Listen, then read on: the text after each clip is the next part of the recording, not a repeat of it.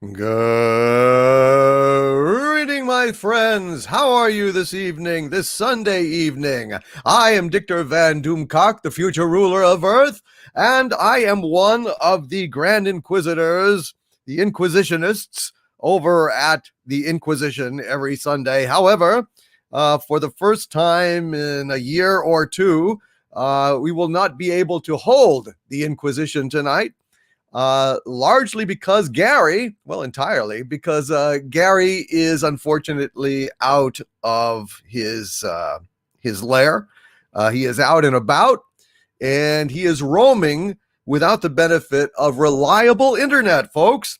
And we cannot have an Inquisition without Gary or me present. So what we're going to do instead is I've decided I don't want to disappoint folks who have been relying on the Inquisition for years and years and years here at this point.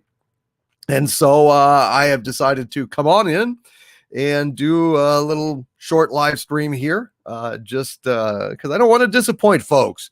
You know, I don't want people to have their Sunday ruined entirely because we're not on. So I'm going to go ahead and do a little discussion here, a little laughter, a little gloating, if you will, about the sad and sorry state of Viacom CBS, which, as you know, owns and makes Star Trek Discovery. And unfortunately, my friends, unfortunately for Viacom CBS, there is a term, there is a phrase out there in the world, folks. That phrase is get woke, go broke. And Viacom has had a very, very harsh lesson in this past week, my friends. I don't know if you've seen my latest video, which I posted early this afternoon, Sunday afternoon. It's not doing so great because, of course, on Sunday, things generally don't do nearly as good as they do during the week. However, I felt compelled to bring this out today, earlier this afternoon, because, every once in a while, the gray clouds part and the sun shines down and the air smells fresher and there's little animated birds that come and help you out of the shower and dress you and dry you and make breakfast for you in the kitchen, as you twirl around and sing Disney songs. And the reason for all of this sunshine and joy and happiness is because the woke hens have come home to roost, ladies and gentlemen. The woke hens have come home to roost.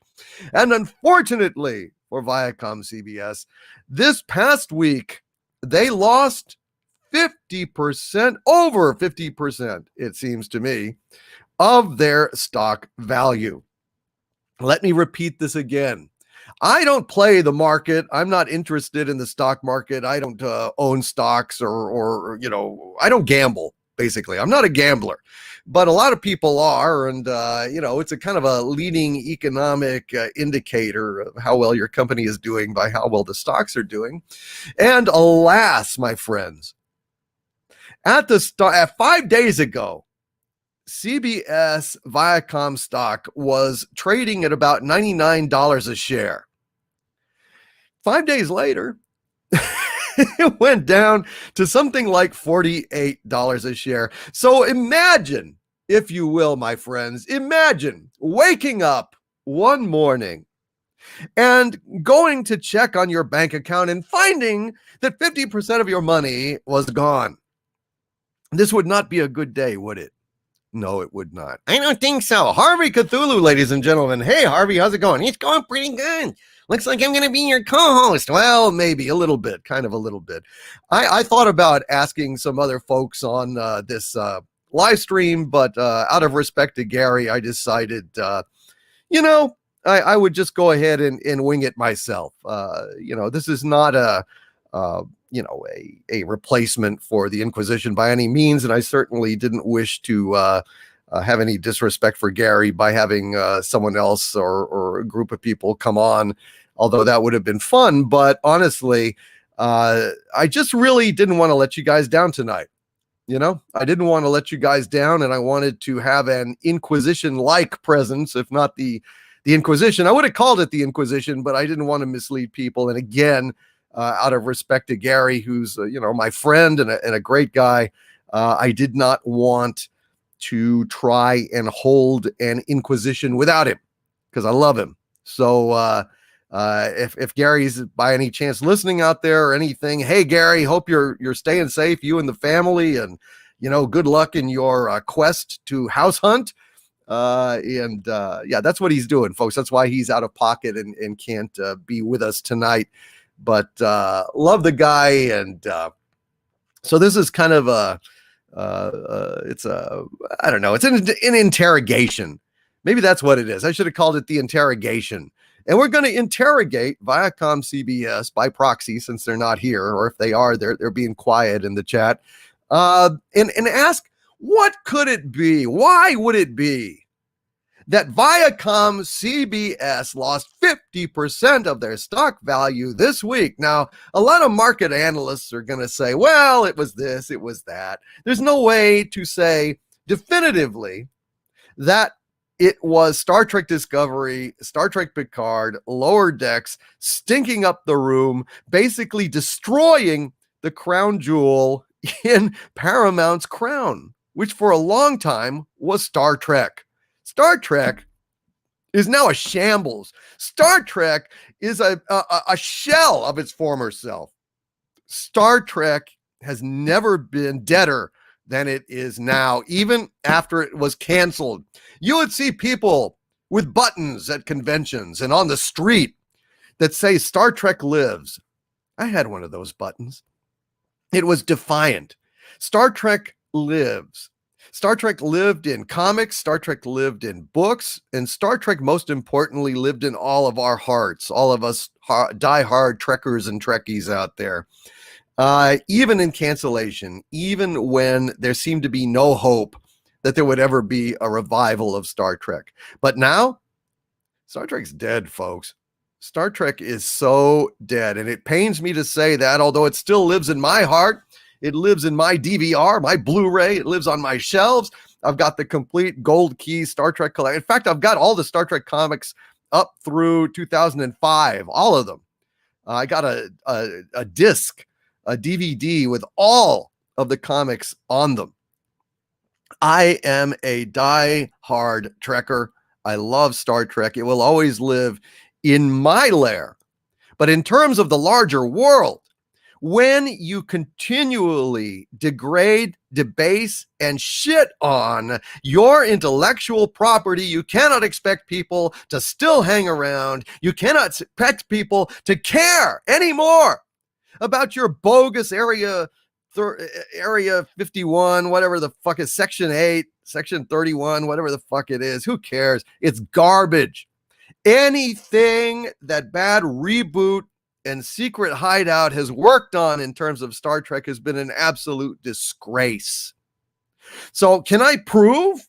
Have I got any kind of proof that the loss of 50% of the company's value on the stock exchange, Viacom CBS losing 50% of their worth, is directly due to Star Trek? Well, I can tell you this. It didn't help. It sure didn't help. Look at what CBS All Access has done. They came out with a corrupted, woke version of Star Trek called Star Trek Disgracery and Star Trek Puke Hard. They came out with a corrupted and ultra woke version of the Twilight Zone. That didn't help. They took Hawaii Five-0 and turned it into a joke. Also another Kurtzman show. That didn't help. And beyond a certain point, you have to wonder, do people care anymore? How badly have they screwed up their company by absolutely degrading and wokeifying every damn piece of intellectual property that they have? How long before fans start to bail, when they start to roll their eyes at the even the conjunction of those two words, Star and Trek. I remember around Christmas, I don't know, 5-6 years ago, I was in a movie theater. It was around Christmas time. And they had like the pre-credit, the pre-roll, slides they used to do in the theater. They would show like, ads that were bought for Pepsi and everything else. Well, a slide came up for a Star Wars Christmas special or concert or something. It was going to be like a live concert or something they were going to broadcast. And it had, 3PO and it had R2D2 on the screen, decked out in Christmas garb. And, son of a bitch, I was out in the audience and I rolled my eyes. It was a reflex before I could even control it. All I did was I saw Star Wars and I rolled my eyes and I realized, oh my God, because it wasn't Ray up there, the amazing Wonder Ray, the bestest ever. And it wasn't, Finn or Poe or that beach ball with a droid head stuck on it, BB-8. It was real Star Wars. It was C-3PO and R2-D2. And yet I was so, at that point, repelled by Star Wars. I was so disgusted by The Last Jedi and what had been done to Star Wars that I had that deep-rooted, reflexive reaction to even the sight of Star Wars up there. And that's the state that Star Trek's in now. And people are probably, in my opinion, the Viacom CBS situation and Paramount and CBS, everything that's going on over there, fans and people who would ordinarily care, your customer base, Viacom CBS, has now, in my opinion, now I can't prove this, I'm no stock analyst, I'm just giving my response as a fan to this news. People, I suspect, are rolling their eyes at the mention of Star Trek, of Strange New Worlds, of anything to do. Picard, Next Generation. Star Trek Picard was so fucking bad that I can't really enjoy Star Trek The Next Generation anymore because I look at Picard and all I can do is see him beaming down to that Romulan planet in his ridiculous planters, plantation, white safari gear, whatever the hell it was ridiculous. See him groveling, see him apologizing for the failings of the Federation. What failings of the Federation? It was so repulsive that now I have this knee-jerk reaction when I try to watch Star Trek The Next Generation because I remember Patrick Stewart shitting on his own character. I remember Jonathan Frakes collaborating with the enemy, working with Kurtzman and Bad Robot, aiding and abetting in the destruction of Star Trek. And then Marina Sirtis, over this winter storm emergency in Texas, actually mocking and taking some delight in the horrible ice storm that basically threatened to bring the state of Texas to its knees because she doesn't like the way that Texas votes overall. She was happy that a big part of the state was stripped of power and was freezing, in some cases to death, having enormous property damage, infrastructure damage, pipes freezing all over the state, water running out, getting corrupted, people without power and water, and Marina Sirtis was enjoying that and mocking it on Twitter. So how the fuck am I supposed to enjoy watching Star Trek The Next Generation anymore? After I spent money to buy all of them on Blu-ray because I love the show. Now, every time I look at Picard, every time I look at Sirtis, every time I look at Frakes, man, it just takes me right out of there. And again, are you telling me, even though I cannot prove conclusively that Viacom CBS's stock woes are as a result of their wokeness and turning away fans. Do you think, honestly, the 3 to 4 years of degrading and mocking and destroying your fans and the things that they love has not had an effect, has not had an impact? If CBS All Access was such a goddamn success, then why aren't they in better shape now? Why did they have to go ahead and start a new streaming service, Paramount Plus, instead of CBS All Access? They had to roll over CBS All Access into Paramount Plus. Why? Do you rebrand something that is successful? Do you rebrand something that is bringing home the bacon? Hell no, you do not. So why in God's name would you go ahead and end CBS All Access, the fabulously successful CBS All Access, to go ahead and rebrand and have to take all the money to publicize the change, have to go ahead and start essentially from scratch? You know, you poured over some people, but you're trying to attract a new audience. Why would you do that if CBS All Access was such a success? Because the answer is, it's not.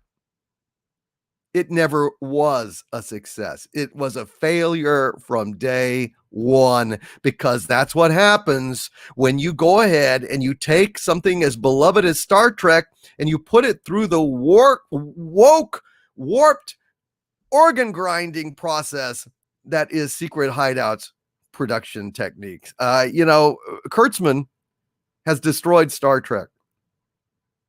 50% of their value, folks. 50% of it gone. And I want to hear what you guys think about this. That's another reason is another reason that I wanted, other than I didn't want to disappoint you guys, is because I wanted to see what you guys thought of this. I wanted to hear you guys laughing about this. Are you laughing about it? I am. Get woke, go broke. You're going to see this over and over and over again. We see that my sources tell me that after the firing of Gina Carano, things have not been the same over at Disney Plus. After the wanton destruction and repeated mutilation and sodomization of Star Trek, holy shit, things are not the same over at Paramount Plus. I almost said CBS All Access, but well, CBS All Access is dead, isn't it? So there you go. There you go. I think that this is a harbinger. I think this is absolutely, without a doubt, proof. Get woke, go broke is not just a catchy phrase. It is an axiom. It is a truth. And it's a truth that the corporations better wake up to, or they're going to go down. They are going to go down in the same death spiral that Viacom CBS is in right now. Can you imagine it? Can you imagine? 50% of their worth is gone. It kind of sucks, doesn't it? Knock, knock. Who's there? Star Trek Discovery. Star Trek Discovery who? Star Trek Discovery sucks. And, oh, guess what? Guess what? The knock, knock isn't. Here, try it again. Knock, knock. Who isn't there? Star Trek Discovery. Star Trek Discovery who? Star Trek Discovery Profits. Yeah. Oh, dear God. Let's see what you guys have to say. I got some super chats piled up here, and I want to hear from you guys. What do you guys think? Is this a sign that they have gone too far? That their wokeness has drained off their audience? Because look, when you've got a streaming services, you've got to have people that subscribe to it. You got to have people that are willing to pay to watch your streaming service. Without people to pay, these kinds of stock corrections do tend to happen. What do you guys think about it? Let's see. Vanek Black Rose with a $10 super chat. Hail Vanek Black Rose says, with a $10 super chat, says, love you so much. I had to try to be the first super chat. You succeeded, sir. Went camping out into the what's left of our old growth here in Oregon. So much lost to fire. Oh, I'm so sorry, man. Heart to the enchanted moss-covered forests of Oregon. That's heartbreaking, man. My heart goes out to all of you streets out there, all you states out there that have been hit by these wildfire seasons. It's just heartbreaking, really heartbreaking. And God, Oregon's a beautiful place, and very sorry to hear that, Vanek Blackrose, but thank you for being here tonight. We really appreciate you and appreciate your support, man. Hail to you, sir. Primer with a $2 super chat. Hail Primer says, Doomcock, have you seen the Thunder Force trailer? No, I've not. I've not seen the Thunder Force trailer. I have, however, seen the Suicide Squad trailer. And while I thought it was a little bit, I don't know, a little bit of kind of the stuff we've seen before, in general, I liked it. I'm looking forward to seeing what James Gunn does with Suicide Squad. I definitely liked the more comic booky costumes. I thought that was a bold choice, and I think that's a direction that comic book movies really, really need to go in these days, folks. I mean, straight up, I want fun back in superhero movies. I want the fun back. Look, let me talk a little bit very quickly about the Falcon and the Winter Soldier. That is not a whole lot of fun. It's just not. That first episode, man, they should have cut about 15, 20 minutes out of that thing. It was slow. There was not a whole lot compelling going on. It basically had two action sequences in it, one of which was overlong and repetitive, and the other was kick-ass. If you're wondering which one, the Falcon's opening scene, I thought went on a little too long and was a little bit repetitive, but not bad. I liked it. But the Winter Soldier flashback where he was invading that embassy and killing everybody was amazing. But the rest of it, oh my God, it was slow as F. Where's the fun? Can you imagine how awesome it would be to have a string of superhero movies as fun as Guardians of the Galaxy?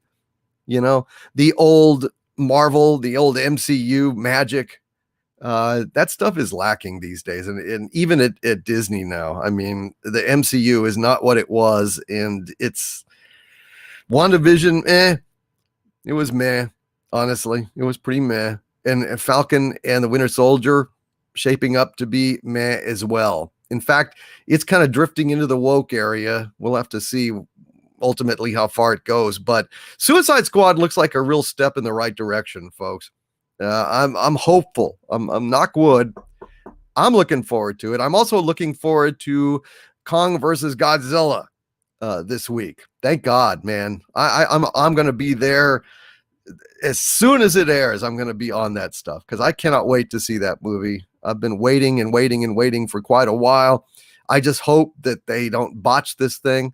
I hope that they remember that the stars of that movie are the kaiju, the giant monsters. And what do we want to see? I'll tell you what I want to see. My aesthetic criteria for a great kaiju movie is I want to see the kaiju. I don't want to see a close-up with a shaky camera of their foot in the dark. I don't want to see, them in rain at night. I want to see the kaiju. I want long takes. I want wide angles that give a sense of their scale. I want good direction and choreography so I can see what is going on in the fight without a bunch of quick cuts every second trying to hide the fact that there is no real direction going on. There is no fucking, planning. It's just a bunch of, it's basically like they shot Queen Latifah doing fights in The Equalizer, which is a joke. Have y'all watched The Equalizer? Have you seen how they try to make it look like Queen Latifah can kick ass? Queen Latifah cannot kick ass. She kicks ass as a singer. She kicks ass as an actress, man. She was fantastic in Chicago. Loved her to death in that movie. She was a revelation in that movie. But she ain't no action star. I'm sorry. And when the only way that you can make an action, quote, star, unquote, look like they're kicking ass is by doing quick cuts of like, oh, here's a foot landing. Oh, here's a fist landing with a shaky camera in the dark. It's just not really much of a movie. And that's the same thing with kaiju movies. You know, I loved the first Godzilla movie. I thought it was pretty damn good. Not perfect, not perfect. A little too much of the human stuff in it, but I enjoyed it. I loved Kong Skull Island. I thought that was a great movie. It's a lot of fun. Godzilla King of the Monsters. Yeah, same problem. Shaky camera, quick cuts in the dark, not action, not framed well. You know, there was a great movie in there. I just wish that they had lit it and not butchered it in the Cuisinart they call an editing bay these days. Would have been great, but no, it was not. It was not. Same thing with Pacific Rim, the first Pacific Rim, same fucking problem. I'm praying to God that Kong versus Godzilla is going to kick ass. But we'll see. I will be reviewing it, however. You can bet on that. So I guess what sent me down this rabbit hole of ranting about kaijus was Suicide Squad. I like the trailer. We'll have to see how the final product is, but in general, I thought it was pretty good. But no, Primer, I've not yet seen the Thunder Force trailer, but I will absolutely check it out. Casey Osowski with a $20 super chat. Thank you, Casey. How are you, brother? He says, hail, master and chat. Love your video. I only hope it serves as an example to other companies to treat fans with respect. That's right, sir, because without respect, we reject. That is quite correct, Harvey. Without respect, we reject, folks. Let me tell you something. When you close your wallets, when a company treats you with disrespect, when a company spits in your face, when a company says, when we serve you a shit trick, you'll take it and like it, and you say, no, thank you, and you walk from the table and you don't leave a tip, well, shit like this happens. Shit like this happens. Even the business community now, the business establishment is basically starting to mirror the Fandom Menace message. Look at the evidence. 50% of Viacom CBS's stock value is gone. Poof, just like that. Now, how do you like it? To quote Richard Burton in Who's Afraid of Virginia Woolf. Forbes published an article about the firing of Gina Carano and how it represented a very dangerous trend and how it was evidence of mismanagement at Disney. If you don't think that Disney sat up and took notice of that, folks, took notice. What Forbes, one of the biggest financial publications in the world, that Disney executives definitely read and Disney investors read as well, when their stupidity in firing Gina Carano came home to roost in that article. Oh, they noticed that, and they did not like it. They did not like it at all. The woke hens are coming home to roost. And as I said in my video, they're not leaving eggs in their nests anymore. They're leaving chicken shit. Hail, Casey Osowski. Thank you, sir, for that super chat. Appreciate it. Dixon Cider with a $5 super chat. Hail, Dixon Cider. Good to see you, brother. He says, hail and good evening. Hope your package of water arrives safely and is to your enjoyment. I have not been by the old Surface Post box in the last, I don't know, five days or so. Dixon Cider, but I will go and check. I'll see if it has arrived. And thank you, Dixon Cider, very much for that, sir. Good to see you here tonight. Sam Whiskey with a $4.99 super chat. Thank you, Sam. Says, hail, Doomcock and Nerdrotic. Is Kirsten Wiig a franchise killer? I don't think so. I don't think so. I mean, yes, she was, of course, in the horrible Ghostbusters 2016 Answer the Call, and fans did not answer the call. In fact, they hung up on the call and disconnected their phone and changed their number just in case Paul Feig wanted to show them something else in the future. No, Sam. I don't think she is because, she was in Cheetah, right? She was Cheetah or Cheetah or whatever her fucking name was in Wonder Woman 84. Well, she killed the movie, but I don't think Wonder Woman herself is dead. God knows. Wonder Woman kicked ass in the Snyder Cut. I mean, that scene with Wonder Woman was a revelation. That was beautifully directed. Zack Snyder kicked ass on that. I thought Snyder Cut again, very good movie. Zack Snyder screwed the pooch, of course, on that live stream when he made his unfortunate comments. But I tell you, I had to give it to him, had to tip my helm to him. The Snyder Cut's a very good movie. Very good movie. So, yeah, Kristen Wiig didn't kill Wonder Woman. And in fact, even Ghostbusters is coming back, right? With Ghostbusters, what is it called? Aftermath or something like that. It's Ghostbusters 3, essentially. I'm optimistic. I'm optimistic about it. So she's not a franchise killer. She's just not terribly funny. Now, what's her name? Melissa McCarthy. That's pretty much a franchise killer right there. You were about to make a politically incorrect joke. Yeah, how could you tell? The look on your face, the glazed look, the look of happiness as you thought a very inappropriate thought. Yeah, that's very true. But I'm gonna resist the urge. I'm gonna move on here before I say something so untoward that it might get me canceled. Chris Mead with a $5 super chat. Hail, Chris Mead says, have you heard of the ancient spark plug, aka the Koso artifact? Yes, I have. It was even on Leonard Nimoy's In Search Of, right up yours and Gary's alley. I have indeed. There are a number of strange artifacts and mechanisms, even a primitive computer that was found inside some kind of geode or something. I mean, there's a lot of weirdness in the world, folks, and I'm hoping when Gary gets back and gets settled and maybe things calm down a little bit, maybe we can get a little exozone stuff going again, because I definitely miss the exozone. It's a lot of fun, and I miss it a lot. Hail, Chris Mead. Thank you, sir, for that super chat. Sam Whiskey with a $4.99 super chat. Thank you, Sam. Says, watching the Falcon and Winter Soldier fight over Captain America's shield is like watching two bridesmaids fight over the bouquet. This is not Marvel. It's really not, Sam.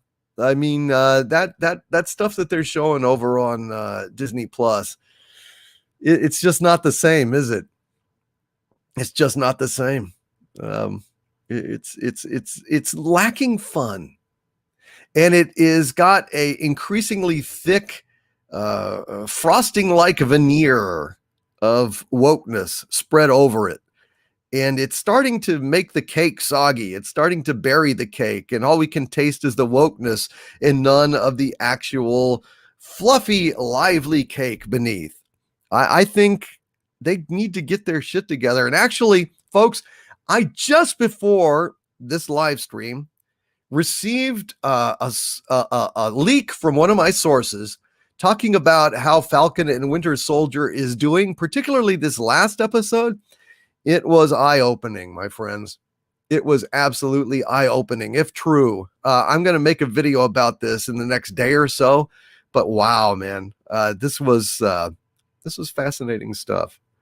Some fascinating statistics about Falcon and Winter Soldier that I think should have Disney executives waking up in a cold sweat every night, saying, my hair. My hair? Yeah, my hair. Thank you, Sam Whiskey. I appreciate that, my friend. Romulo Garcia, excuse me, Romulo. You say Romulu, I say Romulo. Not, at least I didn't say Romulan. Romulo Garcia with a $4.99 super chat. Thank you, sir. Says, I like how Warner Brothers and DC says they're done with the Snyderverse. But then you remember their last two movies were Birds of Prey and Wonder Woman 84. Yeah, I know, man. Listen, I think they're making a big mistake bailing on the Snyderverse. Now, God knows I've not been a big fan of Zack Snyder. I don't like his take typically on the DC heroes, the DC universe. It's a little too dark, a little too joyless, but I don't know, man. It's like in the Snyder Cut, he kind of woke up. He kind of, I don't know, blew the saliva out of his scuba mouthpiece and hit new depths in terms of quality. I thought it was quite good. It was a 4-hour movie that didn't bore me at all. That's weird. I was fully expecting to be bored, and I was not. I absolutely was not. Bravo to Zack Snyder for pulling that off, man. I didn't see the original Justice League because I have some taste and I heard how awful it was. So I didn't bother to go see it, I only watched the opening like 10 minutes, 5 minutes, 7 minutes on Man of Steel and got disgusted and I had to turn it off.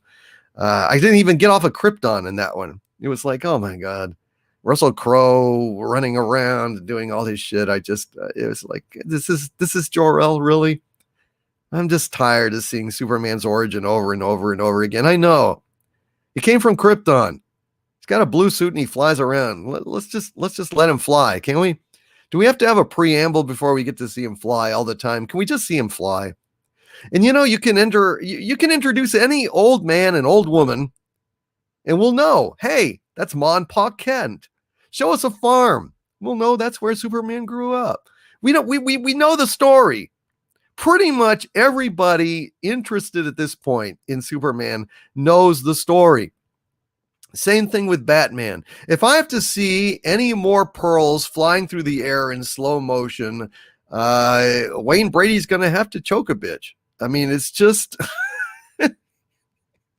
it's just awful, man. Look, just tell us the damn story. Every reboot doesn't need a reboot of the origin. Okay. It gets old. It gets really old. And I didn't see Batman v Superman, the regular or ultimate director's cut, with Kung Fu Grip, because I just have not really enjoyed his take. But actually, I have to say,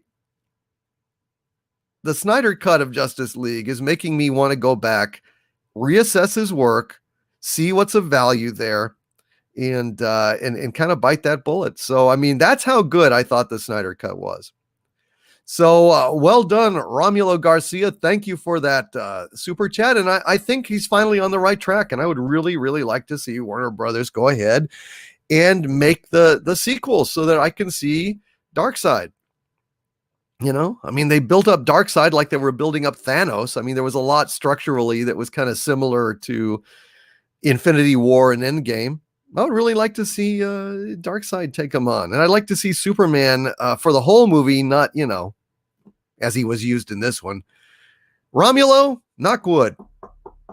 I hope it'll work. Hail to all of the folks in the chat, by the way. I want to thank you all for showing up here tonight. We got a pretty damn good crowd here. Damn near 2,000 people. It's great to have you all here again to explain to you guys what's going on. Gary, unfortunately, is on the road. He is seeking a new home. He is continuing his Clownifornia exit, and he is looking for a new place to dwell. A freer place, a better place. And he has no reliable internet. He's with his family, unable to join us. But I went ahead and said, well, you know what? I don't want to let you guys down.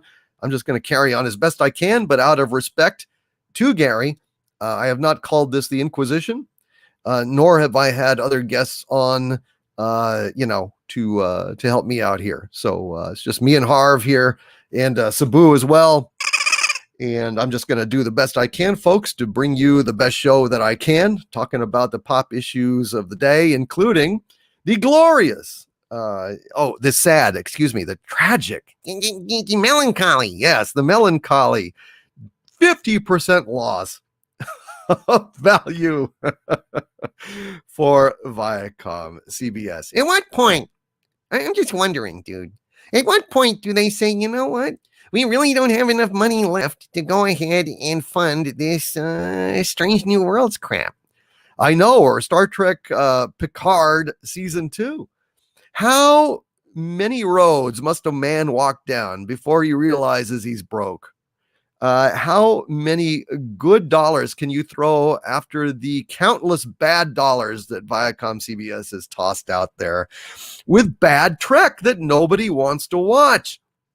Buy their merch, shall ye know them, folks. I mean, let's debate it here. Let's debate it in the chat. You know, we all you guys are here. You're some of the sharpest folks on internet. You guys are the best out there in YouTube land, on Twitter. You guys are the brain trust of the Fandom Menace. I mean, all of us are kind of the points of the spear here, but you guys wield the spear. You guys are the backbone of the Fandom Menace. And I got to say, folks, what do you guys think? Don't you think that this is a symptom of get woke, go broke? And if you've lost as a company, if you've lost 50% of your damn value, can you afford to make Star Trek Strange New Worlds again? Can you afford to flush millions of dollars down the toilet on Star Trek puke hard? I don't think so. I really don't think so. Maybe I'm naive. Call me irresponsible. I don't know. It just seems to me like if people were buying what they were selling, we would see Star Trek Discovery merchandise all over the place. God knows we've got ships. We've got character. Well, we don't have any characters. We've got some plank of wood and a tall guy in some silly putty makeup and, you know, a lot of woke wankers. We've got Stamens and his Dr. Lover guy. You know, we've even got tribbles that are 50% human DNA or something. So when the kids eat the tribbles at the end of the episode, they're participating in 50% of cannibalism. But hey, you know, let's not be cynical. Don't you think it has an impact? Greg Kirby in the chat says Star Trek, where no woke has been before. Artyom Svenchenko says, if you lose, make sure to blame toxic fans more. Double down, then triple down. Cam Marks says Star Wars and Star Trek are dead. Star Trek keeps dredging up all the old fossils and has no imagination or originality for anything else. Well, I would argue, Cam, that they're not using the old fossils enough. I mean, when your original idea, Cam, is things like sonar in space or an AI that is frantically gathering information about an AI because it wants to be an AI and it needs a book on how to become an AI, although it already is an AI, because if it wasn't an AI, how could it desire to become an AI in the first place? Shit like that, you know? It's like, it's not so much that they don't have any original ideas. You know, traveling a mushroom network in space that allows you to instantaneously transport yourself anywhere you want to go is a fairly original idea, but a lot of stupid ideas are. When an idea is so stupid that no one has thought it before, does that mean it's a good thing to do? I don't think so. I don't think so either, Harvey. In fact, if an idea is so fucking stupid like sonar in space, the Klingons, or the Kling Orcs, as I like to call them, because those things are not Klingons. First of all, they didn't invent cloaking technology. The Romulans did, but never mind. You have to be a Star Trek fan to know that. And nobody on the Star Trek writing staff is these days a Star Trek fan. In fact, they don't know shit about Star Trek, obviously, and care even less. They're cloaked. And so Mikey Spock's brilliant idea, hey, here's a planet that vibrates with sound and it's got a big antenna. Why don't we use that planet to harness the power of sonar? Ping! To go ahead and track, ping, the Kling Orcs. But the problem is, ping, the pinging that you're hearing, ping, is sound. It's sound. And what does sound do in a vacuum? Nothing. That is right, Harvey. Sound in a vacuum does not travel because sound needs air molecules. And there are no air molecules in space. And so it just dies there. So there is no sonar. There is no ping to track down cloaked Kling Orcs, which wouldn't be cloaked anyway. They might be if they were Romulans, but of course they're not. That's the original ideas, Cam, that are in Star Trek Discovery. Ideas that are so stupid, they're going where no idea has gone before. So sad. So very, very sad. Oh dear, oh dear, oh dear. Let's see. Crazy Pineapple says Star Trek died in 2005 and its corpse was reanimated in 2009. That is correct. And then in Star Trek Into Darkness, they went ahead and re-killed the corpse, sodomized it, harvested its organs, and sold those harvested organs to Secret Hideout, where they went ahead and put it inside a Frankenstein monster and repackaged the stinking, putrefying, sodomized corpse of Star Trek as Star Trek Discovery. And on that day, my channel was born. I have been fighting this war since the very first episode of Star Trek Discovery. The Star Trek Discovery, if there was not Star Trek Discovery, there would be no Doomcock on YouTube. My entire channel was born as a result of my deep, deep anger and even beyond anger, dismay. Because I was reading articles in the mainstream media about how wonderful Star Trek Discovery was. Oh, it's great. And Sonequa Martin Green is so wonderful as Mikey Spock. And look at this. And isn't it wonderful? And Bechdel test and all this garbage. And I was like, whoa, I am living in an alternate reality because what I'm seeing is shit. What I'm seeing is a swill that is unfit for human consumption. And I founded my channel as a desperate cry for help. I mean, I was sending an SOS, like Sting says, sending out an SOS, message in a bottle. Is there any intelligent life still left out there in the world?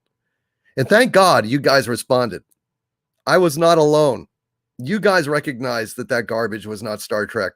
You guys recognized how degraded they had made Star Trek. And I knew that I was not losing my mind. I knew that I was still sane. Even though you're at the center of the earth and you wear a helmet and you're conquering the world. Yes, even then, I am relatively sane for a supervillain. That is, of course, only relatively. Bird of Prey 5 with a $10 super chat. Hail, Bird of Prey 5. Kapla, my friend. He says, Kapla all. For All Mankind on Apple TV Season 1 is awesome. 9 out of 10. Video coming out tomorrow. Check it out. Not woke. Not about sending women to the moon. Legit alternate history. Family centric. See, that's the thing. I've never watched anything on Apple TV because I don't have Apple TV. Don't know where to get Apple TV. Barely know what Apple TV is, but I've heard good things about For All Mankind. And God knows I'm a sincere admirer of Ron Moore's work. He did some great stuff on The Next Generation, but his work on Battlestar Galactica was without compare. I mean, the guy's a hell of a writer. Hell of a showrunner. And, Bird of Prey 5, I'd like to check it out, but, I don't really want to pirate it, but I also don't want to spend more money on another streaming service. But I tell you what, Bird of Prey 5, send me a link to your review when it is done, and I will check it out, and I will also retweet it. And I would say right now, folks, please subscribe to Bird of Prey 5's channel. He is a great friend of mine. He is a great supporter of mine. He is a great member of the Fandom Menace, and he's going to be a hell of a YouTuber one day. He already is, but people will realize what a great YouTuber he is one of these days, folks. It's just it's an honor to know you, my friend, and good luck with that. I'm looking forward to seeing it. TK Not at Post with a $20 super chat. Hail, TK Not at Post. He says, here you go, with a $20 super chat, which is very, very generous, sir. Thank you. He says, here we go. Thank you for streaming. You're very welcome, my friend. You are very welcome. And Bird of Prey 5 is telling me here they have a free trial. Will do. Thank you. Well, I guess then I'm going to go ahead and get the free trial and watch For All Mankind. I kind of heard it was kind of woke, and I heard that, alternate history, putting women on the moon instead of men, blah, blah, blah. But I trust Bird of Prey 5, and so should you. So if he says it's Jake, chances are it's Jake. Thank you, Bird of Prey 5, and thank you, TK Not at Post. Really appreciate you. Jeff Yerke with a $1.99 super sticker of the hippo saying, game over, man. Game over. It's a hippo ghost floating. Is that hippo ghost the ghost of Viacom CBS's viability? Is Viacom viable? I don't know. That's the question I posed in my video today. Is Viacom viable? But you didn't put it that way. No, I didn't put it that way. I should have put it that way. That's a pretty funny way to put it. Thank you, Jeff Yerke. I appreciate that. Game over, man. The ghost of the hippo floating. Well done, sir. Eric Winberg with a $10 super chat. Hail Eric says, thanks for the impromptu show, Merciful Overlord DVD. Hail. You're very welcome, Eric. Thank you. It was just very important to me. I grappled with it. I grappled with it because I certainly did not want to be seen as, doing the Inquisition without my partner. And I also did not want it to seem like I was going to bring on anyone else and disrespect him. So you know what? I'm glad I did this, though. I'm glad I'm with you guys. I'm glad y'all are enjoying the show. And thank you all for being here. I definitely want you guys to stay in the Inquisition habit on Sunday nights. This is the first Sunday that we haven't done the Inquisition since the fall of Game of Thrones. So I mean, it's kind of a sad milestone, but don't worry. Gary will be back in 2 weeks. 2 weeks from tonight, we will have the Inquisition back. And probably next week I will do a placeholder Inquisition as well. Just because I don't like you guys to be disappointed. I know a lot of folks look forward to this, and so do I. Nicholas Horton with a £3 super sticker. Thank you, brother. He's got a little Bushiba waving and saying, how's it going? Oh, it's going pretty good, I think. You tell me, guys, how's it going tonight? Y'all having fun, I hope. Yeah, I hope so. I certainly am. Digi Akuma with a $5 super sticker of a game controller saying critical hit. I like that. Critical hit. By the way, folks, maybe it's time for me to put on my helmet for a little while. Would you like to hear a little bit of helmeted Doomcock? I'm going to put my damn helmet on here. Hold on just a sec. Greetings, my friends. I am Dictor Van Doomcock, and I have got my helmet on. For those of you who are wondering why, occasionally when I do live streams, I take my helmet off, it's because on Friday Night Frolics and things like that, I will do Shatner impressions and Hank Hill impressions and Columbo impressions, Richard Burton, or John Wayne, stuff like that. But during the Inquisition or Pop Culture Breakdown special, which is what I'm doing now, I might as well put on my official helmet since there shan't be any of that kind of thing going on, at least not very much of it. And yeah, hopefully you guys will enjoy hearing a little helmet here. Clobberin' Times with a $3 super sticker of the pair. Give it a thumbs up. Hail, Clobberin' Times. It is great to see you. Oh, and by the way, folks, I have a little announcement. This Wednesday evening, I think about 6 o'clock Central, 7 o'clock Eastern, I'm going to be on Viva and Barnes live stream. I'm going to be chatting with those wonderful gentlemen, and we're going to be discussing pop culture, life, the universe, and everything. I hope you guys will tune in for that. That's going to be a lot of fun. Thank you, Clobberin' Times. Thank you, Digi Akuma, for all of those super stickers. Nicholas Horton, you're awesome. Thank you guys so much for those stickers. Greatly appreciated. And Supreme Heretic with a $2 super chat. Hail, Supreme Heretic says, thank you for being so kind, Doomcock. Love you, brother. Love you too, Supreme Heretic. Thank you, sir. Appreciate you. Appreciate you very, very much. And shit, I haven't had a drink yet. I haven't had a drink all day, folks. I think I'm going to pour myself a little bit of Elijah Craig small batch. And see how that goes. A little bit of Elijah Craig small batch makes everything better. And no, this is not a sponsored thing. I actually drink Elijah Craig small batch. As much as I drink, though, they ought to send me a free bottle now and then, because I always talk about it on live streams. Cheers, folks. Drink them if you got them. It's Sunday night. You're not at work yet.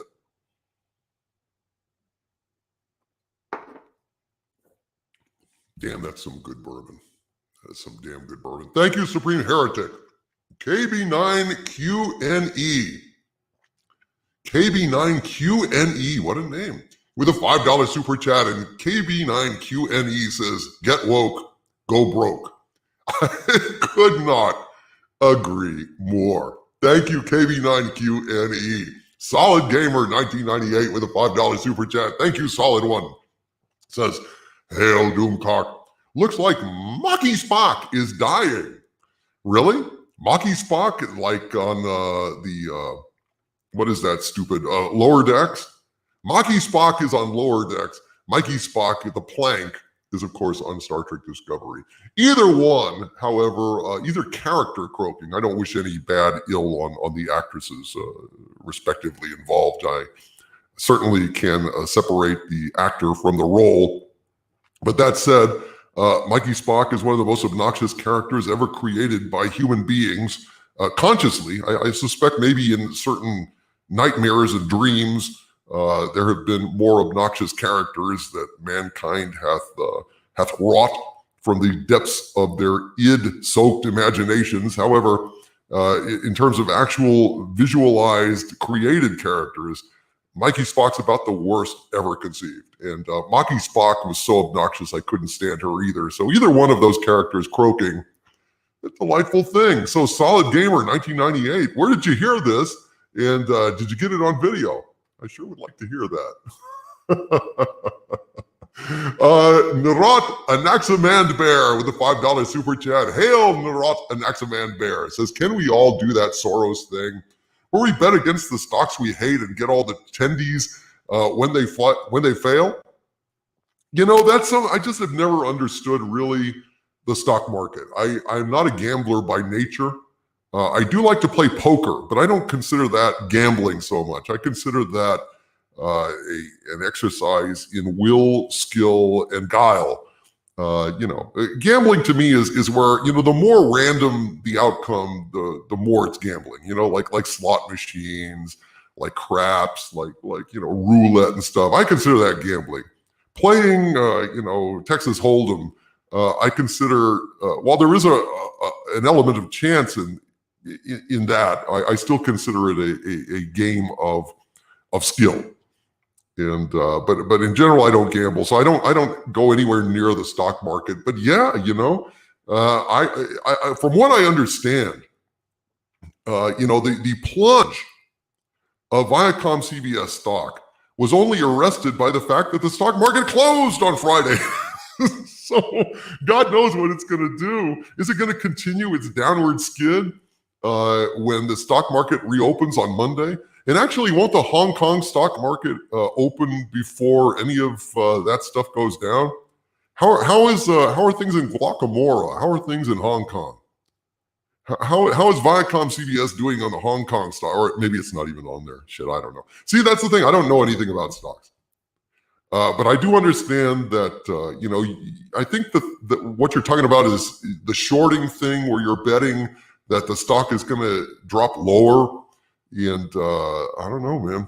I know nothing about it. It might well be that people are going to then try to snatch up stock because it's cheap right now. Or it may continue its downward spiral. I have no idea. But shit, all I know is they ain't setting the world on fire. They have destroyed the Twilight Zone. They have destroyed Star Trek. And when a company is committing seppuku, harikari, when they are self-immolating on their own Viking pyre, you don't really want to send them money, do you? So that's just my take on it. Hail Narot Anaximand-Bear. Sam Whiskey with a $4.99 super chat. Thank you, Sam. Says, my lord, are you wearing your war helmet or your ceremonial helmet, or are they one and the same? They are indeed, Sam Whiskey, one and the same. You'll notice that there is battle damage on my helmet. It has suffered from many, many blows and many, many conflicts, but I have survived them all. I am Dictor Van Doomcock, the future ruler of Earth, and I vow that we will win this war against wokeness and against the cultural vandals, the locusts descending on our pop culture. Eric Winberg with a $2 super chat. Thank you, Eric. Says a little Shatner tonight. Ditties with the helmet. This is more or less a pop culture discussion tonight, Eric. There will be very little ditties or anything along the line, except I might, from time to time, do a little Shatner because it was his 90th birthday this week. And we've got to say hail to the man. It's better without the helmet doing Shatner. Here's a little Hank Hill in the helmet. Boy, I tell you what, this go woke, get broke thing is, well, dadgum, I'd say that's about as much of a law as gravity. It certainly is, Hank. It certainly is. Thank you, Eric. James BT 2003 with a $20 super chat. James did not say anything, but nevertheless, such a generous super chat speaks volumes, and I thank you very much, James, for giving me that support, brother. Thank you. To hail with you. That's a weird thing to say. Yeah, goddamn. How much of that Elijah Craig did you drink? Just a sip. I think I just had a little brain fart here. Well, it happens. Hail to you is what I meant to say, James BT 2003. God bless you and thank you for your generosity. Adam Bowman with a $5 super chat. Hail Adam says, I do have to wonder if Moonves didn't hire Kurtzman to permanently poison Star Trek so he would never have to deal with Star Trek nerds again. It's very, very clear, Adam, that Les Moonves, actually, I say we change his name to Least Moonves. He's not Les Moonves. He's the least Moonves possible after all he's done to Star Trek. But yeah, he hates Star Trek. He's always hated Star Trek. He canceled it when it was doing, 7 million viewers an episode. Way back in the day on Enterprise. Canceled it, and there wasn't any more Star Trek after that until, Jar Jar Abrams, applied his lens flare magic to reviving the corpse that then later Secret Hideout sodomized. I think Moonves knew that sooner or later Sherry Redstone was going to get him ousted from his position at CBS. And so this was his poison pill. I think he made a contract so onerous, so treacherous, so horrible for the future of Star Trek that there's no way to get out of it. I think probably, from what I've heard, CBS has tried many, many times to buy out Kurtzman's contract, get him to stop sodomizing the corpse. But I tell you, it's like a dog in heat, man. He's just humping on that corpse all day and all of the night, to quote the Kings. And I think Least Moonves, is laughing his ass off. And if he meant to destroy Star Trek, well played, sir. Well played. That kind of villainy is so intense. You just have to wonder, is Les Moonves himself a supervillain? The supervillain part of me has to admire his perfidy and pure evil. Hail Adam Bowman, and thank you for that $5 super chat. The Sventos with a $5 super chat. Hail to the Sventos, says Hail DC. Congrats on almost 250,000 subscribers. That's nearly 250,000 more than my subs. Can't stay on too long. Here's some wampum for Harvey. Harvey, I guess a wampum. Thank you, the Sventos. What are you doing in my helmet? Nothing. Get out of my helmet. Don't patch into my helmet circuit. That pisses me off. I know. All right, I'm muting your speaker. Thank you, the Sventos. Appreciate you, sir. Let's see, what are you saying over here in the super? Oh, he is super dick, says Rennie A. He's got some eggplants there, representing Les Moonves. I want to thank my wrenches who have come here tonight. I want to thank Rennie A., Lori Wilson, Bionic Belly Button, Mary Ashmead, the queen of the wrenches. You guys are awesome. It's great having you all here, and thank you for your support. I appreciate you very, very much.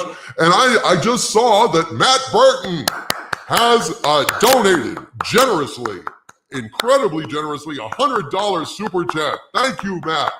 I am moving quickly through the super chats tonight, folks. Unfortunately, being solo, it gives me a little more time when I would have been enjoying interacting with Gary. Now I'm interacting with you guys, and I appreciate you all immensely. Thank you for showing up for the show tonight. I'm having fun. Hope you guys are too, and I hope to give each and every one of you a chance to air your views about the wokeness and the 50% decline in the stock value of Viacom CBS. And Sandra Feliciano is here as well, along with Tyron Beard. Hail, Tyron Beard. You guys are awesome. Hail to you all, and thank you for your support. Let's see. Looking for comments about what we're talking about specifically. Saul Schimek says Les Moonves equals a male version of Kathleen Kennedy. To some extent, at least in terms of his effective destruction of Star Trek, equaling her effective destruction of Star Wars. And there is, unfortunately, over at Viacom CBS, no Filoni, no Favreau in the wings trying to fix things. Nobody is currently trying to fix things on Star Trek. That's why I think Star Trek is in even worse shape than Star Wars. Even worse shape. Let's see. PS2 Chipper says, did Amy Pascal learn from him? I think she took notes. Marks 47 says, that's some serious fracking malice. Oh, it sure is, man. I mean, that's my opinion anyway. I don't know. I haven't seen the contract, but my God, from what I've heard, I mean, Kurtzman, oh my God, there's non-competes in there where they can't make their own Star Trek as long as Kurtzman has the brand. And there's things about, oh, they can keep raising the money. They can keep making Star Trek. And basically, they bought like this perpetual license forever until they run out of money, which hopefully will happen soon. But in the meantime, I don't know, man. Looks like Viacom CBS has run out of money, 50% of their stock value. That has got to be a problem. Paul 1113 says they all flew on Weinstein Airways. I wouldn't know about that, but I also wouldn't be surprised. Let me put that there. James Caserta says lens flares are bright and optimistic. Hope you said that with a tongue in your cheek and a twinkle in your eye. Oh, and Keller Ranch wants a Fallout tagline in the helmet. War never changes. Doomcock, what is best in life? To crush your enemies, see them driven before you, and to hear the lamentations of their women. One of my favorite quotes.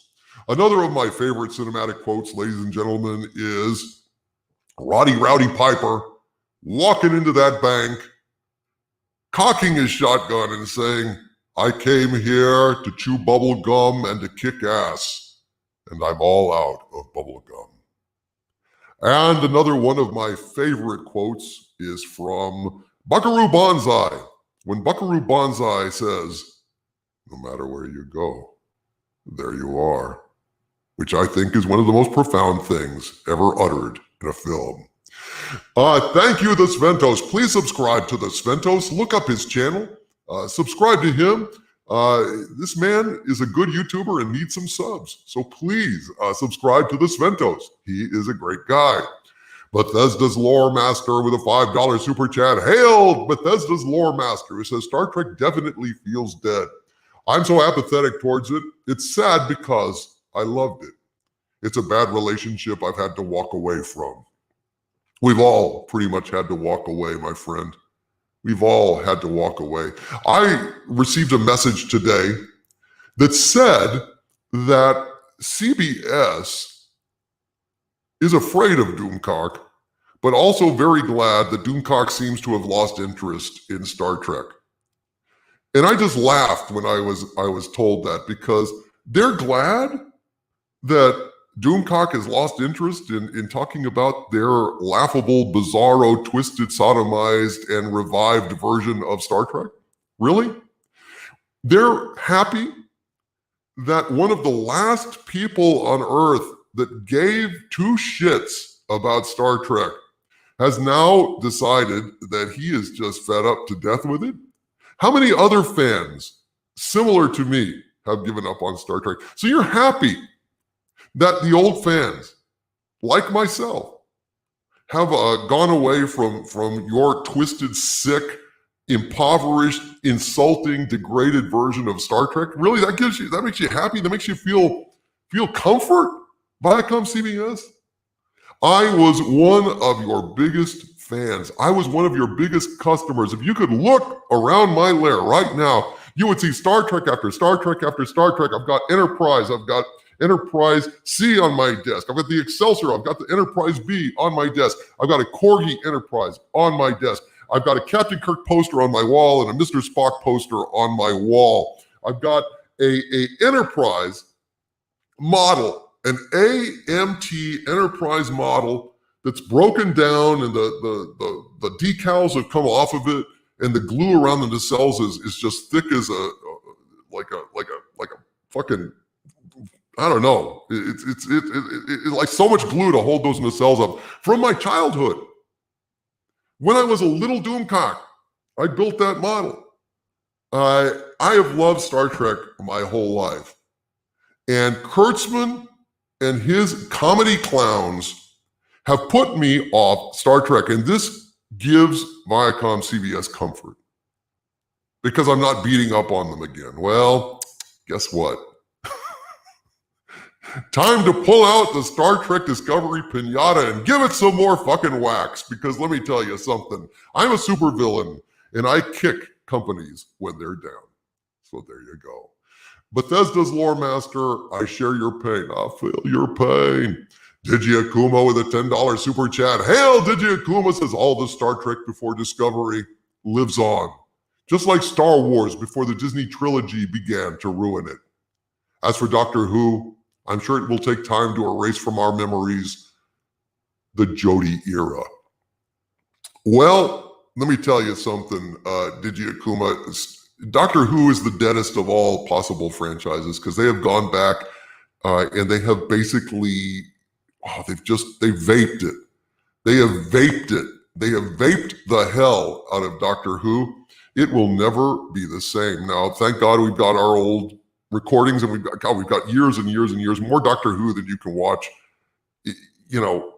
probably the rest of your life if you go back and watch every single one of them. But moving forward, there's nothing more dead than Doctor Who. My grandfather's been dead a long time, and even he's not as dead as Doctor Who is. Because at least I still remember him, still care about him. Can the same be said about Chin Balls and Whitaker's take on the Time Lord? No, I don't think so. Not at all. The Sventos says, I made a phaser out of wood, a tricorder out of a blinker circuit, and cardboard, and forced my sister's friends to attend a briefing on Starfleet technology. High school memories. You are awesome, man. You are awesome, the Sventos. See, that's why you should subscribe to the Sventos. I'm just saying. Eddie from outer space with a €5 super chat. Hail, Eddie from outer space, who says, greetings from outer space. I love Star Trek. Watch it nearly every day. Finished the original series again, and I'm currently watching The Next Generation again. Now at the second season. Well, I'm glad, Eddie.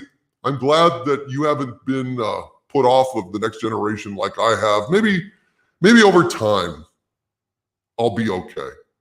Maybe over time, I will find a way to get back my Next Generation. But when half the cast has mortally offended you, it's hard to carry on. Even though I do mostly separate the artist from the art, the actor from the role, nevertheless, it's real hard, man.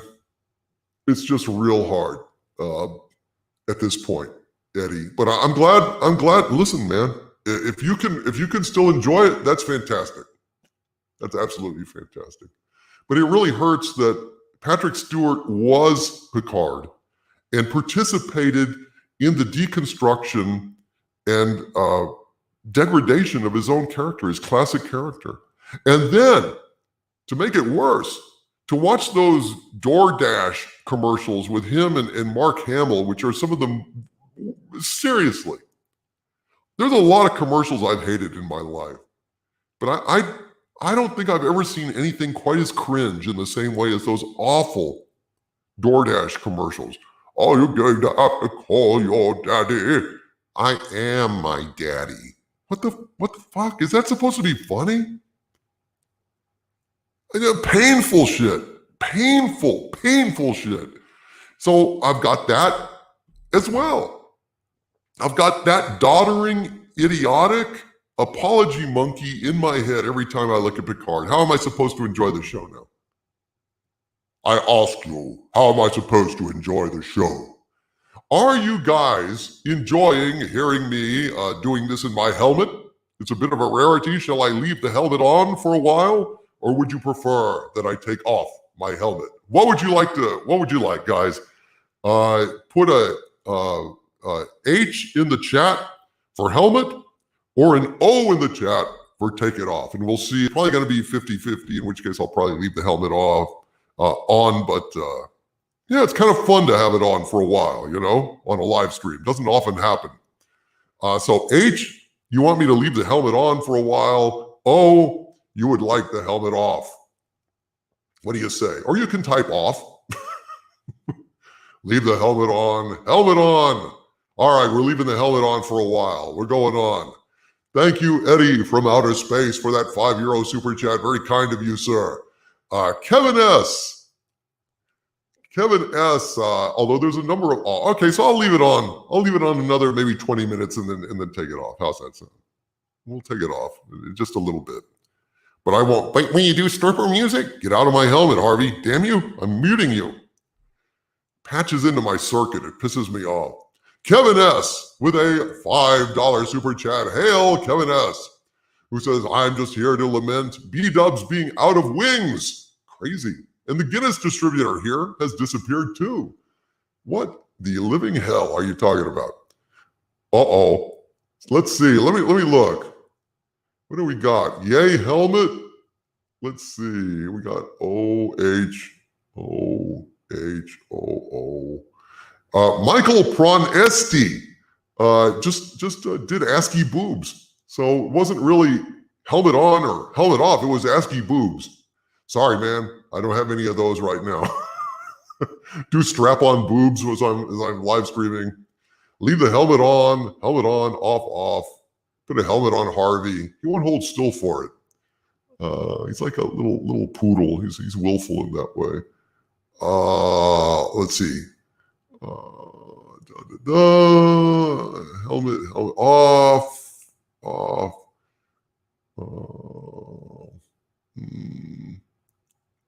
Looks about evenly split. I'll leave the helmet on about 15 more minutes, and then I'll take it off. How's that sound? Sound good? Sounds good. Kevin S., thank you, sir, for that super chat. Let me see where we are.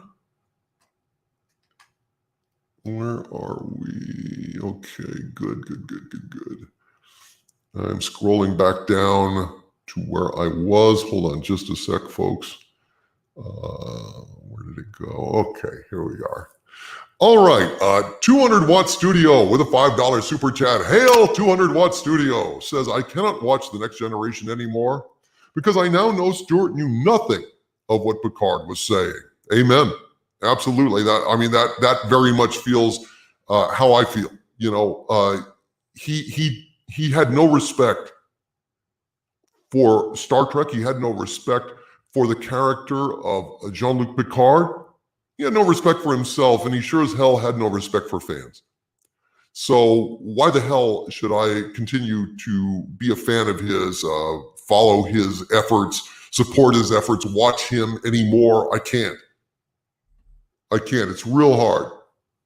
Hail 200 Watt Studio. Thank you, sir, for that super chat. Crazy Pineapple with a $10 super chat. Hail Crazy Pineapple says, anybody who thinks Star Trek Discovery, The Equalizer, and all the other old shows CBS regurgitated is a good idea, also thinks winning the Darwin Award is a good idea. Hail, my liege. Hail Crazy Pineapple. Yeah. They butchered The Equalizer. They butchered Star Trek Discovery. They butchered The Twilight Zone, oh my God, the Jordan Peele, that Nightmare at 30,000 Feet episode, where this poor guy, this poor journalist, stumbles on this mystery, this recording that the plane is going to crash, and he's trying to keep it from crashing. But see, he's got a problem that he's a white man, and the plane crashes. And they all miraculously survive somehow. It's not really explained how. And he's standing on the beach, and then all of the other passengers who are people of color descend on him and kill him. And Jordan Peele's Rod Serling-like speech at the end of that episode made it quite clear that Jordan Peele approved of the decision to kill this lone white guy by the woke mob. The woke people of color mob murders a white guy. Welcome to your new Twilight Zone. Doesn't that make you feel warm and cuddly? Doesn't that make you feel special? Oh yeah, and they're doing a woke kung fu too, aren't they? Yeah. When will they ever learn?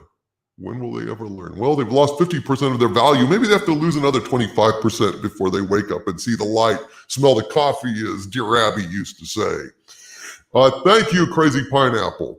I could not agree with you more, sir. Tracy Wilborn with a $5 super chat. Hail, Tracy! Says, I saw 2 episodes of an STD and one of that other disease called puke hard. That's all I needed. Star Trek only lives in the original trilogy, the OG, the DS9, and Enterprise. Well said, sir. Well said. Next Generation was killed off by Picard, and yeah, and then the rest of the fandom was killed by Star Trek Discovery prior to that. I don't know what to say, Tracy. When you're right, brother, you're right. You could, if you were any more right, brother, you'd be flying. Hail to you. Digi Akuma with a $5 super chat. Hail, Digi Akuma. He says, to quote Arthur Fleck's Joker to Viacom CBS, you get what you fucking deserve.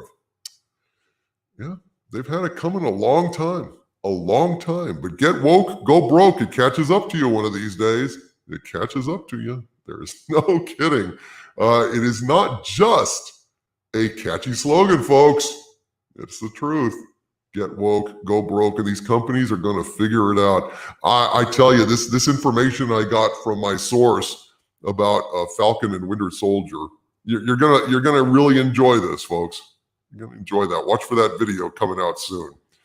It just further mirrors even the normies are starting to get sick of this woke garbage on both sides of the aisle. People are speaking up on the left too. It'll surprise you to know that Bill Maher over on what is it called? Real Time with Bill Maher. He's been railing against cancel culture and wokeness for quite a while. And he's a real lefty. So I mean, it's on both sides, man. People are waking up all over the place, and I'm hoping that what's going to happen is this wokeness may be kind of their suicide pact, because what may happen is that it may snap people out of this ridiculous partisan delusion that they're in, that half of America is our enemy, regardless of what party you're in, which is an inherently unpatriotic idea in my book. I do not view my fellow citizens as enemies just because they're in a different party. And I'm praying that this wokeness is going to turn off so many people that people are going to once again gravitate towards the center and look across that gulf of divide and see not enemies, but brothers and sisters who think maybe a little differently than we do. And we will all once again start talking to each other, start compromising with each other, start listening to each other, and maybe for the good of the country, come back together and start getting some good stuff done with common sense principles that everybody can agree on. That would be my hope. This wokeness may be a noose that they hang themselves with, and it couldn't happen to a nicer bunch of dickheads. Orgnestra with a $5 super sticker. and a laughing pair. Thank you, sir. I'm not exactly sure what you were laughing at there, but it makes me happy that I made you laugh. Hail, Orknestor, and thank you, my friend. I really appreciate that. Joe Denby with a £5 super chat. Hail, Joe Denby. Says, will you do analysis on classic series of the past? Blake 7 and The Prisoner, for example. Actually, Joe Denby, I think The Prisoner is the greatest damn show ever made, and I am working on a book. I am working on a book analyzing The Prisoner with an eye towards explaining the ending. I feel that I have a theory of the ending that I believe is the answer, finally, to what the ending actually means. I think I can build such a compelling case that people will see it in a new light. That is my hope. And yes, Joe. And once I do my book, I'll probably do some episode breakdowns based on the chapters of that book, leading to maybe a big Prisoner documentary or something. It really is one of my favorite shows of all time. And I think it's the greatest show ever made because it was the work of a visionary, a man with a vision, with passion. And that is something that is sorely lacking in today's entertainment sphere. You know, these clowns that write Star Trek Discovery are not passionate about it. They're just drawing a paycheck. They don't care about Star Trek. They don't care about fans. They don't care about profits. I suspect that they're a bunch of, well, they're definitely cultural vandals. I don't know if they're cultural vandals out of laziness or out of wanting to be Marxist pieces of filth that are out to destroy our civilization. I mean, I don't know. It could be one or the other. It could be both. I really don't know, but I do know I hate it. I do know I despise it, and I'm going to resist it to my dying day. Thank you, Joe Denby. Kit Kat with a £10 super chat. Hail, Kit Kat. Says they are still hoping that China will bail them out. But the Chinese know now that no one in the West wants these wrecked franchises. And the Chinese audience certainly doesn't want woke stuff. No, in that regard, China is way, way more advanced than we are. Chinese audiences do not sit still for that woke crap. That is why it wasn't like correct me if I'm wrong, chat, but didn't The Last Jedi close after like a week in China? It just basically got booed out of the theater and nobody wanted to see it. Yeah, listen, China has much better taste on the whole than we Americans. That's just a fact. They do not tolerate that woke shit. And God bless them for it. You know, I'm no big fan of China, God knows. I'm not, but the Chinese people themselves, they know shit from Shinola, folks. They know shit from Shinola. And I have got a new channel member, Rover. Rover, we've got a Prisoner fan here who has become an arch villain. Hail, Rover. Thank you so much for joining the channel membership, my friend. I deeply appreciate that. And this is a reminder to all my channel members at any level.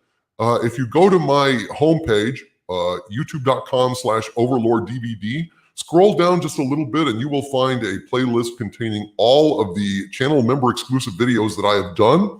And even though the lowest level, the Dominions, it only says that you get access to emojis and stuff, you also get access to a string of member-only live streams that I've done. So there are a number of live streams there just for channel members that you can access at any level. And of course, there are also exclusive videos for the Dumentites and Archvillains, and also a lot of exclusive Archvillain live streams that are posted. In fact, I did one just this past week. So head on down and check those out. All my channel members, I love you guys. I appreciate your support. And I generate that special content for you guys, hoping that you will all enjoy it. Thank you, Rover. I appreciate that. I've also, I know I've got a new channel member as well that joined that before I think I even started the live stream. So what I'm going to do is I'm going to go and see who this was. So I'd like to shout them out as well. Hold on just a sec, please. Matt Burton has joined the channel membership as well. Thank you so much, Matt Burton. He has become an arch villain. Oh my God. That is fantastic. Thank you. Today, I have actually had a number of new members. I've got Stewie3899, Shum, Marco Esquandolas, Zombie Slayer 908 has joined, and Matt Burton Rover and Jay Prez has rejoined the channel membership as well after 8 months. Thank you guys so much. Deeply appreciate y'all keeping the channel going. It means a lot to me. Appreciate you. Let's see. George of the Jungle with a $5 Canadian super chat. Thank you, George. Says CBS Paramount screwed themselves when they started going after fan productions like Axanar. Oh, that did not help them. No, sir. That did not help them at all. Oh, and by the way, we have got another channel member who has upgraded their membership. Demo Man Chaos, thank you for upgrading to Dumentide. Really appreciate that. All right. I tell you what, I'm going to give the helmet a little break here, and but we'll put it on maybe before the end of the live stream. But let's take it off. Let's give our O's in the chat here a little bit of a rest here. All righty, and I am back. Helmet free, ladies and gentlemen, helmet free. Let us continue on, shall we? Thank you, George. And John Platt, thank you for the £5 super chat. The message was retracted. However, I do appreciate the donation, sir. Thank you very, very much. Tom Slick says, evening, Doomcock and all. Good evening, my friend. Hail to Michael Beacom, PS2 Chipper. Let's see who else is in the house here. Disney Broke My Heart, Laszlo Panaflex, Canadian Spider-Man. Oh yes, he says Disney Broke My Heart, says by hook or by crook we will. Who are you? The new number 2. Who is number 1? You are number 6. I am not a number. I am a free man. Oh dear, oh dear. Patrick Combs says, well, if China hated The Last Jedi and us fans hated The Last Jedi, why the hell are we getting so much Lucasfilm hate for knowing it was trash? Because that's something these woke companies can't handle, is the truth. They can't handle the truth. They don't like criticism. They don't like being reminded of how much they suck. It's just that simple. And Mr. Zadok has upgraded or become an arch villain. Looks like it's his second month. Hail, Mr. Zadok. Thank you, my friend. This week, I will probably do a channel member exclusive live stream. And next week, not this week, but the following week, I will do another arch villain live stream. So, Mr. Zadok, look forward to hopefully speaking with you during those live streams. When I do arch villain live streams, I speak directly with my arch villains, and it's a lot of fun. Let's see. Orgnestra with a $5 super chat. Hail, Orgnestra says, as a feisty receptionist once said, it's a sign, all right. A going out of business sign. I think it's pretty funny. Hail to Orgnestra. That is a funny one, man. Hail to Orgnestra, yes. Viacom CBS losing 50% of their stock value is a sign, all right. It's a going out of business sign. Did you hear that, Viacom CBS? Sad, sad, sad. Corayon Witch in Residence with a $10 Canadian super chat. Hail, Corayon Witch in Residence, who says, gents, we have an opportunity. Let's not just vote with our wallet. Let's vote by using our wallets. The fandom menace should buy controlling shares in CBS, then force them to make quality product.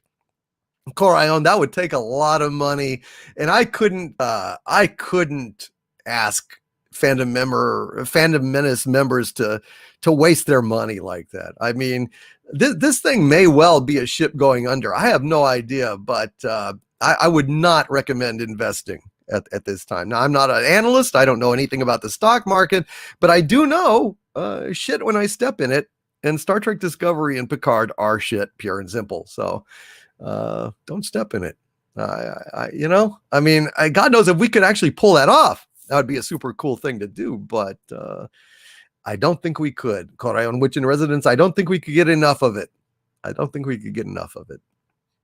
And God, if we failed, all we'd be doing is putting money in their coffers. And I God, I can't support that, man. Can't support that. Great idea, though. I like the way you think, sir. Thomas Muther with a $5 super chat. Hail, Thomas Muther, who says, they will learn the wrong lesson from this. They will say Star Trek isn't popular anymore. Not that they made garbage shows. Sheer fucking hubris. Thomas Muther, though, we've got to keep proclaiming the truth. In video after video, in comment after comment, we have to keep speaking our truth. You know, it used to be when I would do a review of how wretched Star Trek Discovery is, people would reply in comments to my video, well, then why don't you just stop watching it? Why don't you just stop watching it? Why don't you just stop watching it? It's because it's my fucking Star Trek. That's why. Because I have invested in Star Trek my whole life. I have spent countless hours poring over episodes. When I was a kid, I went to a convention and I got like a, 60-page a test, a trivia test about how well I knew Star Trek. And you know what I scored on that test? I scored Admiral, which was the highest ranking that you could have. I mean, we're not just watching this show. A lot of us lived this show. A lot of us. It meant a lot when we were isolated, lonely geeks in school. You know, Star Trek was our secret place, our stolen knowledge, our exclusive club. We learned a lot about how to be men watching James T. Kirk. You know, all of us as human beings, women and men alike, learned values, courage, nobility, strength, compassion, mercy from those episodes of Star Trek. They were not just, for a lot of us, little mindless entertainments like Gilligan's Island or fucking Partridge Family or, you know, The Equalizer or any of those shows that we used to watch. I mean, we didn't live those shows, but we lived Star Trek. So when a company comes along and is basically bending, folding, spindling, and mutilating something that you love, when you are watching a loved one essentially being tortured to death in front of your eyes, you are not just going to look away. You are going to be loud about it. You're not going to shut up about it. You're not going to get discouraged. You're going to take the fight to them and you're going to keep on fighting for the rest of your fucking life, because even though it may be dead, by God, there's still revenge. There is still revenge. There has to be a reckoning. There has to be an accounting. It's like Khan said, from hell's heart I stab at thee. For hate's sake I spit my last breath at thee. So no, I'm not going to shut up about it because I have ownership of Star Trek. Not legal ownership, but by God, I've got moral ownership because I've devoted my whole life to loving this show. I've obsessed over this show. I've slept on it. I've dreamed about it. I've drawn pictures of it. I've written Star Trek stuff. This is not just a show to me. This is something I have loved passionately.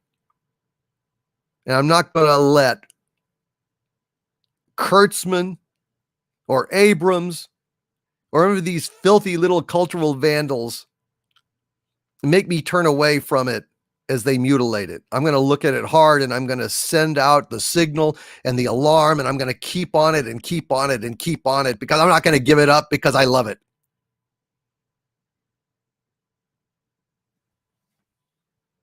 They can go fuck themselves.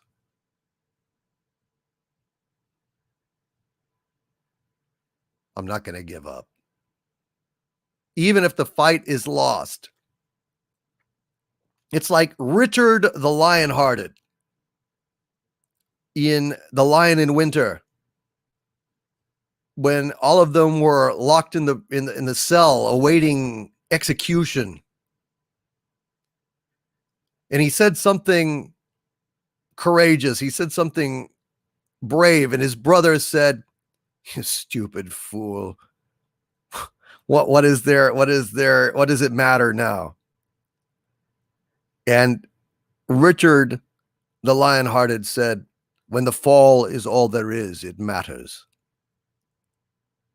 And that's how I feel about it. Even if, God forbid, Star Trek is dead forever, even if there's no way back, which I'm more and more convinced that there isn't, by God, at least the way I'm going down is I'm going down swinging on this thing. I'm going down swinging. I'm not going to be silenced. I'm not going to be edged out in despair. I'm going to keep on fighting. I'm going to keep sounding the alarm, and I'm going to call shit. Star Trek Discovery is shit. John Willert with a $5 super chat. Hail, John Willert says, Star Trek Discovery is not worth my money to watch it. Nor, sir, is it worth your time. Life is too short. Even if you were a Galapagos tortoise and lived 150 fucking years, it would not be worth your time. As much of it as you had to watch even an episode of Star Trek Discovery, I can personally attest. I can personally tell you, I can guarantee you this, folks. My personal guarantee, I have not seen even one good episode of Star Trek Discovery. Not one. Not one. And that includes Star Trek Picard. There was not anything close to a good episode there. They're all wretched. Actually, Star Trek Lower Decks was the thing that came closest to being good. There actually were good things occasionally in Star Trek Lower Decks. But of course, then they'd bring on Maki Spock and I would lose my lunch and then I would have to go and turn it off again. But I can tell you, I never saw anything good in Star Trek Discovery. Not one thing. Not only talking about there was never a good scene. I mean, it's not merely that like the episodes are bad. There was not one good moment. There was not one good scene. There was not one single solitary good line. There isn't a good prop. There isn't a good set. There isn't a good special effect. Try looking at those ships. Try drawing the Klingon ship. It's a shape that is basically like a random fucking fractal generated by a computer that had been dropped and kicked. A computer was brain damaged from being dropped on its CPU and then kicked and then pissed on. And then they went ahead and tried to repair it by sticking an old Teddy Ruxpin chip in the fucking thing, shoved right up its ass and lodged in its digital colon. That is essentially Star Trek Discovery. Trust me, hear me now, believe me later. It's one of the worst damn things ever made. We've got a new channel member, George Peter Gatsis. Hail, George Peter Gatsis, and thank you for joining at the Dumentide level, sir. Appreciate you. I also saw that there was another channel member that had joined. Hold on just a second. I will find where you went, sir. George Peter Gatsis, thank you for joining the channel membership. Really appreciate that, sir. I've also got Psychosis 29 has upgraded their channel membership to Dumentide. Thank you, Psychosis. Really appreciate you, my friend. Let's see. All right, that's the one. Oh, Galaxy Express has joined the channel membership as well at the Archvillain level. Thank you, Galaxy Express. Really appreciate you, my friend. That is outstanding. Really, really great. All right, let's see. Where were we? Now I have to go back to where I was before I went down looking for the channel memberships. Matt Burton with an incredibly generous $100 super chat. Thank you, Matt. Very, very much, sir. Matt Burton, what a great name. Says, decided to fund your subterranean revolution. I thank you, sir. Sabu, I can now afford to buy you cashews.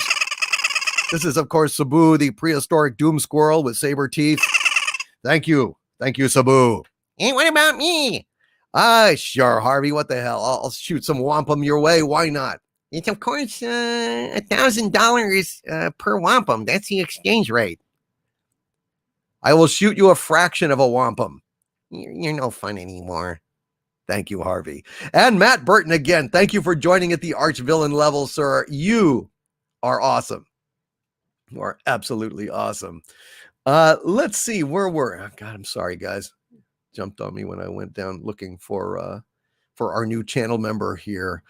Let's see, where are we? Apologize for this. Happens to the best of us. Happens even to Gary. What can I say? All right, let's see. All right, now here we are. Now we're cooking with gas. Grimlock Destroys 85 with a $5 super chat. Thank you. Grimlock Destroys 85 says, yeah. Oh, it's a sign, all right. Going out of business. So that's a quote from Ghostbusters. Okay, I thought it sounded familiar. That's a great quote. Thank you, Grimlock Destroys 85. What do you think? Oh yeah, it's Ghostbusters Afterlife, isn't it? Y'all looking forward to the new Ghostbusters, folks? I certainly am. But I'm hoping that, you know, Murray and Aykroyd and Ernie are going to be in it. You know, the surviving Ghostbusters. I pray that they're going to be in it. Otherwise, it's really going to be Ghostbusters in name only. But I'm kind of optimistic about it. Also, are you guys looking forward to Kong versus Godzilla this week? I sure am. I heard that this is really pretty disgraceful, folks. I heard that Schneider fans are review bombing Kong versus Godzilla and HBO Max because they want to draw attention to the Snyder Cut. And I would say, please don't do that. Please don't do that, Snyder fans. Listen, Kong versus Godzilla is your friend. Kong versus Godzilla is going to inspire a lot of people to check out HBO Max. And while they're there, hopefully they're going to be looking over at the Justice League Snyder Cut. So, I mean, a rising tide lifts all vessels. Please don't be review bombing Kong versus Godzilla. What's the point of that? It's you know, you should never review bomb anything, honestly. I mean, always be honest. I'm always honest, you know. When I did my review of the Snyder Cut, I knew that a lot of people were pissed off about what Snyder said, but I had to be completely honest. I always am honest. Anytime I review anything, I only think about the quality of the project itself. I never slam anything just because of where it comes from. I don't care how angry I am at anybody. Now, you know, if Ruin Johnson did a great movie and I saw it, I would have to acknowledge it.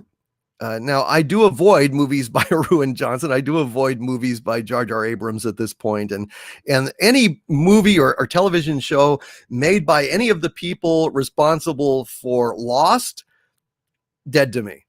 I don't watch it. But even if God forbid, Carlton Cuse or Damon Lindelof did something brilliant, I would have to acknowledge it.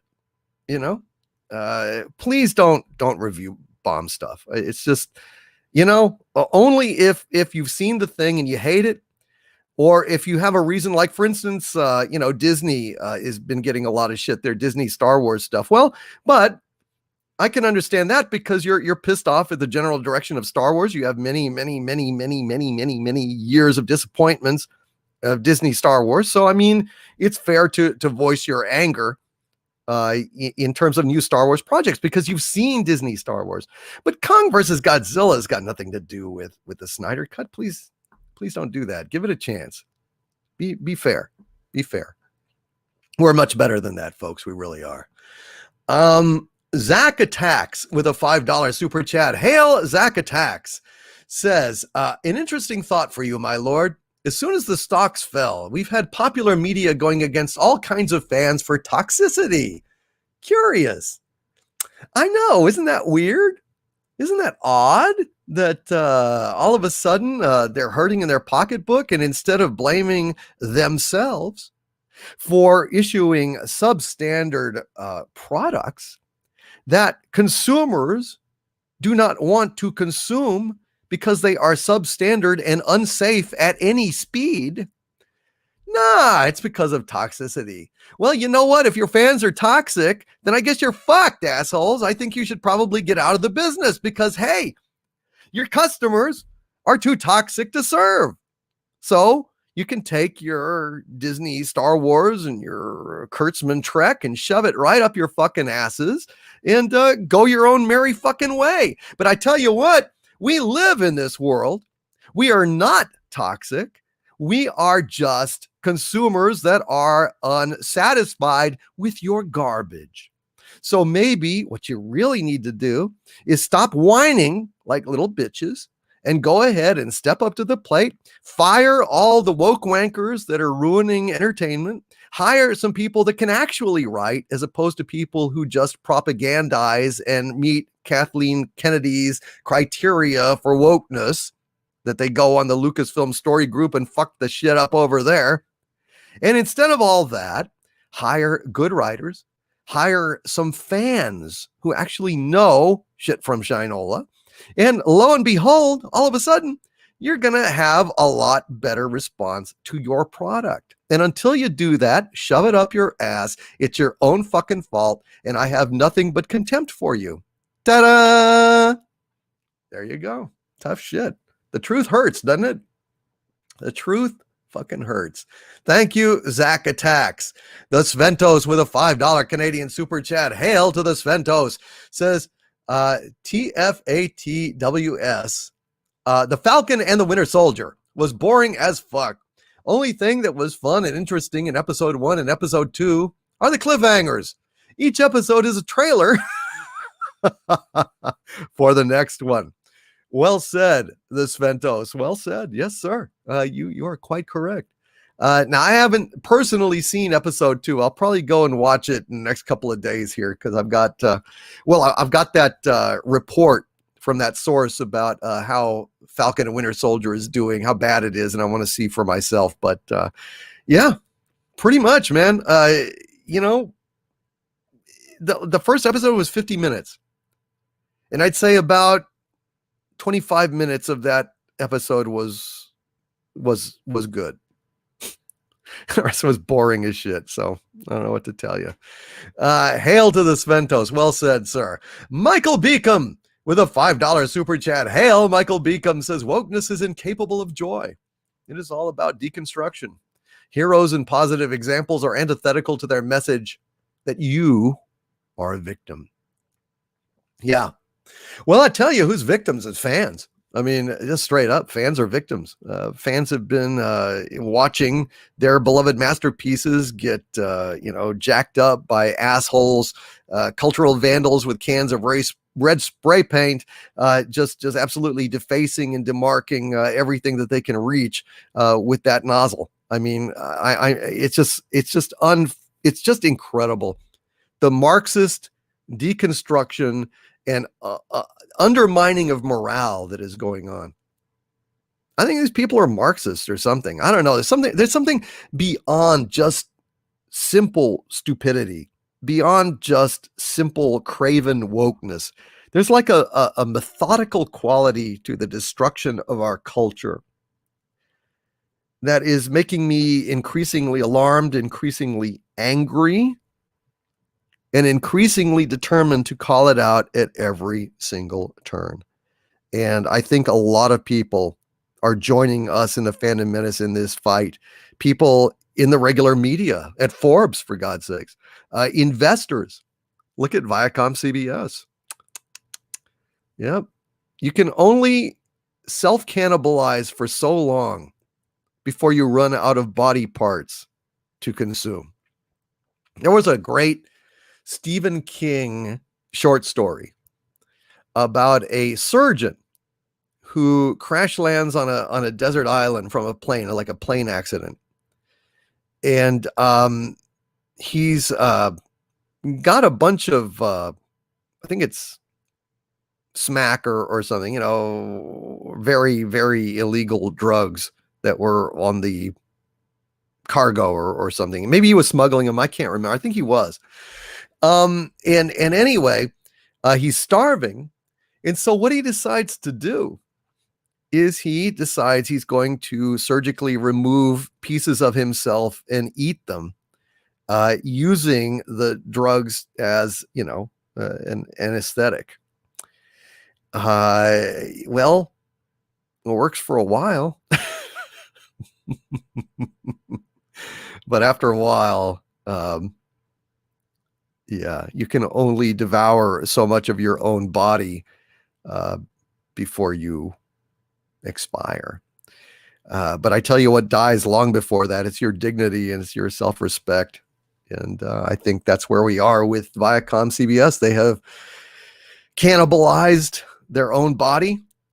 And at this point, they're down 2 legs and a left arm, and their right hand is shaking with the scalpel in it, and they're wondering what else they can cannibalize. And we're to be blamed because we don't like to watch this.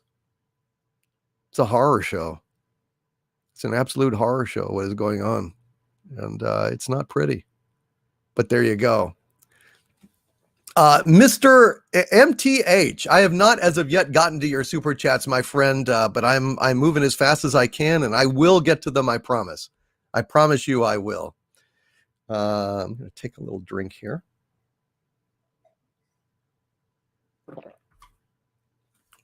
All right. Michael Beacom, thank you, the Sventos. Michael Beacom, thank you for that super chat. Polish Prince with a $5 Canadian super chat. Hail to the Polish Prince. Are you, oh God, what was his name? Bobby Vinton. I think they used to call him the Polish Prince. He did those songs, Blue Velvet and Roses Are Red and, I'm Mr. Lonely, songs like that. Anyway, Polish Prince says, live long and prosper, Overlord. I say, live long and prosper, Polish Prince. God bless you, sir, and thank you for that super chat. It's great to meet royalty here in the chat. Hail to the Polish Prince. And Bionic Belly Button with a $5 super chat. Hail to Bionic Belly Button. Says, I want long. Takes 2.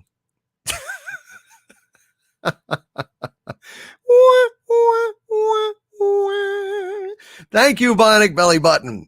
Who wants long? Takes 2. Thank you, Bionic Belly Button. Shark Dentures with a $5 super chat. Thank you, Shark Dentures. Say, what do I say? Star Trek, When the Wallet's Closed, and Picard and Discovery at the stock market floor. Thank you, Shark Dentures, very much for that. I thought it was really funny, dude. And they were talking about Star Trek, Discovery stocks are down. And it's just really funny. What they were talking about was the stock for Discovery. I guess it's for the channel, right? But of course, it was really ironic that, Star Trek Discovery is the thing that brought down Viacom CBS, at least in terms of its viewers. And then saying Discovery in conjunction. It's one of the little synchronicities of the universe. It really is, man. It was really funny that, Discovery was in conjunction, listed in the headline, in conjunction with this Viacom CBS stock debacle. I thought that was ironic justice. It really did. It was a karma made manifest. Hail Shark Dentures. I really appreciate you, my friend. And Narot Anaximand Bear with a $5 super chat. Thank you, Narot Anaximand Bear. Says, hail, my lord.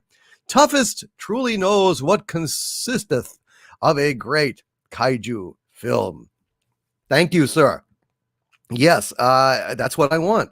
What do I want in a great kaiju film? A, I want to be able to see the kaiju clearly, in good lighting, in wide angles.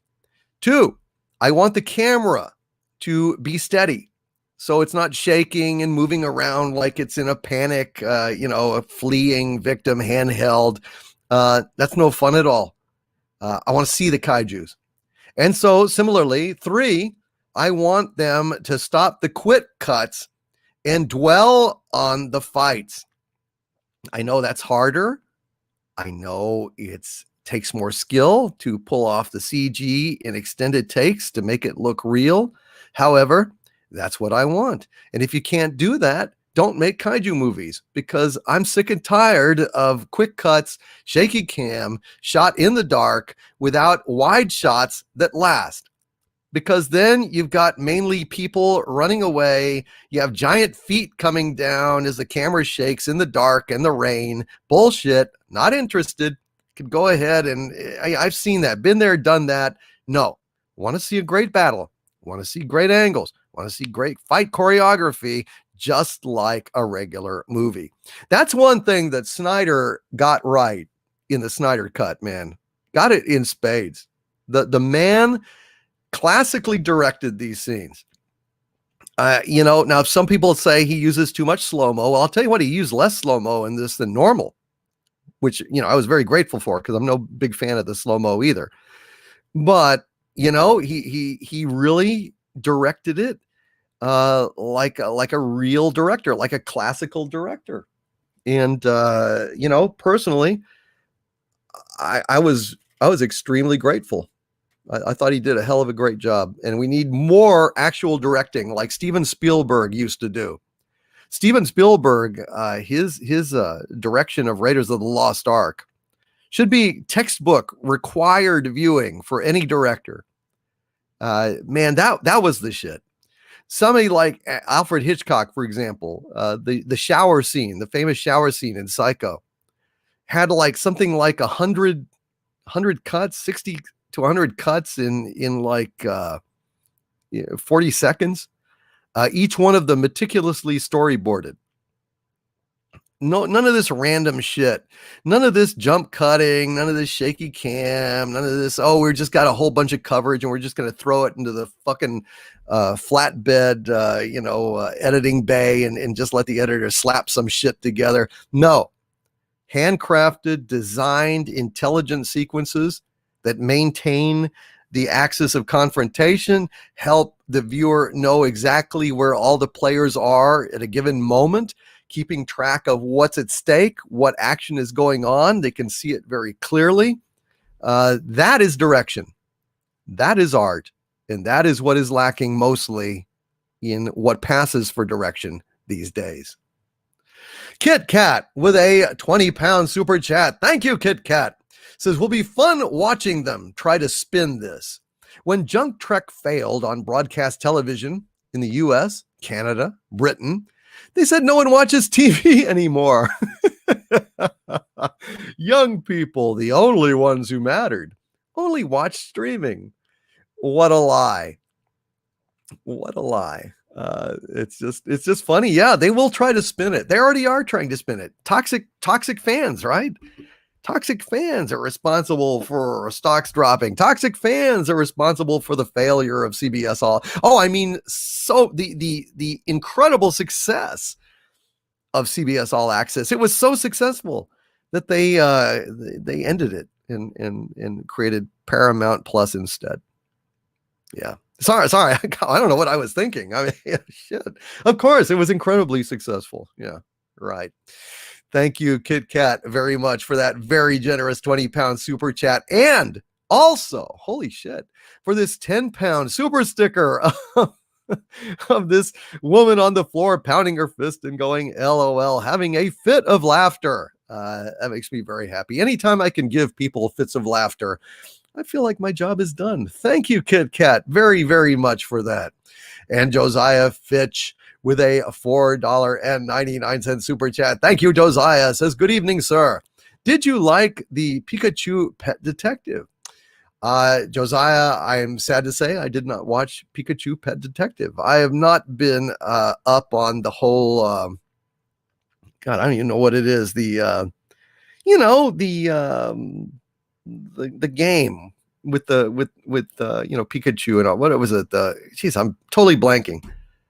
The card game, I forget it. See, I don't pay attention to that stuff, but I heard it was good. I just didn't watch it, Josiah. I apologize for that. Oh, let's see. Thank you, Josiah Fitch. I appreciate that. And maybe I should watch it. Should I watch Pikachu Pet Detective, folks? Should I watch that movie? How was that movie, folks? What do you think? What do you think? Should I check it out? Pokemon. Thank you. Thank you, Nicholas Horton. Jesus, I know. I was like having one of these brain farts. I couldn't remember it. Hey, the Sventos. Good night, my friend. Please subscribe to the Sventos. Guy's a up and coming YouTuber. Deserves some subs. Please send him his way if you would, my friends. And the Sventos with another $10 super chat. Before you go, Sventos.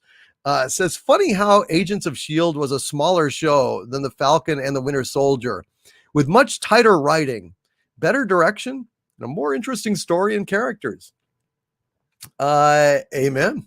I think that's probably pretty much on the spot. Rennie A says, I loved it. Loved Ryan Reynolds in it. Bun299 says Detective Pikachu was quite good. Douse X says it's pretty good. Nuclear Winter Gamer says good movie. Anti-Derivative Jill, it was cute and fun. Tired Retro Gamer Alita says, watch it, my liege. I will check it out. I will check it out. And Humble Homebody here says, I did laugh at Bucky versus Red Wing and White Panther. LOL. His therapist is pretty good. Fair enough. Yeah, I'm gonna watch that as soon as I can. And 90s Network Productions in the chat here says, come on, everybody, pull out your wallets, walk right in front of Viacom, CBS, and Disney, open it, and fiercely close it in their faces. That's how we win. Loved your stock video. Thank you, 90s Network Productions. Appreciate that. Mr. DeMark says, do you watch any cartoons at all and never need to apologize? Oh, yeah, I watch anime. I watch, been watching Overlord. Of course, I worship the Looney Tunes cartoons. Absolutely 110%.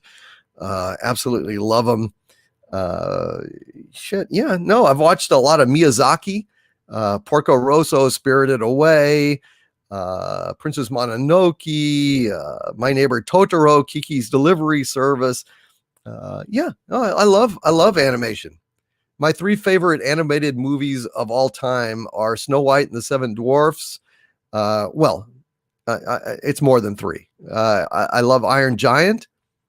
I love, and I'm talking about classical animation, not CG. If I was extending it to CG, I'd say The Incredibles, Venture Brothers, Porco Rosso is actually one of my absolute favorites of all time. Little Mermaid. There's an awful lot of them. So yeah, I do. I definitely do. Hail Midnight's Edge After Dark. Yes, my friend, Gary could not make it today. Gary is out, chasing around. He's looking for a new home. He's on the road with his family. Could not get a hold of reliable internet. Actually, Tom, I thought about asking you to come on, but I decided that I didn't want to do another Inquisition, and I didn't want to have people on just out of respect for Gary. I didn't want anyone to feel like I was, trying to, there was no replacement for Gary. But I did think about it, Tom. I actually would have enjoyed hanging out with you, and I'm really looking forward to hanging out with you on a live stream in the next few weeks as I get my sleep back in order and start getting up early, and maybe I can make one of your morning episodes. Hail to Midnight's Edge After Dark. So anyway, that's a blanket quick explanation on what's going on. I didn't actually have a chance to talk with Gary about it, is the problem. He's on the road. He just let me know that he couldn't make it. And, we just didn't get a chance to talk, or I would have asked him, but I think he would have said yes, but I don't know if he would have still felt bad about it. And, I didn't want to in any way disrespect my pal. So that's why. That's the only reason. Otherwise, I thought about having a whole panel. I would have really enjoyed it, and I may do one later this week, or if people are game, I might go ahead and do a live stream with a big panel, like put Tom on there and some rising YouTubers and stuff, and it might be fun to kick around a little bit of pop culture news or something. I'm thinking about that. We might do that later this week. Anyway, all right, where was I? Kit Kat, thank you for the £5 super sticker of you laughing, the laughing pair. I really appreciate that. Thanks, Tom. Seriously, man, I came really close to contacting you. You would have definitely been one of my main choices getting on here, but you understand. Ian Alderidge with a $5 super chat. Hail Ian, says Hail Doomcock. Have you had a chance to watch Invincible on Amazon? It blew my mind with a crazy twist.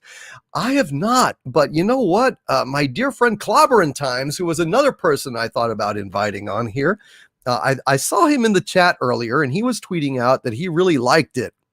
And he convinced me to watch it. I was kind of not going to watch it because I figure, any superhero thing these days is probably going to be woke. But yeah, Clobberin Times swore by it, said it was really good, and by God, I'm going to check it out. I'm really looking forward to it, as a matter of fact. Thank you, Ian. Appreciate your also saying, encouraging me to watch it, because I've heard it's really quite good. The Salty Vet with a $4.99 super chat. Hail to the Salty Vet. Says Hollywood will lose with us, but they will never win without us. Stay salty. Love it, man. I'm always salty. Hail to the Salty Vet, and thank you, sir. An excellent super chat.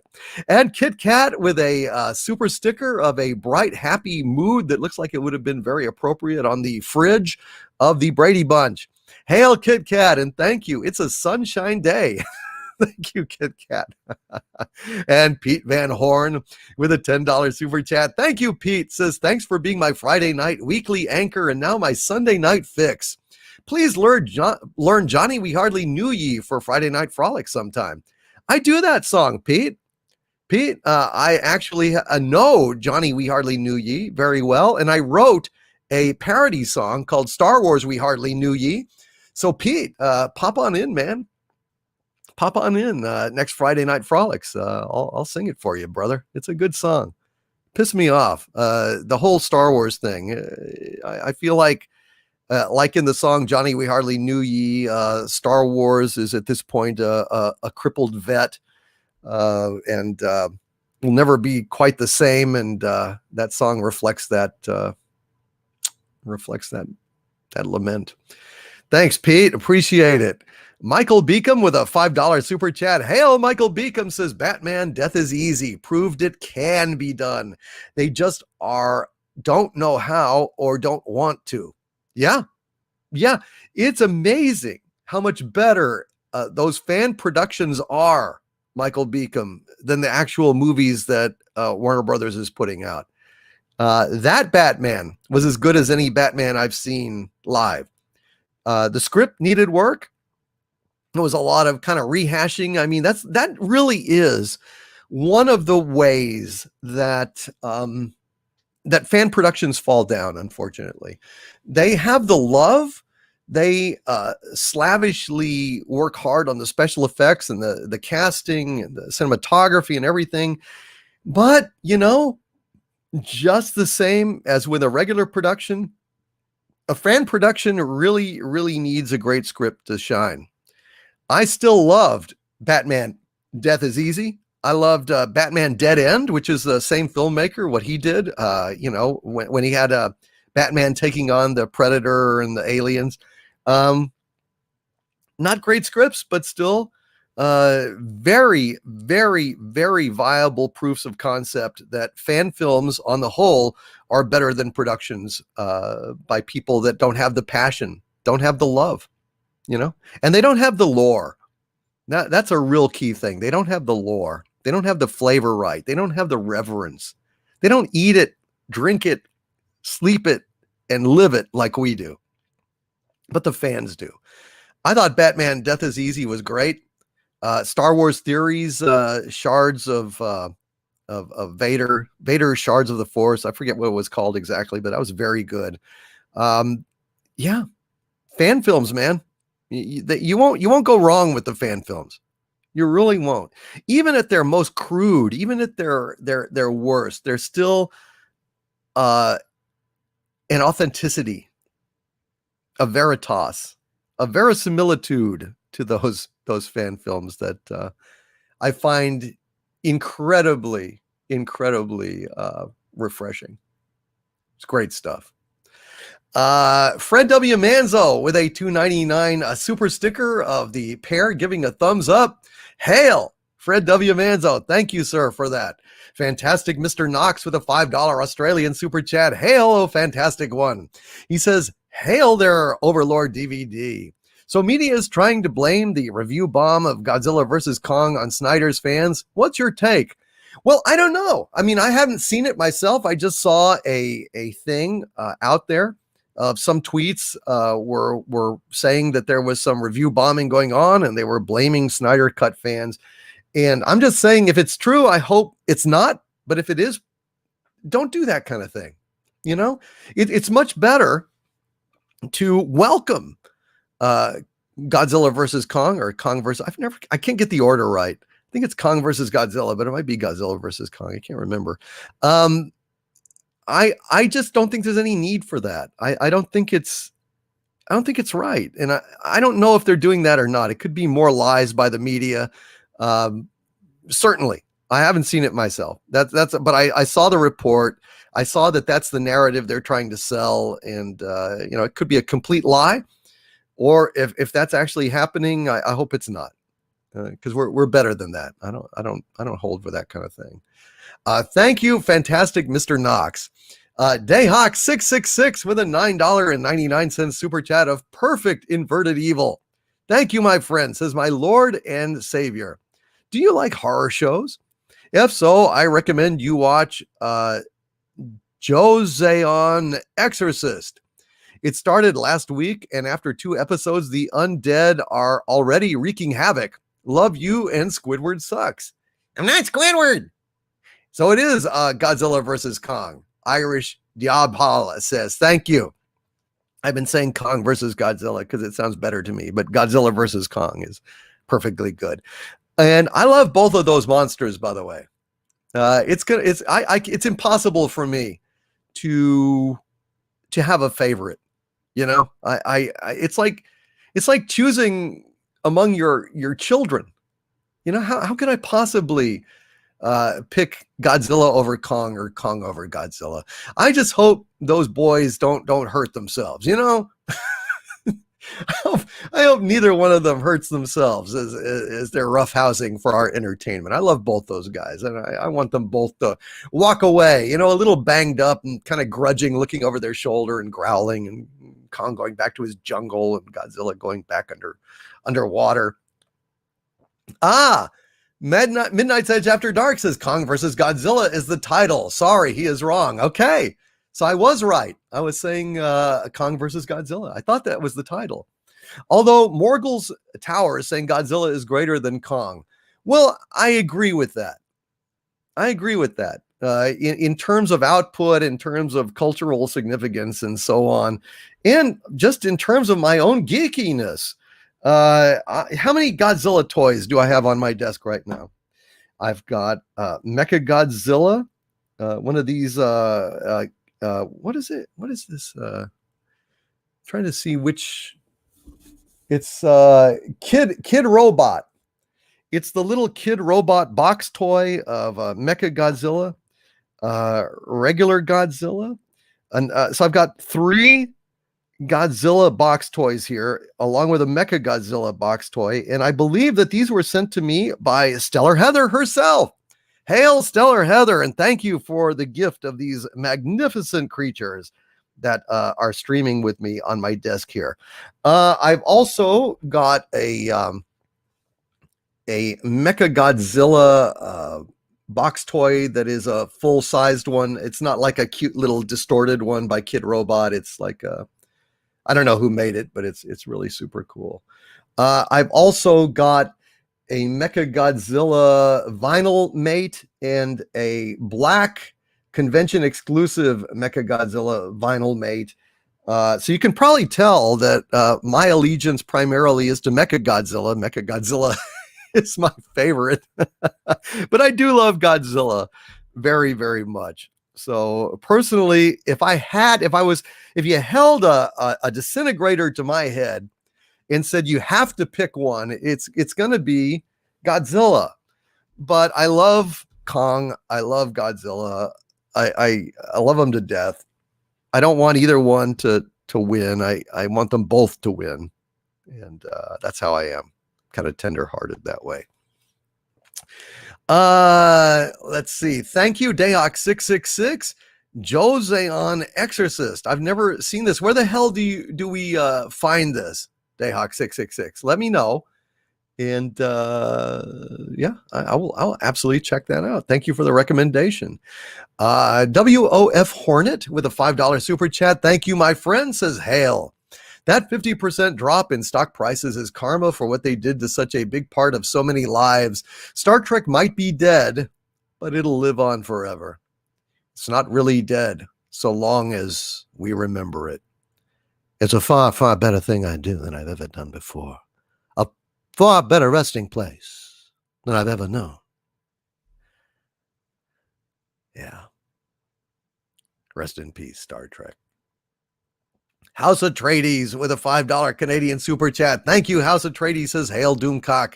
Just what can CBS Viacom do with the ironclad contract that Bad Robot has with CBS? Well, I don't know, but they better do something. Although it's probably too late now. I mean, what the hell can they do? The damage is done. The fans have been driven off. They've seen repulsive after repulsive after repulsive episode of Star Trek Discovery. They've watched Star Trek Picard absolutely dismantle the character of Picard. They've watched their dreams be dashed. And even if you get Ron Moore himself to come back and show run a great show with Nicholas Meyer, and fuck it, they get an Ouija board and have Gene Roddenberry write episodes from Beyond the Grave, it's still going to have that horrible, horrible, nasty aftertaste. And I don't know if that can be overcome. I don't know if that will ever be overcome. And Midnight's Edge After Dark says, wait it out. Well, I'm not giving up on it. I'm going to keep on keeping on and keep, fighting and keep complaining and keep, the memory of Star Trek alive. I'm going to keep their feet to the fire. I'm going to keep calling them to account, but we have to face facts, man. It ain't looking good. It ain't looking good. Thank you, WOF Hornet. Thank you, House Atreides. And thank you to Eric Winberg with a $2 super chat. Thank you, Eric. Says, bad reboots Superman starts on Krypton. Of course it does. Well, of course it does. Fuck. Well, who would think differently? And it's going to start on Krypton with lens flares. You can bet your sweet bippy on that, folks. It's just gonna be awful. I hope he does. I hope he has Tahiti kafufi coats, with his black Superman start with many a lens flare on Krypton. I hope they use that Jar Jar Abrams premise for Superman flyby or whatever it was called. One of the worst damn things you've ever read, man. Hope he does it. Triss, gosh, hail Triss with a $4.99 super chat. I think we got married in Witcher 3, didn't we? I got married with somebody named Triss. Triss says, glad you decided to do this without Gary. Happy Palm Sunday, and thank you for doing what you do, Doomcock. You're very welcome, Triss. I really debated, I debated whether to do this without Gary. It didn't, I don't know. I was just didn't quite feel right. So I decided, well, I'm not going to do an Inquisition, and I'm just going to do it alone. And it might be a really short broadcast or something. But I know people look forward to the Inquisition, and I wanted to give them the next best thing. So I'm glad I made the right decision. Thank you so much, Tris. I really appreciate that. And happy Palm Sunday to all of you guys. I really appreciate you all being here. It's fantastic. And I'm glad I came. I'm having a lot of fun with you guys. Keeper of Trocken with a $5 Canadian super chat. Thank you, O Keeper. Says, if they go broke, they would be fine, as they would say they were on the right side of history and blame it on toxic fans. Well, good. Well, they can go ahead and shove that right up their ass as scant comfort on the unemployment fucking line. Yeah, shove it right up your ass, motherfuckers. You go ahead and file for that unemployment, and you go ahead and be on the right side of history, whatever that means. And then when the woke curse is eradicated, and it's only a footnote in history, you'll be a footnote too. Hail, Keeper of Trocken. Godzillionaire with a $2 super chat. Thank you, Godzillionaire. It says Star Trek Strange New Worlds is pigs in space. Well, that I might watch. If it was pigs in space, that might actually be entertaining. That might be a reason to tune in, but I don't think they will. Thank you, Godzillionaire. And Von Max with a $5 super chat. Hail to thee, Von Max. He says, how did you react to the news that George R.R. Martin signed a 5-year overall deal with HBO? I think I threw up in my mouth. When I heard that George R.R. Martin had been hired on to write for a new series, abandoning once again, shafting his Game of Thrones fans who have been waiting now for 8 or 9 years for the latest installment of his series that will never be finished, I cursed up a storm. I tweeted him. I said it was a disgrace. I said he should be ashamed. After fucking 8 or 9 years, people like my friend Gary have been waiting and waiting and waiting and waiting for the next volume, not even for the finish of the fucking thing, just for the next chapter in it. And he has the balls to tell people like Gary and fans around the world who have devoted countless hours of their lives reading these books over and over again, clamoring for the next one, theorizing about what's going to happen next. They have been passionate about this world that George R.R. Martin created and then ditched. He is telling all of you fans out there that have read the books and been waiting for 8 or 9 years now for the next one, that you can shove it, that he doesn't give a damn about you. Oh, he's got a more lucrative contract and he's going to go and do that. How does that make you feel? Does that make you feel respected? Without respect, we reject. And honest to God, I can't think off the top of my head of an act of disrespect more blatant and offensive by the original creator than what George R. R. Martin did in accepting that work when he has yet to fulfill his contract to his most devoted fans. All of the disrespect is coming from companies and individuals that have basically piggybacked on the work of giants. Kathleen Kennedy had nothing to do with Star Wars. And so she climbed on the back of George Lucas's magnificent creation and clubbed it to death like a baby seal. And Alex Kurtzman attached himself to the gut of Star Trek like a fucking lamprey, like a leech, sucking it dry. His degradation of Star Trek is not Gene Roddenberry's degradation of Star Trek. It's not George Lucas's degradation of Star Wars, but it sure as shit is disrespect coming from the man himself, George R.R. Martin, and it's a disgrace, and he should be ashamed. He should never show his face in public again. And if you ever get that next book, don't hold your breath waiting for the final one. There's never going to be a resolution. He doesn't care. He's not even trying. He's taking other work. He's taking other work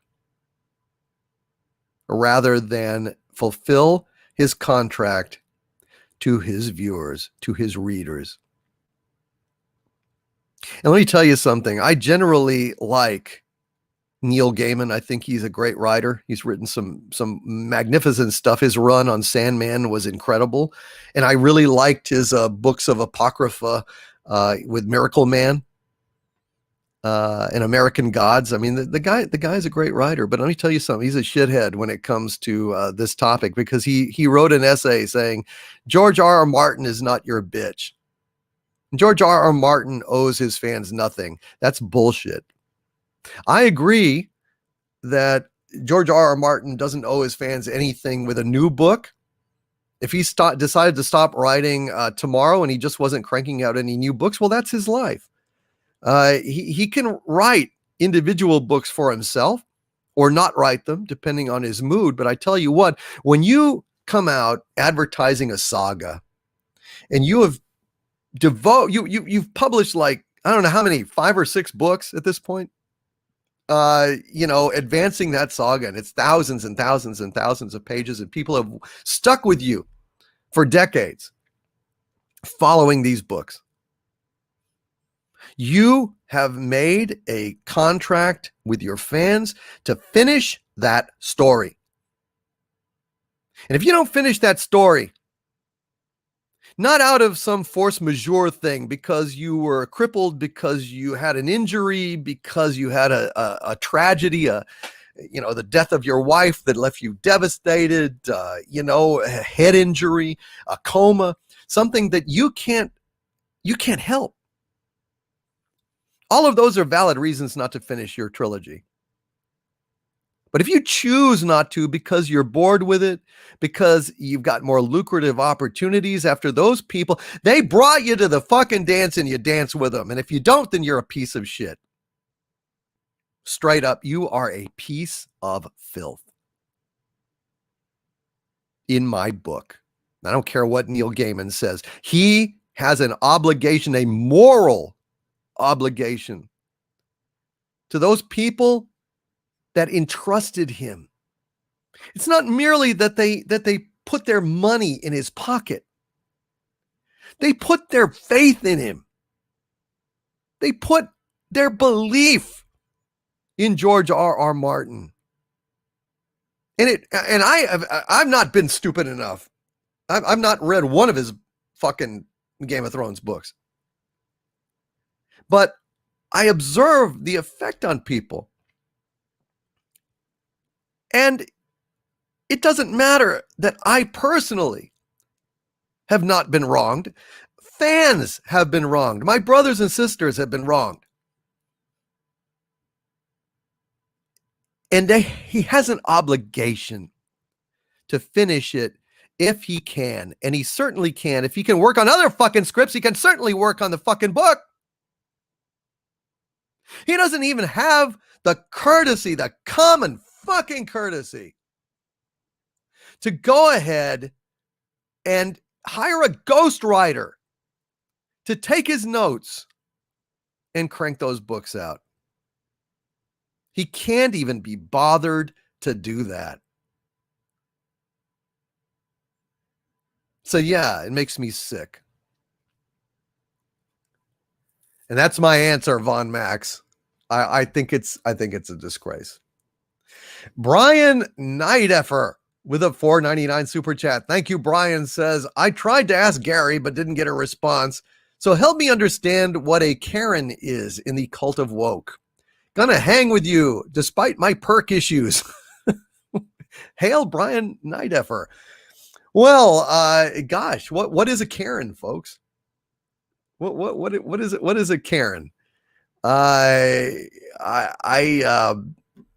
Karen is a very stuck up, uptight, entitled, fusty kind of a bitch feels like the world owes her and her soccer playing kid a living, quick to complain, the kind of woman that says, "I'd like to speak to your manager, please," with, tight lips and an angry look and a toss of her ponytail, an indignant toss of her ponytail.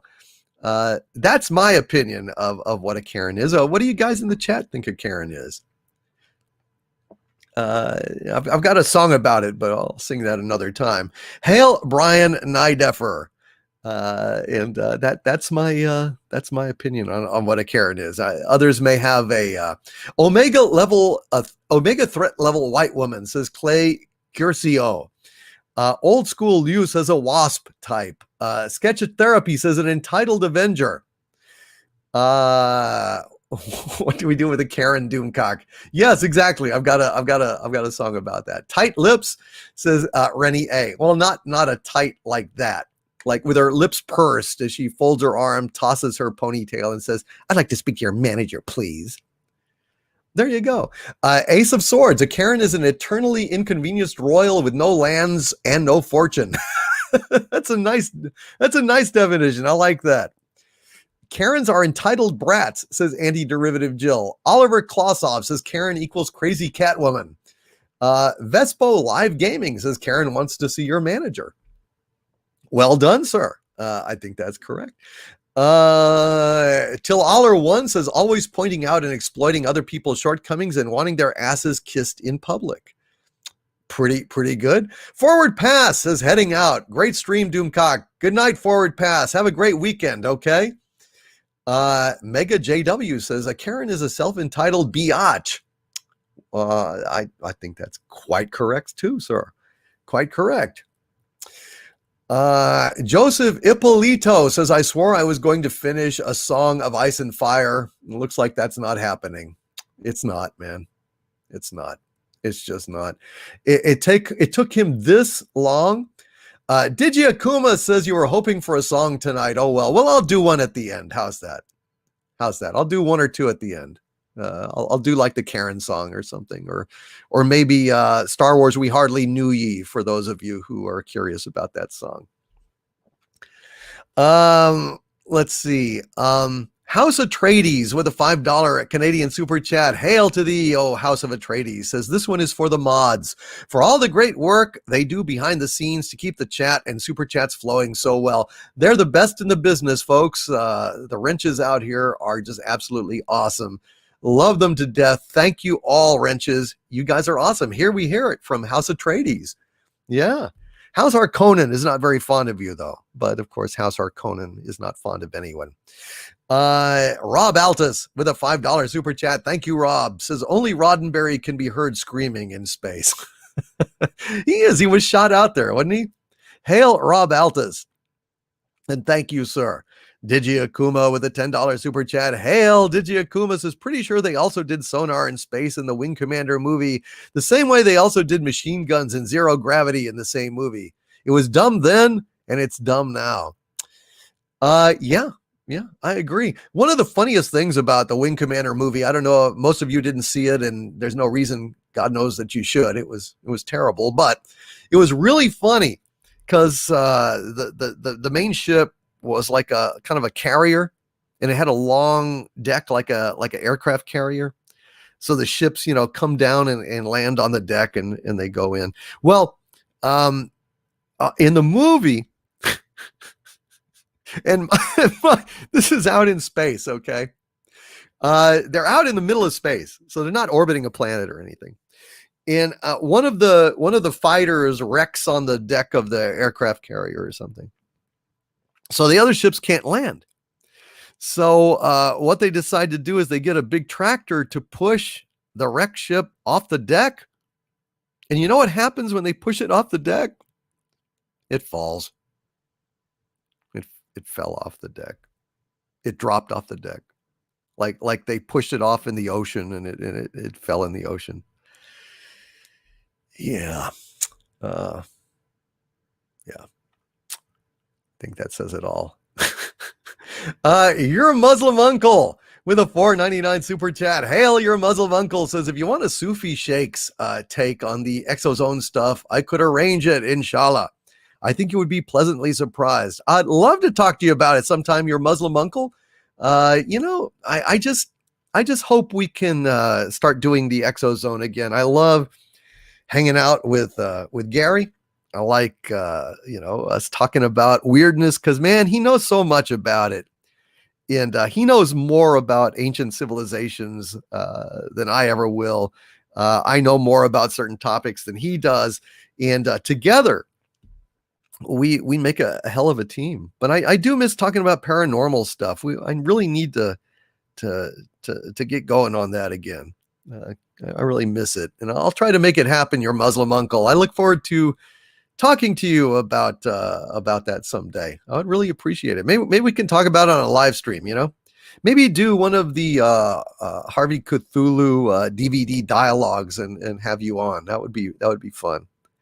Maybe we should. Maybe I could have like a couple of paranormal type roundtables or something, invite a whole bunch of guests and talk about that stuff. That might be fun. Maybe we could do that. Bogdan Florin with a £2 super chat. Hail, Bogdan Florin says, too bad. Star Trek 2009 actors were spot on, though. Yeah, they cast it very well. Bogdan Florin, they really did. I confess, when Star Trek 2009 first came out, I enjoyed it. I did. I thought it was a lot of fun. It was like, in my mind, it was in a completely alternate reality. Sure, there were a lot of ridiculous elements in it and a lot of ridiculous coincidences, but it was so entertaining overall. I really enjoyed it. But boy, then came Star Trek Into Darkness, and I saw just how awful the whole damn thing was. Hail, Mr. MTH. Hold on, Mr. MTH. I know you left some super chats, brother. Hold on a sec. Mr. MTH with a $5 super chat. Hail, sir. Says, hail, Doomcock. Since Gary won't be available next week, any chance of getting Critical Drinker to join you on the Inquisition as a special guest host? MTH, again, I would feel kind of guilty about that. I never want to appear disrespectful to Gary. I certainly hope he wouldn't just replace me if some week I was sick and couldn't come on. He would have to basically, I'm not even going to ask him. I mean, he would have to say, hey, don't worry about it. Go ahead and do that. I'm certainly, because then if I asked him, he'd say yes, even if he felt bad about it. He's that kind of guy. So, I probably wouldn't be able to do that. MTH with a $5 super chat also asks, hey, Doomcock, did you see my message in Patreon about the interesting plot error I found in the original series episode, The Changeling? Hail, MTH. No, I confess I have gotten woefully behind in my Patreon communications. I'm going to try to catch up probably tomorrow or Tuesday. So you can expect to hear from me on those days very, very soon. I will get back to you. I promise on that, MTH. And hopefully you're still out there, man. I saw you were heading out, and so I decided better hit those super chats. And I'm very sorry it took me this long to get to them. I'm trying to move as fast as I can. But all right. So I scrolled down. I think I got all of your super chats, MTH. Good night, my friend, and sorry about that again. All right, let me see. Where am I? Oh, here's one. Here's a super chat from the Sven. I thought I got the Sventos. Okay, Sventos, are you still there? Hold on a second. And Bogdan Florin has joined the channel membership. Hail, Bogdan Florin. MTH, I'm glad you're here, man. Thank you. Thank you for sticking around and letting me read those super chats for you. All right, the Sventos. I've read a number. Okay, here's one from the Sventos for a $5 Canadian super chat. Thank you, Sventos. Says, joke for Harvey. Had to pee and it wasn't burning. I asked myself why, and then I realized, because I don't watch Star Trek Discovery. Hey, hurts when you pee after you watch that damn show. Isn't that the funniest thing? It really is, man. And our dear friend, the Sventos has realized this. Well said, the Sventos. All right. I'm also looking here with a $5 Canadian super chat. The Sventos also says, Star Trek Discovery, for when you want to make yourself ill, but you've run out of toilet duck. Brought to you by CBS Crap Business Strategy. Hail to the Sventos. All right, brother. Thank you for sticking around. I'm finding all your super chats here. We leave no super chat behind on this channel. And gosh darn it. I feel if someone is kind enough and supportive enough to put some money, put a coin out for your bitcher, by God, the least I can do is read it with all of my attention and all of my thanks. So there you go. All right, Sventos, I think I got them all. Thank you, my friend. And Gary's unreliable internet connection with a $4.99 super chat. Thank you, Gary's unreliable internet connection, who says, Hail, Overlord. Thanks for holding down the fort. The Inquisition is one of my favorite shows. Love your and Gary's take on pop culture entertainment. Thank you. I appreciate that. You know, I love hanging out with Gary every week. A lot of times we're so busy. It's the only only time of the week that we can get together and hang out and chat. Sometimes, a lot of times, one of the reasons why we start later than we should on the Inquisition is because we get together in the chat and it's like, okay, you're ready to start. Oh, did you hear this? It's, oh yeah, and then we're yakking 15 minutes before we even start the show. Just we can't help it. We can't resist. What can we do? Thank you, Gary's unreliable internet connection. And let's see. All right, I'm trying to get back to where I was. Bionic Belly Button with a $10 super chat. Hail to Bionic Belly Button, and thank you, my dear. It says, feeling thankful for Star Trek Discovery right now. It is responsible for Doomcock starting his channel. Yes. Even it's kind of like that old Zen story, the Buddhist story about a young man at the village broke his leg rather painfully in an accident, and thought that he was extremely unfortunate until the local warlord sent his men to the village, and they basically kidnapped every single able-bodied man to serve in his armed forces. But because the young man had broken his leg, he was spared. And thus, what appeared to be a misfortune at first turned out to be the luckiest thing that could have happened to him. Well, I guess, a lot of events are not clear-cut in that way. And I think without Star Trek Discovery, I would not be sitting here with you guys tonight. I know that's scant consolation for the destruction of Star Trek, but I'm grateful for it. So cheers. Here's looking at you, kids. It's great being here, and I raise my glass to Star Trek Discovery. Thank you for sucking so bad that you prompted me to reveal myself from the center of the earth and break my radio silence and declare my existence ahead of time. I was so mad I lost the element of surprise when I was invading. I was building up my robot army in secret, and well, now it's no secret anymore, but it was still worth it. Cheers. Cheers. Drink them if you got them, folks.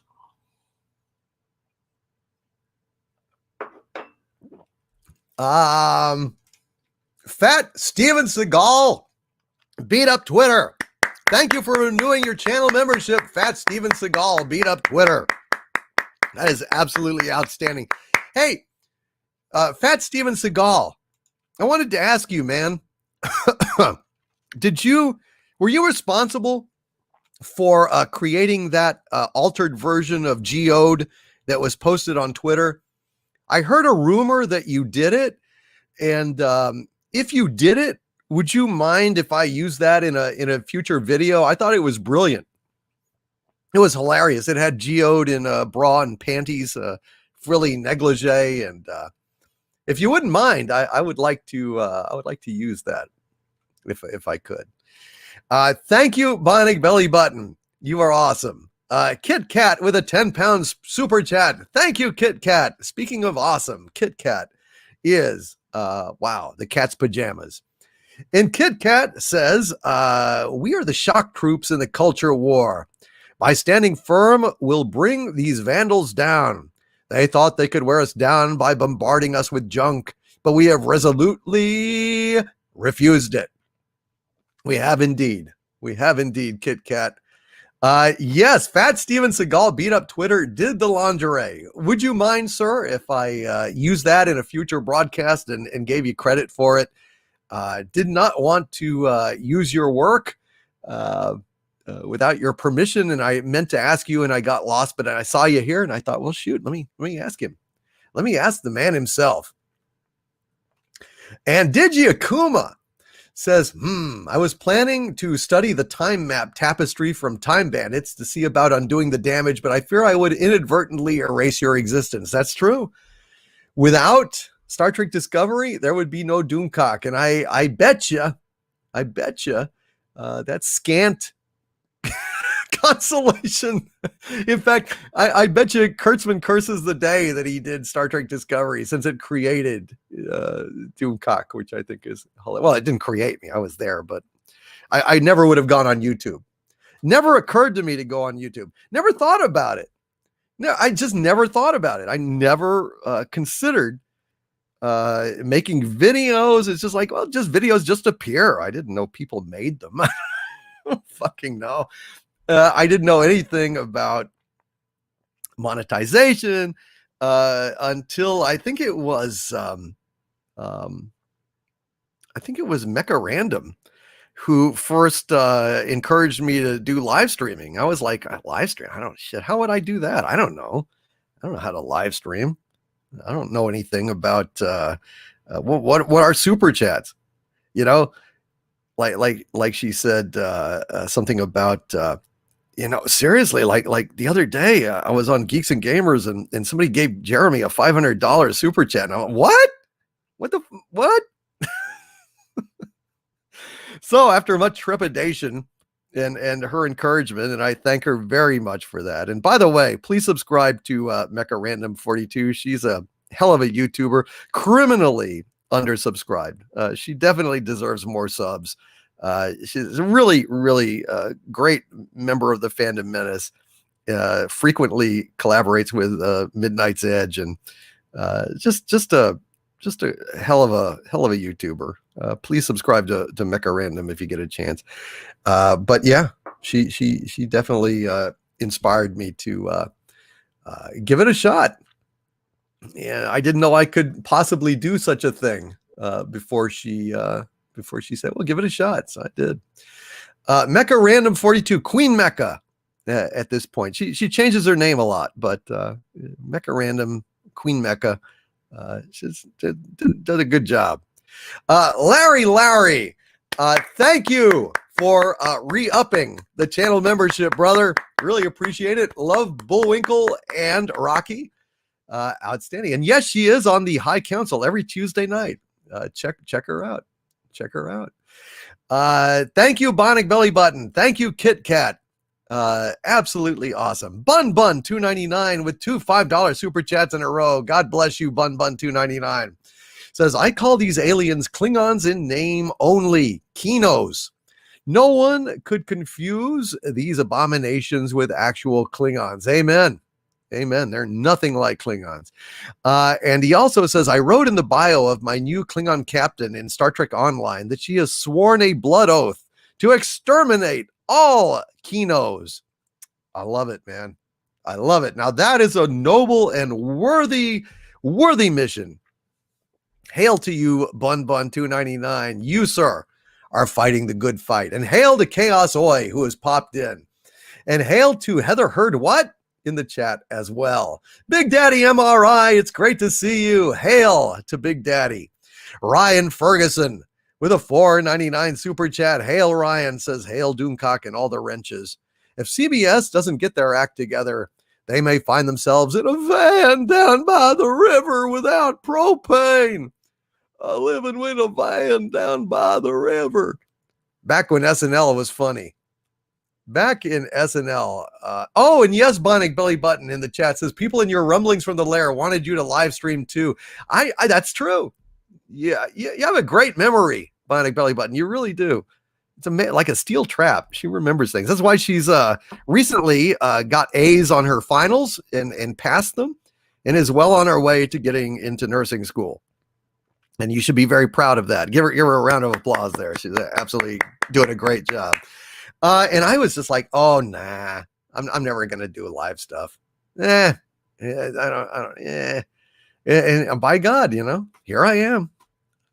I had no idea I could do that. I had no idea that I could talk for 5, 6, 7, or 8 hours straight. Who the fuck thinks that?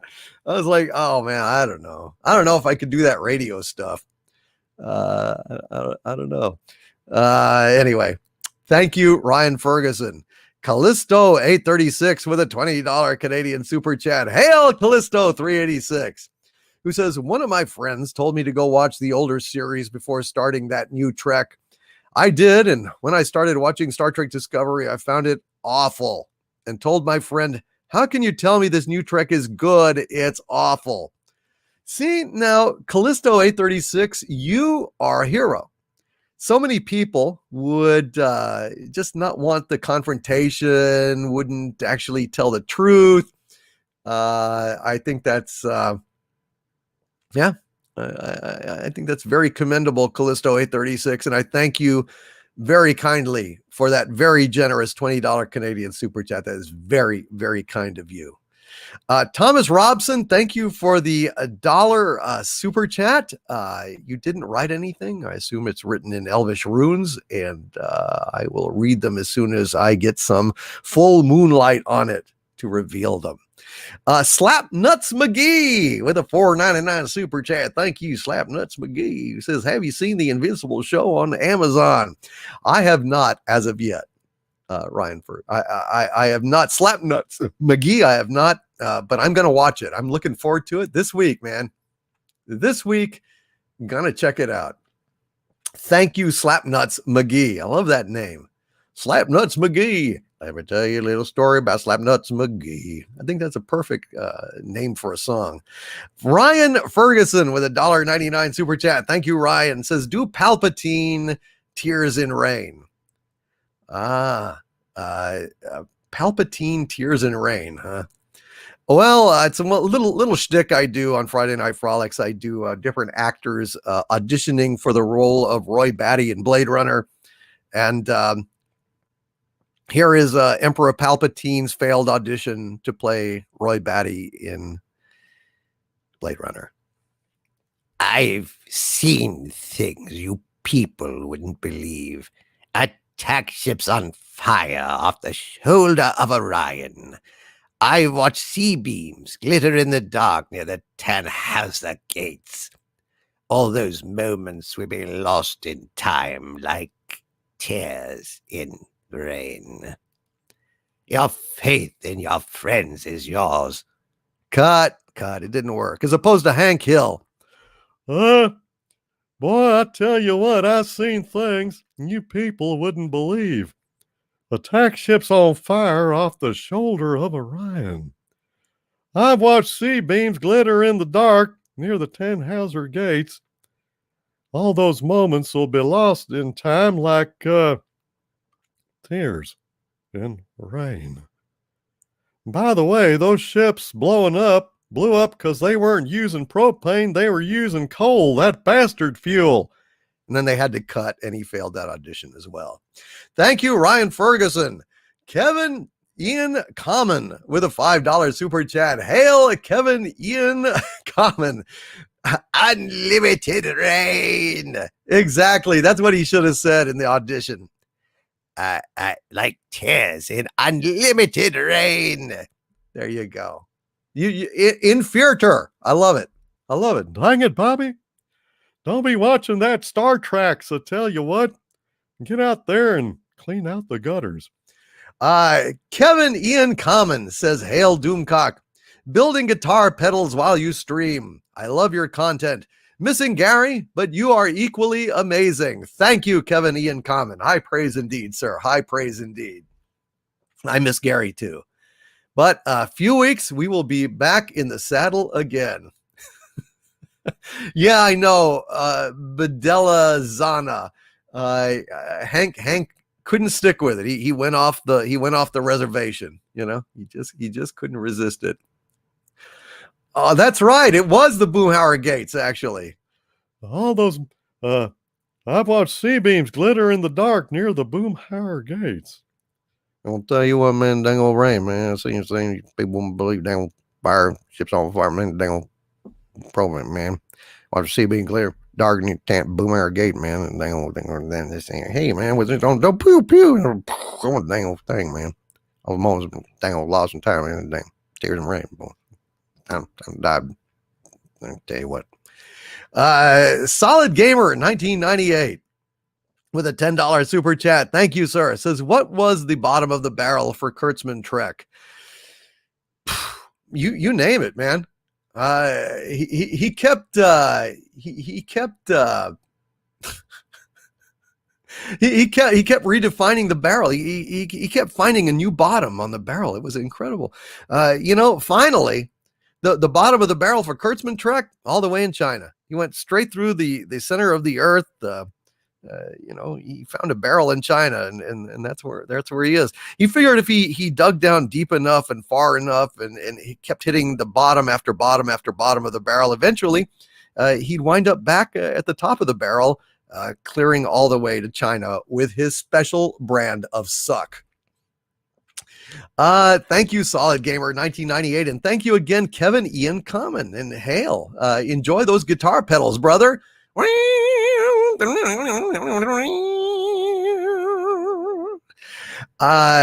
Let's see. Narot Anaximand Bear with a $10 super chat. Hail, sir. Thank you for the super chat. He says, I have a hunch that Lord Doomcock could out sci-fi the original Trek and destroy the best old Godzilla with our support and modern technology. Hollywood wastes so much money and talent. They certainly do. They have no respect for talent, for storytelling, for history. They have no respect for our civilization. They really, really are creatively bankrupt leeches, lampreys attached to our pop culture and draining it dry. Hail Narot Anaximand Baron, thank you for that $10 super chat. House Atreides with a $10 Canadian super chat. Thank you, House Atreides. Says Doomcock, the legendary Tron from Twitch, was on Echo Base Network last night. He talks with a keyboard. He is disabled. The excitement on his face for being on the show was so amazing to see. Oh, that is awesome. That is absolutely awesome. Echo Base Network, bunch of great guys. If I had done a panel tonight, which I decided not to do, but I would have invited Echo Base Network on. Those guys are awesome. And that's nice to hear, man. They're really nice folks over there. And God bless the legendary Tron, sending out a shout for the legendary Tron. God bless him. And I'm so delighted that he had a great time. That's really cool. See, the Fandom Menace, they like to make out like we're such horrible people. And instead, what I have found personally is that you guys out there and members of the Fandom Menace are the kindest, most generous and giving folks I've ever heard.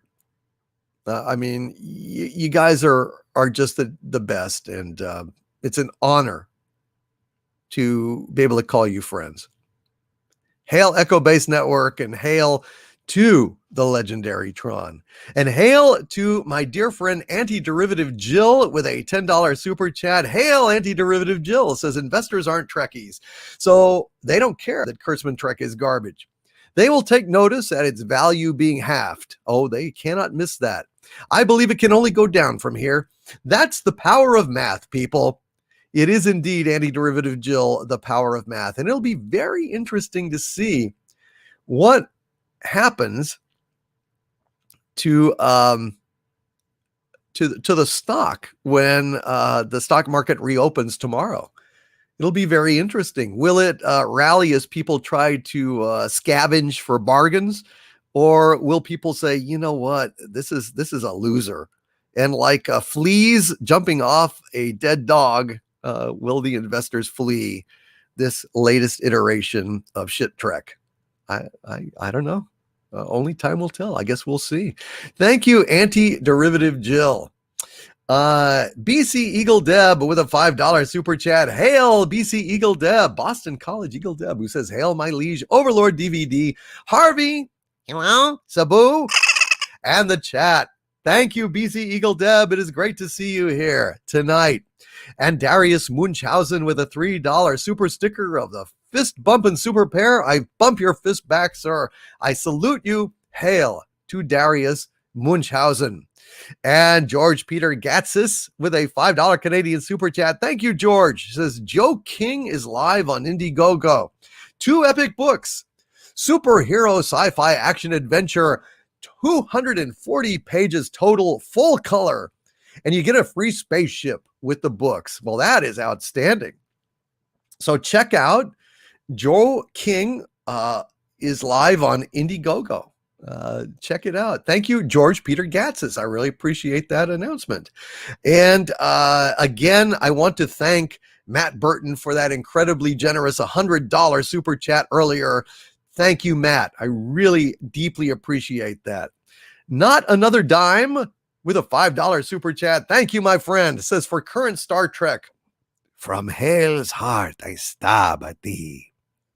For hate's sake, I spit my last breath at thee. Well said. Not Another Dime. Wonder how you ever thought that up. Hail, Not Another Dime. I appreciate it, sir. Bogdan Florin with a £2 super chat. Thank you, Bogdan. Says, because Mike Oxmall, I'm named Victor Van Doomcock. Because Mike Oxmall, I'm named Victor Van Doomcock. Well, hail, Bogdan Florin. I'm pleased to meet you, Victor. My name is Dictor Van Doomcock. The most dickish name I could come up with. And Kit Kat with a £5 super chat. Thank you, Kit Kat. Says, sing one serious and one parody song, please, so the Inquisition audience can see what they could have if they joined us on Friday Night Frolics. Well, Kit Kat, gosh, I don't know. Since you requested it, you know what? People probably want to hear this this Star Wars We Hardly Knew Ye. So why don't I do that? I do. I write parody songs partly out of protest, and this is one about the degradation of Star Wars. I'll just do this one, and then we'll move on. I'll do a little song at the end here, but this is a good one. This is set to the tune of Johnny We Hardly Knew Ye, and it chronicles the end of Star Wars, and it goes like this. When Disney bought the Star Wars name and Luke, when Disney bought the Star Wars name and Luke, when Disney bought the Star Wars name, that galaxy far away they did fame. The Force has never looked so lame. Star Wars we hardly knew ye. With your Jedi Knight lightsaber fights and Luke, you showed us all such wondrous sights. And Luke, The Force is with you that they used to decry. Now the Force is female, so if you're a guy, you're out of luck. Ta-ta, bye-bye. Star Wars, we hardly knew ye. The Force Awakens ripped us off. No Luke, no Luke. The Force Awakens ripped us off. No Luke, no Luke. They killed Han Solo, and to my regret, they turned Chewbacca into Rey's pet. Leia shunned Chewie and hugged Rey instead. Star Wars, we hardly knew ye. The Last Jedi spit in our face. Poor Luke, poor Luke. The Last Jedi spit in our face. Poor Luke, poor Luke. What they did to Luke was a terrible blow. They murdered our hero and laid him so low. A cowardly traitor I never did know. Star Wars, we hardly knew ye. By the time the third one came around, dead Luke, they tried to fix what they had done. Poor Luke, poor Luke. But Palpatine, he did survive. The Star Wars brand they could not revive. The Skywalker clan did die. Star Wars, we hardly knew ye. Though the legend lives on in our hopes and dreams with Luke, Star Wars was not what we thought it seems. No Luke, no Luke. The tale was all about Palpatine's schemes. Palpatine triumphed and Rey was his means, and all that's left is broken memes. Star Wars, we hardly knew ye. Oh, Star Wars, we hardly knew ye. Star Wars, we hardly knew ye before they cut your throat. Thanks, Kathleen. Really appreciate that.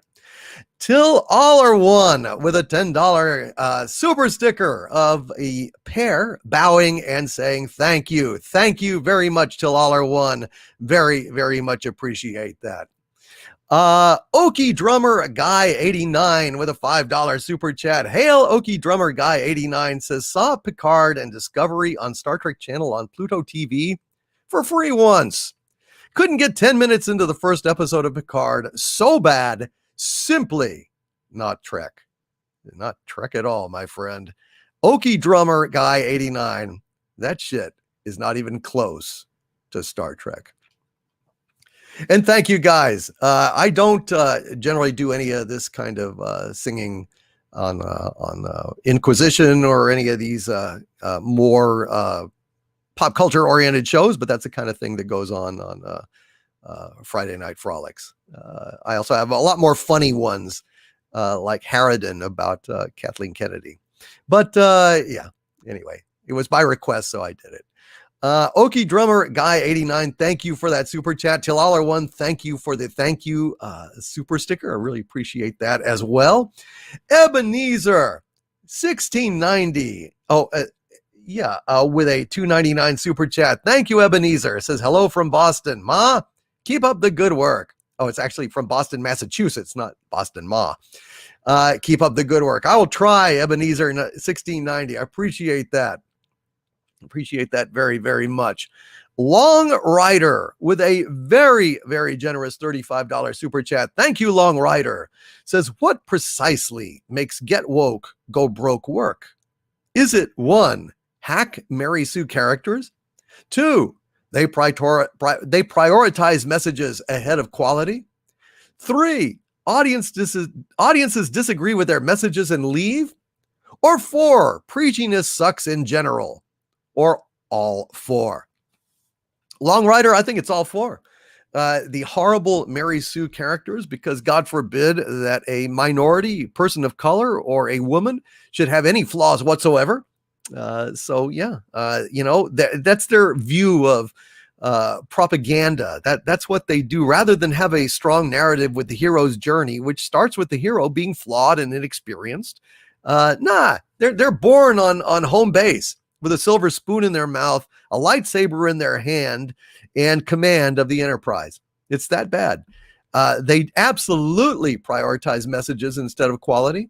You're starting to see that on some of these Disney shows too. The Falcon and Winter Soldier, the wokeness has started creeping in on this last episode, if what I heard is true. Audiences disagree with their messages and leave. Oh, you'd be surprised, Long Rider. I've got a little data on that, and I've got a report coming out very, very soon on that. And finally, preachiness sucks in general. Amen. You know, they turn every fucking story into a goddamn Super Friends episode. Remember at the end of Super Friends where it said, "So kids, this teaches you to mind your parents and eat your spinach. Otherwise, Lex Luthor will destroy the world." You know, it's like, thanks. Yeah, I could have done without that. Usually tuned out before that point. Thank you, Long Rider. Very kind of you, sir. M Tax Shark with a $5 super chat. Thank you, M Tax Shark. Says ruining Star Trek like Doctor Who would take retconning the whole thing to like destroy Vulcan or something. Oh wait. Hail. Yes, M Tax Shark. They did destroy Vulcan. And even worse, in Star Trek Disgracery, they renamed Vulcan Nivar. Nivar. Nivar was Vulcan. Nivar will be Vulcan. And Star Trek will Nivar be the franchise that it used to be. And fans will Nivar tune into that shit again. Thank you, M Tax Shark. And Glinser with a $5 super chat. Thank you, Glinser. Says, did you hear the one about the woke writer with an original idea? No? Me neither. No, I've never heard that of a woke writer with an original idea. I never heard that, Glinser. That's a very good point, sir. Thank you for that super chat. Appreciate it. And Leather Collar with a $10 Australian super chat. Thank you, Leather Collar. Says, greetings, Doomcock. Sending you support and love from Australia. Keep on the good fight. And thank you for another great live stream. You're welcome, Leather Collar. Thank you very much for that support, that super chat. And hail Australia. Hail Leather Collar. Appreciate that, sir. Let's see. Where are we? Finbar Hooley with a $5 super chat. Thank you, Finbar. Says, if I live another 20 years, I wonder if the pop culture landscape that remains today will still exist, or pop culture will be completely gone or woke. Ah, God, God only knows, man. If I have anything to do with it, it will be restored. And once again, we will have wonderful, wonderful pop culture stories again. And, that last generation of woke assholes will be supplanted by kids that grew up hating that woke shit. And things will be restored to something close to the way it was in the grand old age of pop culture. But until that day, it'll never come about unless we keep fighting. And that's why I'm going to keep fighting. Tobias Gregory, thank you, sir. It says your Australian accent is not terrible. Thank you. Appreciate it. Appreciate it a lot. I'll tell you what, man, I sure do like my southern accent. Bubba Doomcock, I like talking like this. That's where I grew up. I know all this stuff, and I got an inner country boy inside me just struggling to get out. So there you go. Nicholas Horton with a £5 super chat. Thank you, Nicholas. Says it's a shame that Doctor Who has gone down the effing shitter, and it's approaching the 60th anniversary in 2023. How do you have an anniversary for something that's dead? Nicholas Horton. I don't know. Hail Leather Collar. Hail Finbar Hooley. Hail to Nicholas Horton. And hail to Jer Molina with a $4.99 super chat. Hail Jer Molina. Thank you, sir. He says, your thoughts on Falcon and the Winter Soldier, or are you boycotting Disney like me? I'm glad you are, Jer. I'm glad you are. I tell you what, I am not paying Disney a dime. I have access to Disney Plus through the intervention of a friend. So I am able to watch these things and review them, but I do not pay them a dime. So that is the difference, sir. Jer, my thoughts on Falcon and the Winter Soldier. I've only seen the first episode. I haven't seen the second one yet, which, I think that right there is an indictment. When you don't even know what day of the week the show comes on, means you're really not all that into it. I thought the first episode was pretty mediocre, pretty boring, Jer, pretty boring. It was not what it should be. It was not up to snuff. 50 minutes. Jesus. Can you imagine that it's only a six-part miniseries? And they spent the first 50 minutes of it, the first episode on it, wasting our time with a whole bunch of really boring shit. Hey, Falcon goes to the bank and gets turned down for a loan. That was fun. He's fixing up a batch of gumbo or some shit. That's great. And then Winter Soldier is like going, I don't know, he's hanging out with friends or some shit. I don't know, it's probably setting up shit, but it really, honestly, was pretty boring other than a few action sequences. And let's face it, this is a comic book movie. Comic book movies should either be really funny or have really good action, you know, or they can be alternate. Finally, 3, they can be very dark and kind of surprising and shocking and dramatic. Those are kind of the 3 things. Either really great action, really funny, or really dark. And they should always be fun.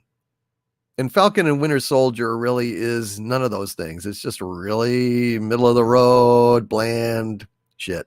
The best thing on Disney Plus has been The Mandalorian. Straight up. Jon Favreau does a hell of a great job.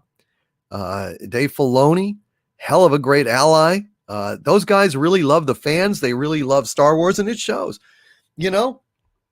And I just wish that, you know, Kathleen Kennedy had not screwed up everything that he was meticulously planning and trying to achieve by getting Gina Carano fired. Allegedly, according to sources that I've heard, it's a rumor. So, you know, I can't say 100% that it is so, but I've heard it from so many different sources and stuff. I tend to believe it. But either way, you know, at some point, she's just an impediment. She's just an impediment. Her contribution to Star Wars lately has been the High Republic. And how well is that doing, kids? You really love Geode? Geode. Yeah. Tom Hanks in the chat. Have you watched The Boys? A really interesting take on superhero movies. Yes. The Boys was pretty good. I mean, I don't know. Some of the wokeness was a little much to take, but overall, I did like The Boys. I think Anthony Starr is fantastic as Homelander. I loved him in Banshee. Banshee is one of my favorite shows of all time. And it has some really good stuff in it. Every episode of The Boys had some great stuff in it. Not nearly as good as the comic book series, which I read, but it is good stuff. And I would definitely recommend watching it. Hail Jer Molina. And hail to Rod Thunderheart with a $5 Canadian super chat. Thank you, Rod. Says, hail my liege. The Suicide Squad. Hi Courtney continues to hi Courtney these movies with his high Courtneyness. I can't argue with that, Rod. With logic like that, how the hell could I dispute it? Thank you, Rod Thunderheart. I raise my glass to you and I say unto you, cheers.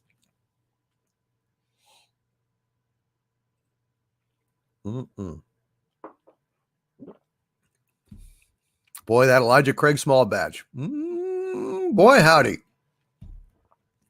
And Lettuce says, Geode is a fugitive from the Druid police. He escaped from a circle. They want him back. Can't identify where Jupiter is without fucking Geode back in his place. I like it. And Molecular Art says, Star Wars success is built on rock solid characters. I know. But if there's one thing the Geode has taught us, friends, is we can't take Star Wars for granted. Oh, geez. That's terrible. Yeah. Geode has taught us you cannot take Star Wars for granted.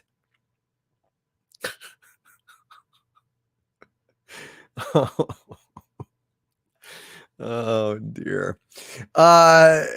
Elite Spanker with a $5 super chat. Hail to the Elite Spanker. Says, I just saw that the CW, the Constant Woke channel, is remaking Kung Fu with a female lead. Another classic destroyed.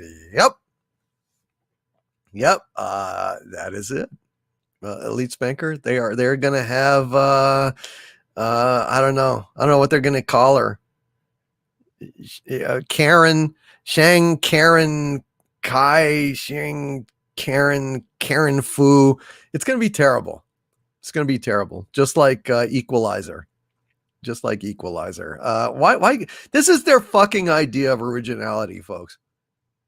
This is their idea of originality. That, hey, we're going to take a show, and where it was a guy, we're just going to make a girl. Or we're going to make it a black guy instead of a white guy. It's just pathetic. One of the worst fucking things on TV right now, folks, is something called the Irregulars. It's not enough that they had Enola Holmes, where it was a show where it's actually Sherlock Holmes' smarter sister that is responsible for all his crime detecting success.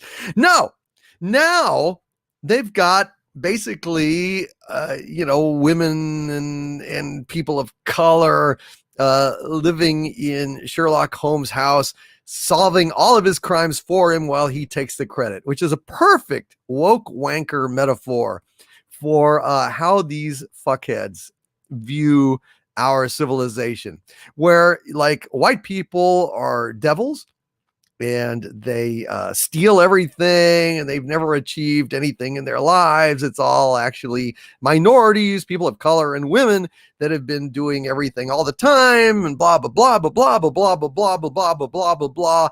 Jesus makes me sick. Ruining a classic character like Sherlock fucking Holmes. And you've got his sister who's smarter than he is solving his crimes. And you've got now, people of color. I haven't watched the damn thing, but it's just, it's like a metaphor of the white men, basically oppressing and taking credit for the work of minorities and women, etc. and so on. So yeah, you cannot get away from this woke shit in Hollywood. I just hope it bombs. I hope it stinks. I hope it absolutely tanks. I hope that the idiots that made this shit are standing in the same unemployment line as Viacom CBS executives when all this shit is done. And John Boss says, "Elementary, dear Twatson."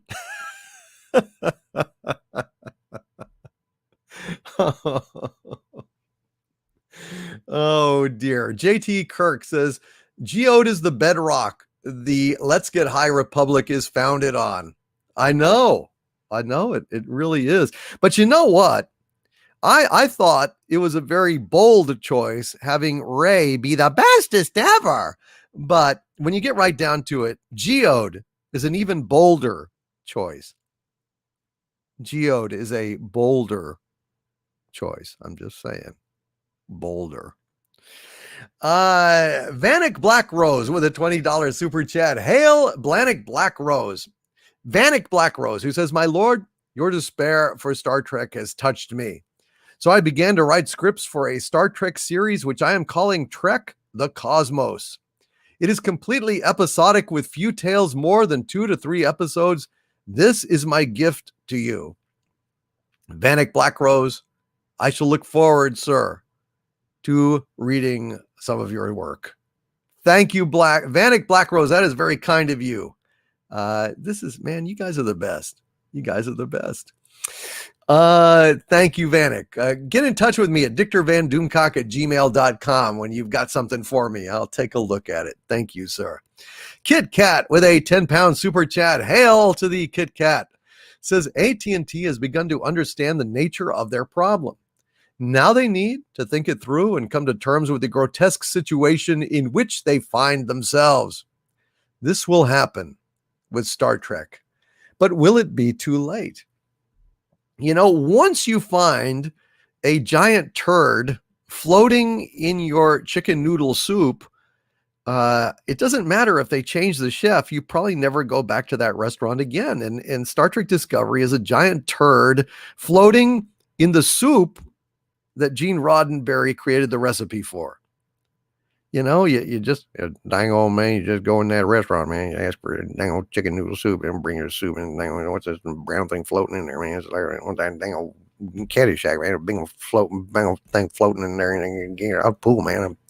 Put down that chicken soup, get out of there, never go back. That's what it is. Never go back. You never go back. Hail Kit Kat with a 10-pound super chat. Very kind of you, Kit Kat. And that's basically where Viacom CBS is. At this point, I mean, you could stop the bleeding, but is there enough blood left in the patient to avoid permanent brain damage? I just don't know. Oh, Draven Blaze asks, does Geode like heavy metal or just hard rock?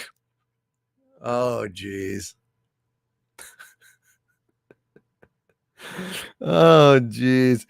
You know, I would say that the High Republic is basically a big glob of slop. And I would say Geode is a chip off the old slop. Hey-o, Nolly with a $20 super chat of extreme generosity. Thank you, Nolly. Says, me and my brother are only getting into Star Trek, so I can only imagine how you feel. My last message asked about anthologies. Think about DC. I truly believe in this lies a great new power the fans may yet wield. New IPs. Oh, absolutely. I support new IPs like the Expanse, for example. Turned out to be a great new IP. Unfortunately, this last season was left a bit to be desired, but ultimately, I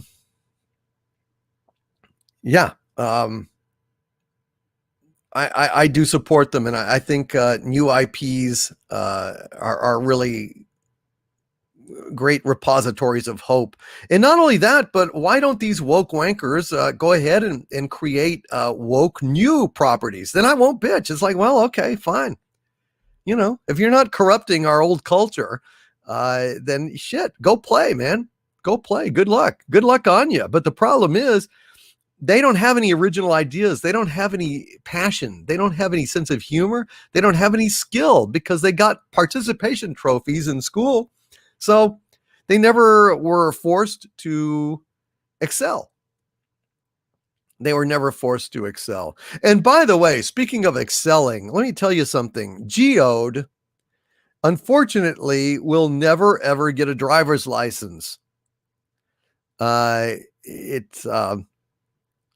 He never could get a driver's license because let me tell you, every time that he tried to take his driver's test and start the car, it would always crystal out the car. He would always like mess with the shift stick wrong and flood the tank, and essentially every car that Geo tries to drive would crystal out.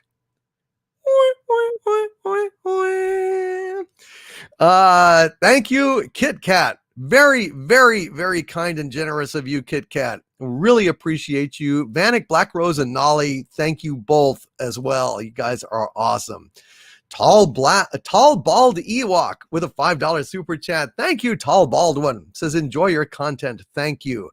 You are very, very welcome, Tall Bald Ewok. Thank you very, very much for that.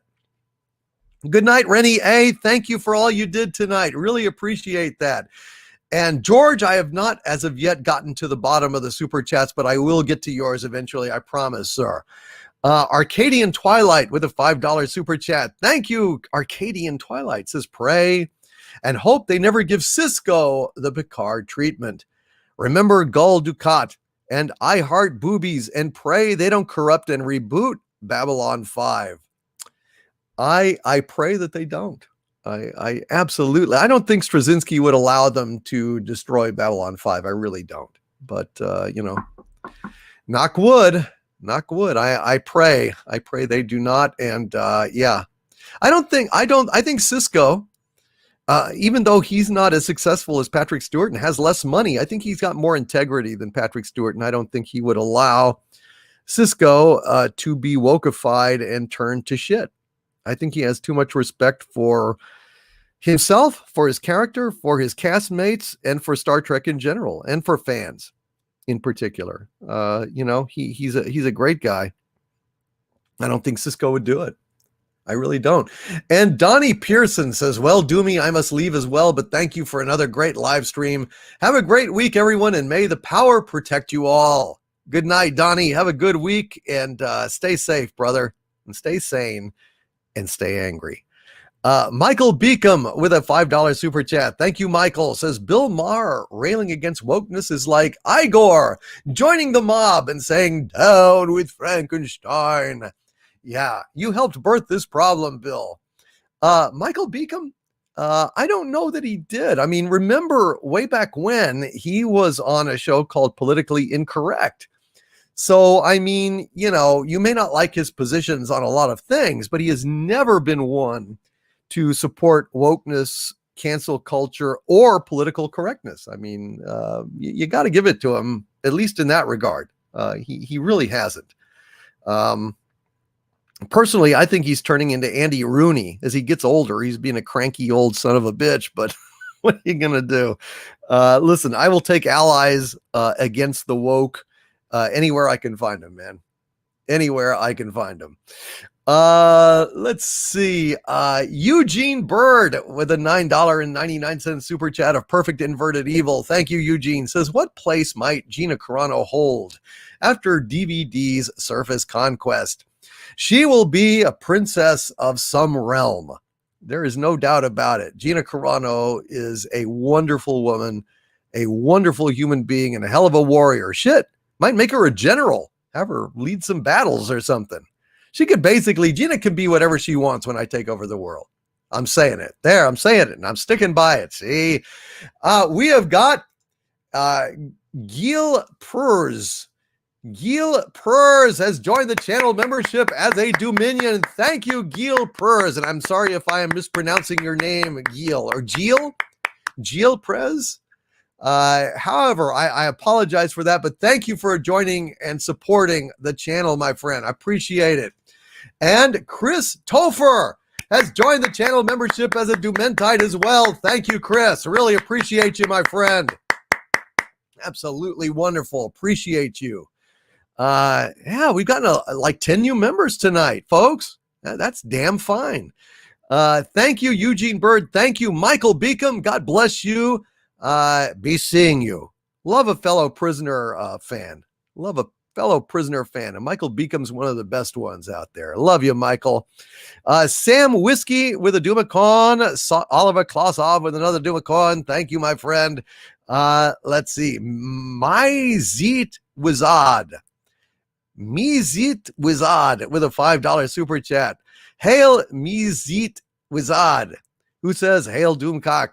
The Snyderverse fans have been negatively review bombing Godzilla vs. Kong on Rotten Tomatoes and IMDb per a CBR article, trying to get them to stop. Yeah, well, that's why I said something. I haven't seen it personally, and I don't know if this is true or not, but I would be very disappointed in the Snyderverse fans if this is indeed the case, because like I said earlier, a rising tide lifts all boats. And, more people being attracted to HBO Max because of Kong versus Godzilla can only help the Snyder Cut. I encourage them to watch it. And I would encourage AT&T to give the man one more movie to make his Dark Side epic, because I really wanted to see it at the end of this. Thank you, Mizit Wizard. I appreciate that. That's a cool name, by the way, my friend. And the Zuck with a $2 super chat. Hail to the Zuck, who says, hail my liege. Have a small tip from a newer man. Thank you, the Zuck. No tip is small to me, man. None. I have been on I've done work in the past where getting a $2 tip made my night. So believe me, a 99-cent super sticker to me is an incredible thing. I never will get over the kindness and generosity and support. It means an awful lot to me. Anything means a lot to me, and I deeply, deeply appreciate it. William Barr with a £2 super chat. Hail to William Barr, who says, I liked The Invaders. Was it 50s show? Hail William Barr. Actually, just this past year, I watched The Invaders. I got the entire series for Christmas, and I watched it over the course of, several months. Usually on the weekend, I would watch an episode, eating some pizza or something, drinking some beer, margarita or something, during this terrible confinement period we've all been undergoing. And I really like it. But no, it was actually a 60s show. It was, I think, in the 1967, 68, I think.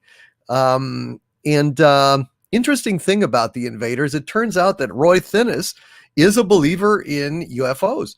And the reason is, and here's another weird synchronicity that happened, and he himself described it. He was driving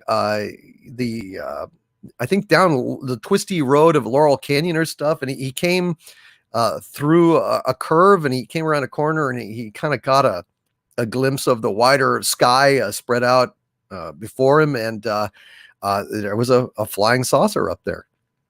And it was just before he was about to start shooting The Invaders. So, God, it's almost like an omen, isn't it? It's almost like the aliens knew that he was going to be shooting it. Isn't that something? This is an interesting little aside. Hail William Barr, and thank you for that £2 super chat. I do love The Invaders. It's a cool show. With a soundtrack by Dominic Frontiere, which I think is a pretty damn good soundtrack. And Kit Kat, whose generosity tonight knows no bounds. Kit Kat with a 20-pound super sticker. Hail Kit Kat, and holy crap. And this super sticker is awesome. I've never seen this before. It is a hippo crying, pulling back and yelling, epic fail, shouting epic fail to the heavens. I guess this is probably a hippo from Viacom CBS. Epic failing since Star Trek Discovery. Thank you, Kit Kat. That 20-pound super chat. And I see Gil Pers with a $5 super chat is asking me to put my helmet back on. And I said I would put my helmet back on. Therefore, let's put my helmet back on. But I'm going to take a drink first.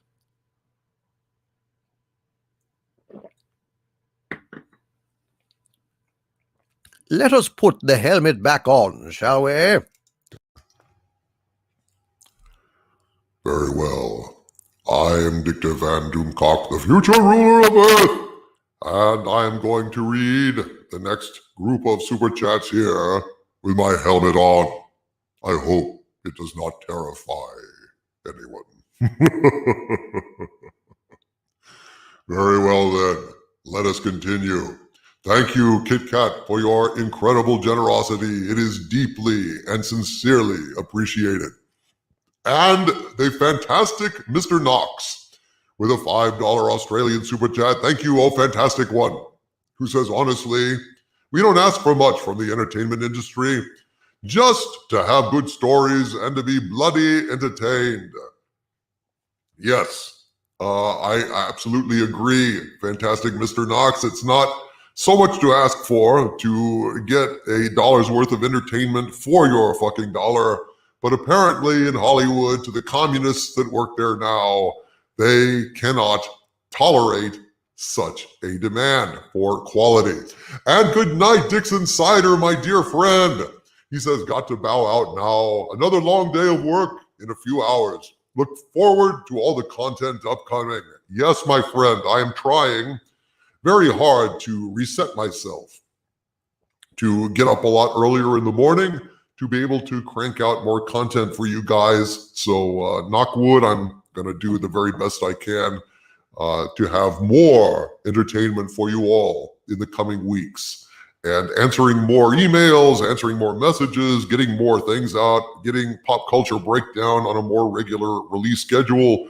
Of course, I am a one-man operation, so it's very difficult. But getting up earlier will help me an awful, awful lot. And Mary Ashmead, the queen of the wrenches, with a $2 super sticker of Farty Hardy, blowing hearts out her little behind, or boohind, as Dave Bob would say. Hail to the great Dave Bob. And by the way, I just want to say I miss Narutaki-kun. I've been thinking about my friend Narutaki-kun for a long time now. I haven't heard from him in a long, long time. I'm a little bit worried about him. If any of you guys know Narutaki-kun, please ask him to get in touch with me and tell him I miss him, and I'm hoping that he's doing well. I hope that nothing has gone wrong in his life. I really do. And Hail Mary Stone, it's great to see you out there. Cardinal Sin, the great Cardinal Sin, please subscribe to Cardinal Sin. Friends, he is a hell of a guy, hell of a YouTuber, starting out his channel. And I ask you please to subscribe to him. And Cardinal Sin, I'm sorry I could not join you today. Sundays are hard, as you know, but hopefully sometime soon. Good night, loquacious primate. It is great to see you. Have a good weekend. A good week, excuse me. And the name of my friend is Narutaki-kun is his name. I have not heard from him in many a moon, which makes me nervous because he used to always be around. Now he may just be busy with life, but I hope he's doing okay. He's a good friend, and I just hope he's doing okay. I worry about him. Oliver Klausov with a $2 super chat. Hail Oliver, says there is one JT Kirk, and it's William Shatner. Well, we have had a wonderful JT Kirk in here in the chat tonight, but you're quite right. There is only really one Kirk, and it's William Shatner. I do love the Captain Kirk on Star Trek Continues. I think he does a fantastic job, but really, for my money, William Shatner is James D. Kirk. And that's the main point of that. Vic Mignogna does a hell of a job on Star Trek Continues. I love the guy to death. I think he's done some of the best Star Trek ever made. And he has been cruelly treated by a bunch of woke assholes that have tried to cancel him. But there is only one Kirk, and it is Shatner. Mr. Zadok, my new channel member with a $4.99 super chat. Thank you, Mr. Zadok. Says the sad part, which I know you know, is that Bad Reboot is them by the cojones with an ironclad contract. What is the path to breaking free from Bad Robot for Star Trek? Mr. Zadok, I don't know. I've never seen the contract, but I know it must be absolutely just a Machiavellian thing of destructive perfection. Otherwise, CBS would have gotten out of this, I think, a long time ago. They have seen the ruination of their crown jewel, of the most valuable franchise that they owned. One does not see that kind of destruction.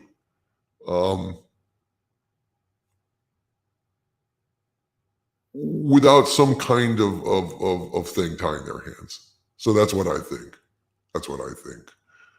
Oh, Kirok! Yes, Sean Carter, Kirok. I'm Kirok! Anyone know the name of that episode? Where he was Kirok? It's a good episode. Hail, Mr. Zadok. If I could see the contract, maybe I could come up with some kind of brainstorm. I just don't know. All I know is it is horrible and will cause problems.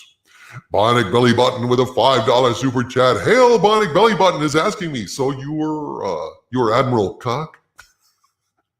I'm Admiral James T. Cock of the Starship Doomcock Prize.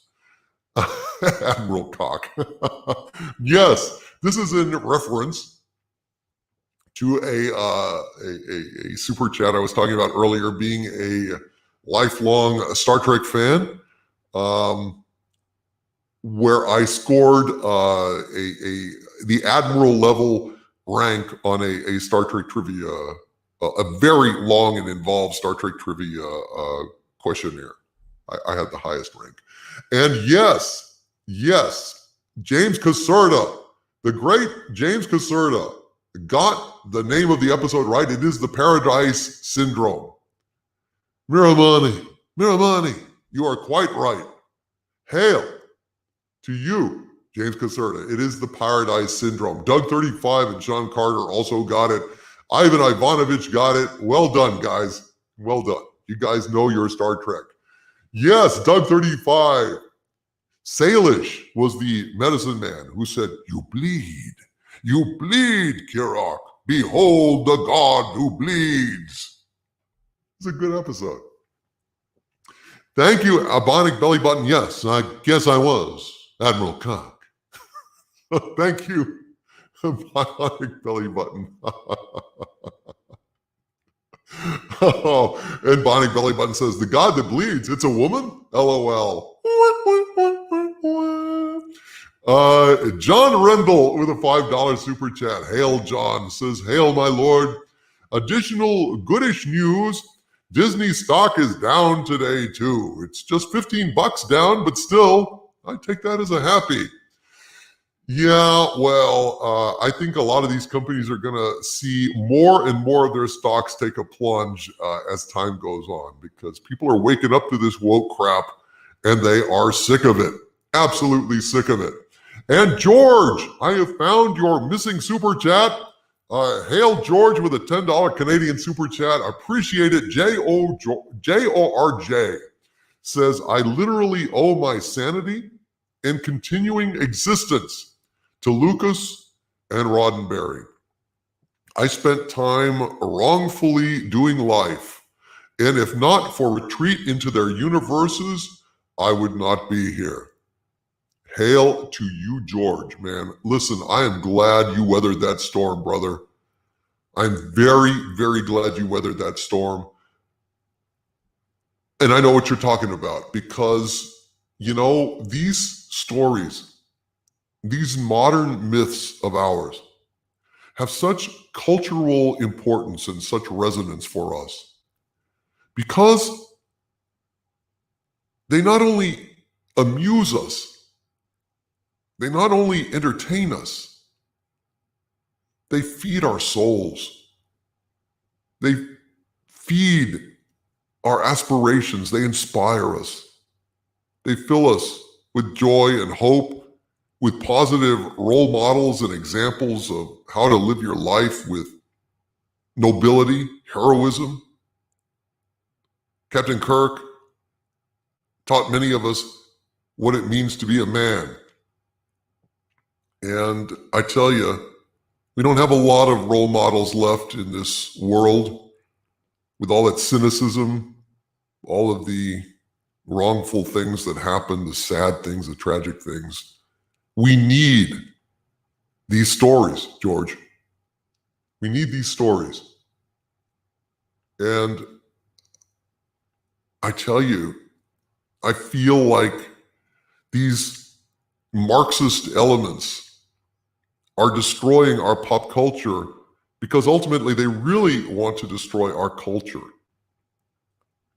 They want to demoralize us as a civilization, as a Western civilization. They want to take away our inspiration. They want to kill our dreams. They want to undermine, humiliate, and break our role models like Luke Skywalker, like James T. Kirk, like Spock. And that's another reason why we have to keep fighting as hard as we do. We have to keep fighting. Thank you, George. I'm sorry it took me a while to get to that super chat, brother. I hope you are still out there. I hope you're still listening, and I thank you very much for your generosity, and I thank God that you made it through that storm, brother. Thank you, George, and bless you, sir. And a Brazilian Jim 45 with a $4.99 super chat. Hail to Brazilian Jim 45, who says, new subscriber, keep rocking, my friend. Thank you, Brazilian Jim 45. Deeply appreciate that support, and thank you for subscribing. God, I'm getting close to 250,000 subscribers, aren't I? Let me see, where am I at right this minute? Wow, holy shit, folks.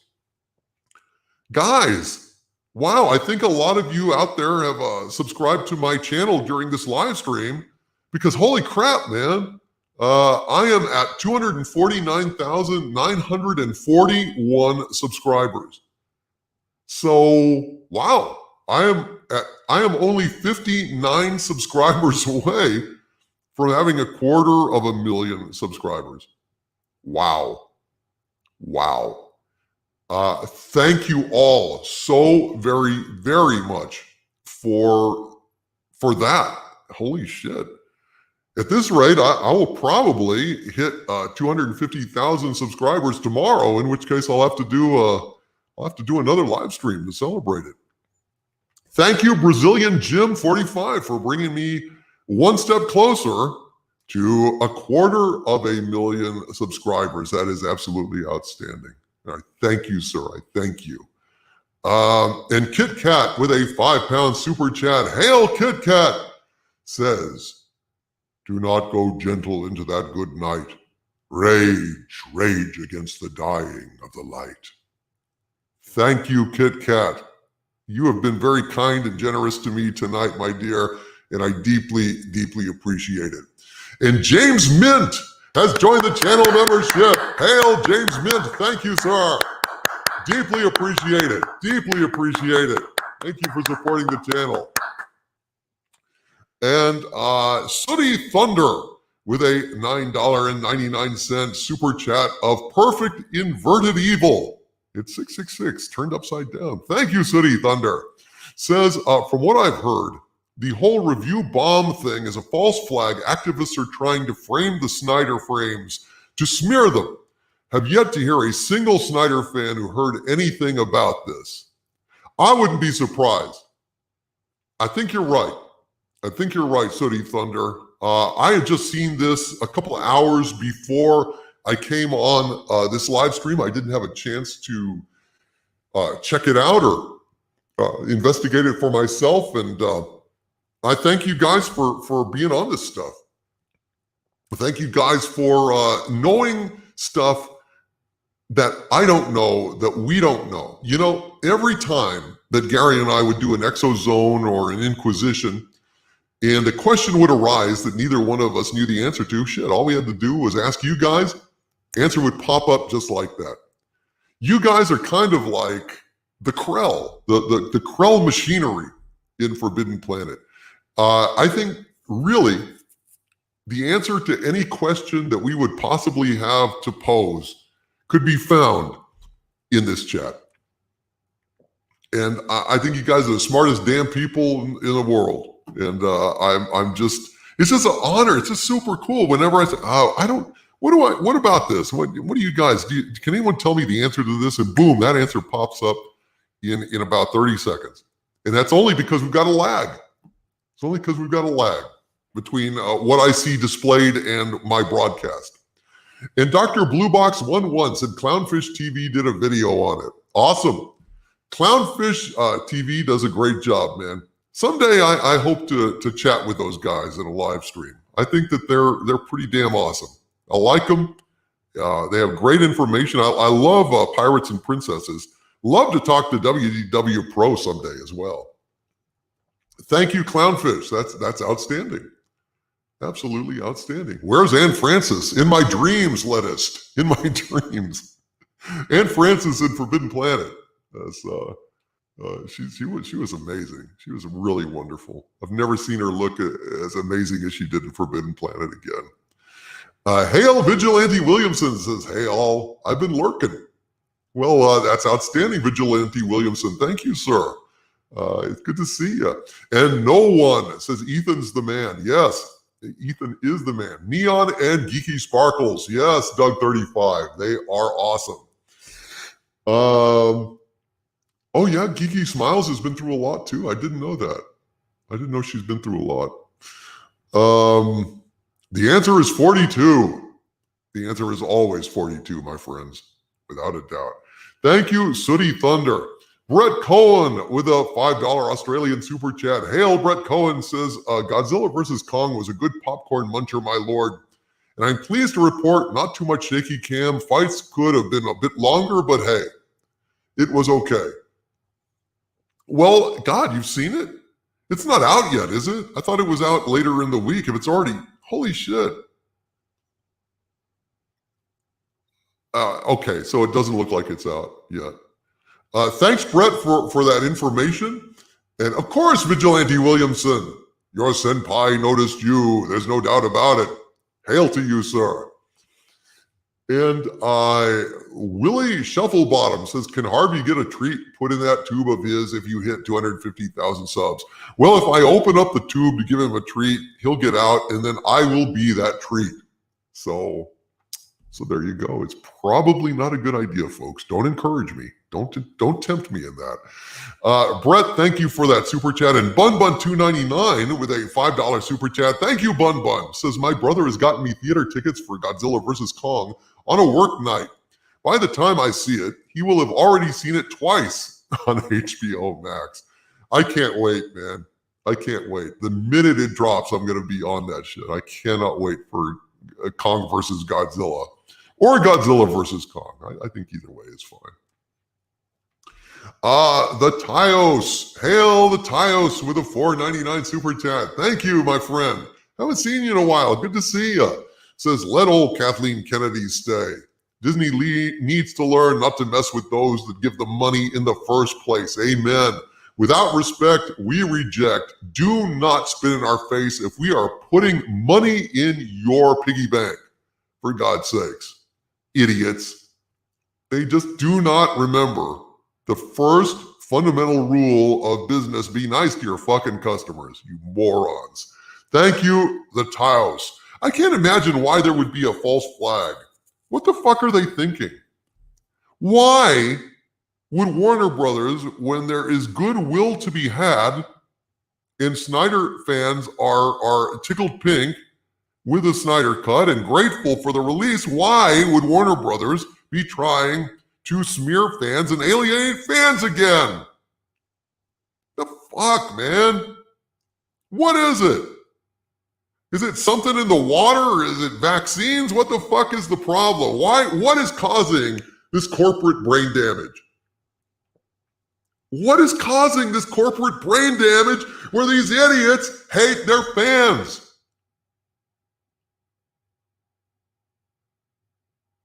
I just don't fucking get it. I just don't fucking get it. Thank you, the Taos. Rod Thunderheart with a $5 Canadian super chat. Thank you, Rod. It says, looking forward to Ghostbusters Afterlife. It was filmed in Drumheller, Alberta. That's where the dinosaur Badlands are and where Superman 1978 was shot. Very cool. I am looking forward to Ghostbusters Afterlife. I just hope that they keep the funny in it. The trailer really wasn't funny at all. So it's fascinating to me. And Azurian says in the chat here, James Gunn tweeted a defense of Snyder Cut fans. Good. That's good. I'm really glad because I like James Gunn's work. You know, I really do. I thought Guardians of the Galaxy is one of my favorite. Well, it's my favorite Marvel movie. You know, Iron Man's up there, of course. There's a lot of great Marvel movies, and I love so many of them. But Guardians of the Galaxy, man, that's one of the most exuberant eruptions of cinematic joy that I have seen in my life. I just loved it. I loved everything about it. I thought it was absolutely perfect. And we need more movies like that. We need more fun. We need more fun. Thank you, Azurian, for making me smile about James Gunn. That's cool. And Crease 1984, Warner Brothers wants Snyder fans gone. Why? What the fuck is their problem? It is insane. It is brain damage. It is something. There is something going on. They need to put tinfoil hats on to break the fuckhead ray or something. What are they? I just don't get it. I just don't get it. It's just absolutely bizarre. Mr. Zadok with a $4.99 super chat. Hail, Mr. Zadok says, I really fear for the greatest IP of the last decade, the MCU, because even my idol Feige has broken my heart with quotes about the future being woke. Yeah, Feige, man. I think with the MCU Phase 4, aka the MCU, I think we're going to see that Feige is not the wonderful, maker of films that people thought he was. I think what's going to happen is that Feige is going to drop the ball big time on the MCU Phase 4. And people are going to start wondering, was Feige really responsible for all the greatness in the Marvel Universe? Or was someone else? I just wonder, because I don't know. I don't know how the guy that made Iron Man and Guardians of the Galaxy that oversaw all that could then be turning so horribly woke. I just can't. I can't imagine. Molecular Art says geode sperm is like sand. It gets everywhere. It's coarse and it's harsh. Yeah. Hey, but the thing is, Geode would make a wonderful supervillain. I know that they've got Geode as a kind of a hero, but really I think he's a villain. And you know how I think that? It's because can't you just hear what Geode would say as he committed his crimes and he loomed over everyone flying through the air? He would say, gravel before Geode, gravel before me. Gravel. Get it? Xenobit with a $2 super chat. Hail, Xenobit says, Doomcock, what era cartoons did you watch? Well, all eras. I mean, I've watched everything from Warner Brothers cartoons to Snow White to, Venture Brothers and King of the Hill to, Super Friends. Really no particular era. Modern day, Ren and Stimpy. But I'm not fond of today. I don't really watch SpongeBob or stuff like that. Gravel before Geode.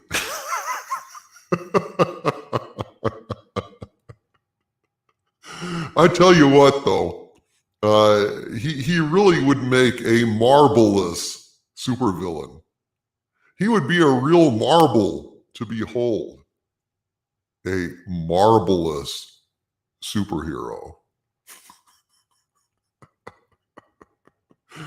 Oh, but I'll tell you one thing about Geode, friends. He really is nice.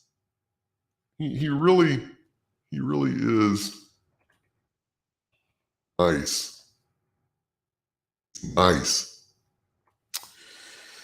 Oh, but I tell you what, when it comes to, he's not a very generous guy. In fact, you might say he's kind of a skinflint. He's not very generous. He's not very generous.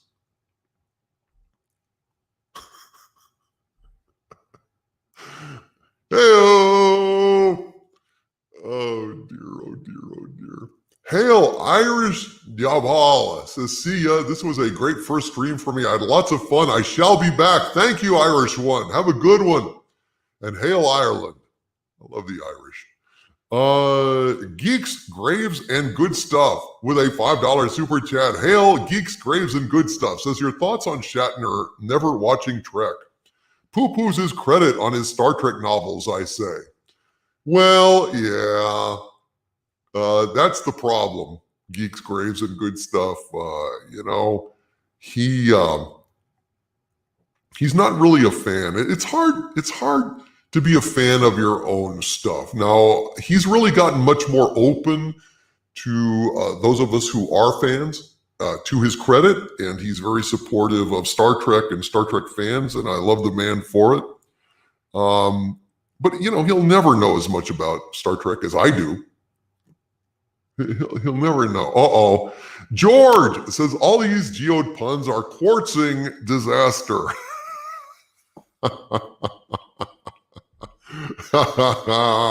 They're quartzing disaster.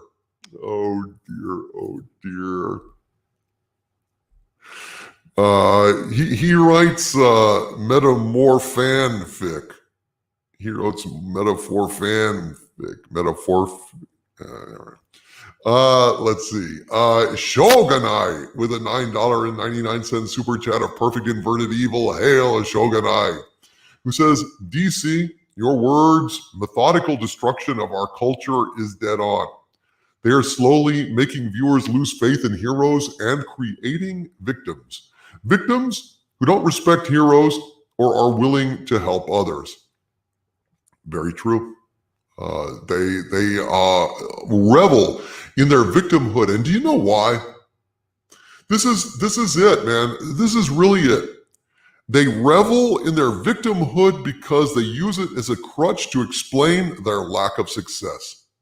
If you are a perpetual victim, then you are not to blame for having a career that goes nowhere, for having no one be interested in your work or opinions. It justifies you sitting in your footy jammies on the couch tweeting about social injustice.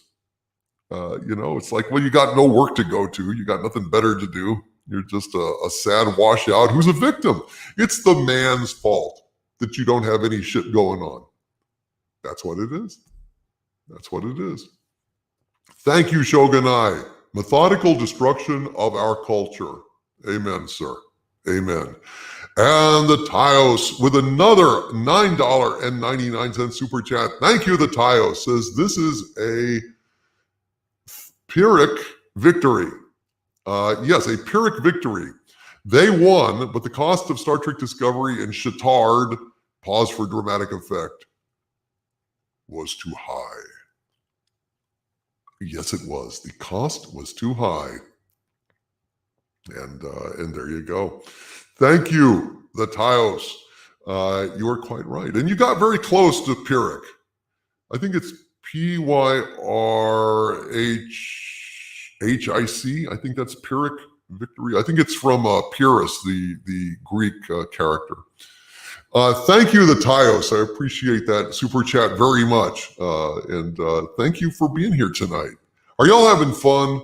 I hope you are. Traz316 says, I'm going to bed. I'm going to let it play on mute. Don't talk about me. Hail Traz316. Why not? Why not talk to you about you? I'll just say good things. You get to hear good things. Good night, Traz. Sleep well, my friend. I think I better take off my helmet now, don't you? What do y'all think? Should I take off my helmet? I'll go ahead and take this off real quick. All righty, friends. Well, I have taken off that helmet. Now I can breathe again. And more importantly, my friends, I can drink again. Cheers.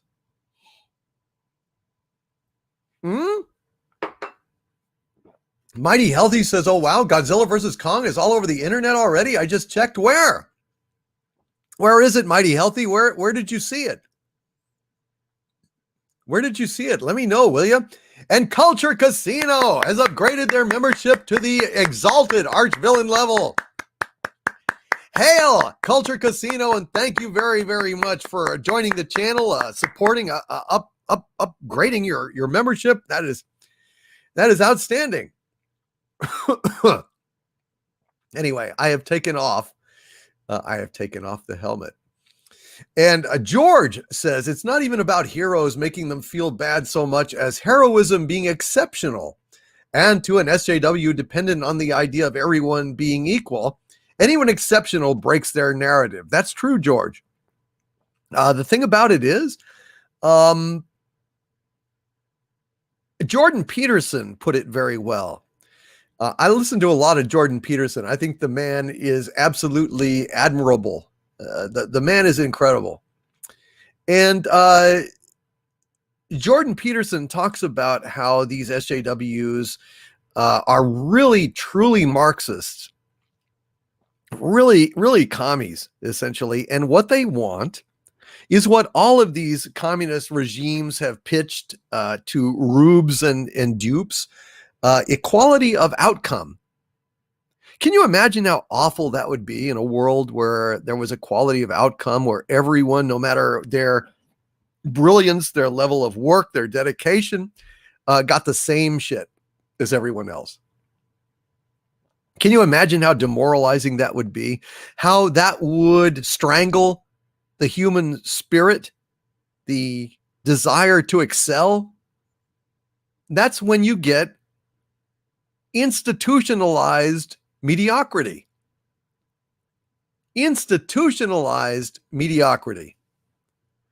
I actually never read a book by Jordan Peterson. I've listened to his live streams. I've particularly listened over and over again to his interviews with Joe Rogan, which are incredibly illuminating and very, very well done. I just love Jordan Peterson. God, I'd love to talk to him someday. If any of you have an in with Jordan Peterson, tell him about your buddy Doomcock and tell him I'd love to talk to him sometime. I'd go on his show. He could come on mine, whatever he wanted. I would just like to hang out with him. I think the man is, it takes a lot to impress me intellectually. He impresses me. He absolutely impresses me. And Crazy Pineapple says equality of outcome equals Borg. Yep. Well said, sir. Well said. Gray Force 11 TK421. Why aren't you at your post? Says recently read 12 Rules for Life. I've heard about that book. I've heard it's very good. Phoenix Rider says loss of meritocracy. I am absolutely a firm advocate of meritocracy. If this were a meritocracy, I would already be ruling the world. But as it is, there's a lot of, well, look at Kurtzman. Is it at all fair, just, reasonable, sane that someone as spectacularly unqualified as Kurtzman would be in control of Star Trek? Oh my God, what a shame. Oh my God, what a shame. Let's see. Logan Darklighter with a $4.99 super chat. Thank you, Logan. Says, in my perfect world, all the woke would be purged from Star Trek and Vic Mignogna would be in charge. Star Trek Continues was a masterpiece. I agree 100%. I would absolutely put Vic Mignogna in charge of Star Trek and feel like it was in absolutely great hands. Of course, he would have to let me write and direct an episode, maybe star on it a little bit. But I'm not an unreasonable dictator. Bizarro meritocracy, says Larry. Amen. Yep, this is quite correct. And by the way, I heard that Dr. Demento's 80th birthday is coming up. I love Dr. Demento. Absolutely love Dr. Demento. I would, God, I'd love to wish Dr. Demento a happy birthday. I don't know how to get in touch with him, but I would love to. And Culture Casino says equality of outcome only renders a society firmly based in lowest common denominator. So the suck is guaranteed. Yes, that's what I said when I was saying institutionalized mediocrity. It kills the human urge to greatness. It strangles ambition. There's just a horrible feeling of futility if you are a genius and you have written War and Peace, and then some clown comes out with a fucking SpongeBob coloring book fan project that stars a cow, and it gets every bit as much money and praise and exposure as your War and Peace work of passion. So yeah, it's not good. It's not good at all. Bonic Belly Button with a $5 super chat. Thank you, Bonic Belly Button says, Doomcock has BDE. Fight me. And she laughs. What is BDE? I don't know what BDE is, and yet I have it. What exactly is BDE? Can Bonic Belly Button tell me what BDE is? I'm sorry, I don't know. Bionic dick extension. Perhaps I don't know. Like a telescoping extra big dick energy. Oh, okay. Thank you. I did not know what BDE was, and yet yes I do. Matthew Carson says Dr. Demento has an active Facebook and my friend Ron may still be in contact with him. I would love to have Dr. Demento on a live stream. I would love to sing some of my song parodies for the good Dr. Demento that I've loved all of my life since I was a kid, man. I listened to Dr. Demento. I think he's absolutely fantastic, and I love the guy to death. I'd love to talk to him. Thank you, Bonic Belly Button. I have BDE. I did not know. Till Aller One. Well, I did, but I didn't know what BDE is. Till Aller One with a $5 super chat. Hail, Till Aller One says, rooting for Godzilla. Kong saved Brie Larson. Boo, hiss. It's not Kong's fault. He just, what can I say? Thank you, Till Aller One. And R. Fletch with a $5 super chat. Hail, R. Fletch says gas bucks for Gary, probably about a gallon. Thank you, R. Fletch. He will very much appreciate that. And Gary, if you're out there, hope you're having a great Sunday and are kicking ass. And Kobe Wan Kenobi says, Lord Doomcock, you remind me of Dr. Demento. That's why I became a fan. Well, thank you, sir. I deeply appreciate that. I tell you what, I do enjoy writing a lot of song parodies, about the Phantom Menace and Star Wars and how horrible this shit is. Here's a little song I wrote that's to the tune of the All in the Family theme song. And this is about, well, you'll see what it's about. It's called That Was the Way. It goes like this. Lucas made Star Wars so great. Star Trek always was top rate. Before the snowflakes brought their hate. That was the way. And you knew who Luke was then. Now men are girls and girls are men. Mister, we could use a man like Captain Kirk here again. Didn't need no pronoun twits. Cancel culture woke half-wits. Gee, they've turned it all to shit. That was the way. Doctor Who, he had a dick. Now Mikey Spock just makes you sick. Mister, we should push the button and end it all pretty quick. Potato Head's a neutered spud. Kennedy's a useless dud. Kurtzman turned it all to crud. That's not the way. There you go. A little song parody. as what I do on Friday Night Frolics. Nicholas Horton with a 10-pound super chat. Hail, Nicholas Horton, who says, unlike the Pacific Rim movies, the Pacific Rim anime on Netflix is better because the battles against the kaiju are all mainly during the daytime. 8 episodes for season 1. More to come. Absolutely, Nicholas Horton. I just today, swear to God, just today, I discovered the Pacific Rim anime on Netflix. I was kind of going through the list and looking at shit. Thank you guys. I appreciate that. I'm gonna watch it. Thank you for the recommendation. You know, I'm always up for something good. Eric Winberg with a $2 super sticker of Bushiba giving a thumbs up. Appreciate it, Eric. Hail to you, sir. Dixon Cider, thank you for the Dumacorn. Kit Kat with a 5-pound super chat. Thank you, Kit Kat. Says, really, you don't need anyone else with you. You can hold the audience fascinated. You don't need the helmet either. Just talk. Well, I thank you for that, Kit Kat. It's really very, very kind of you.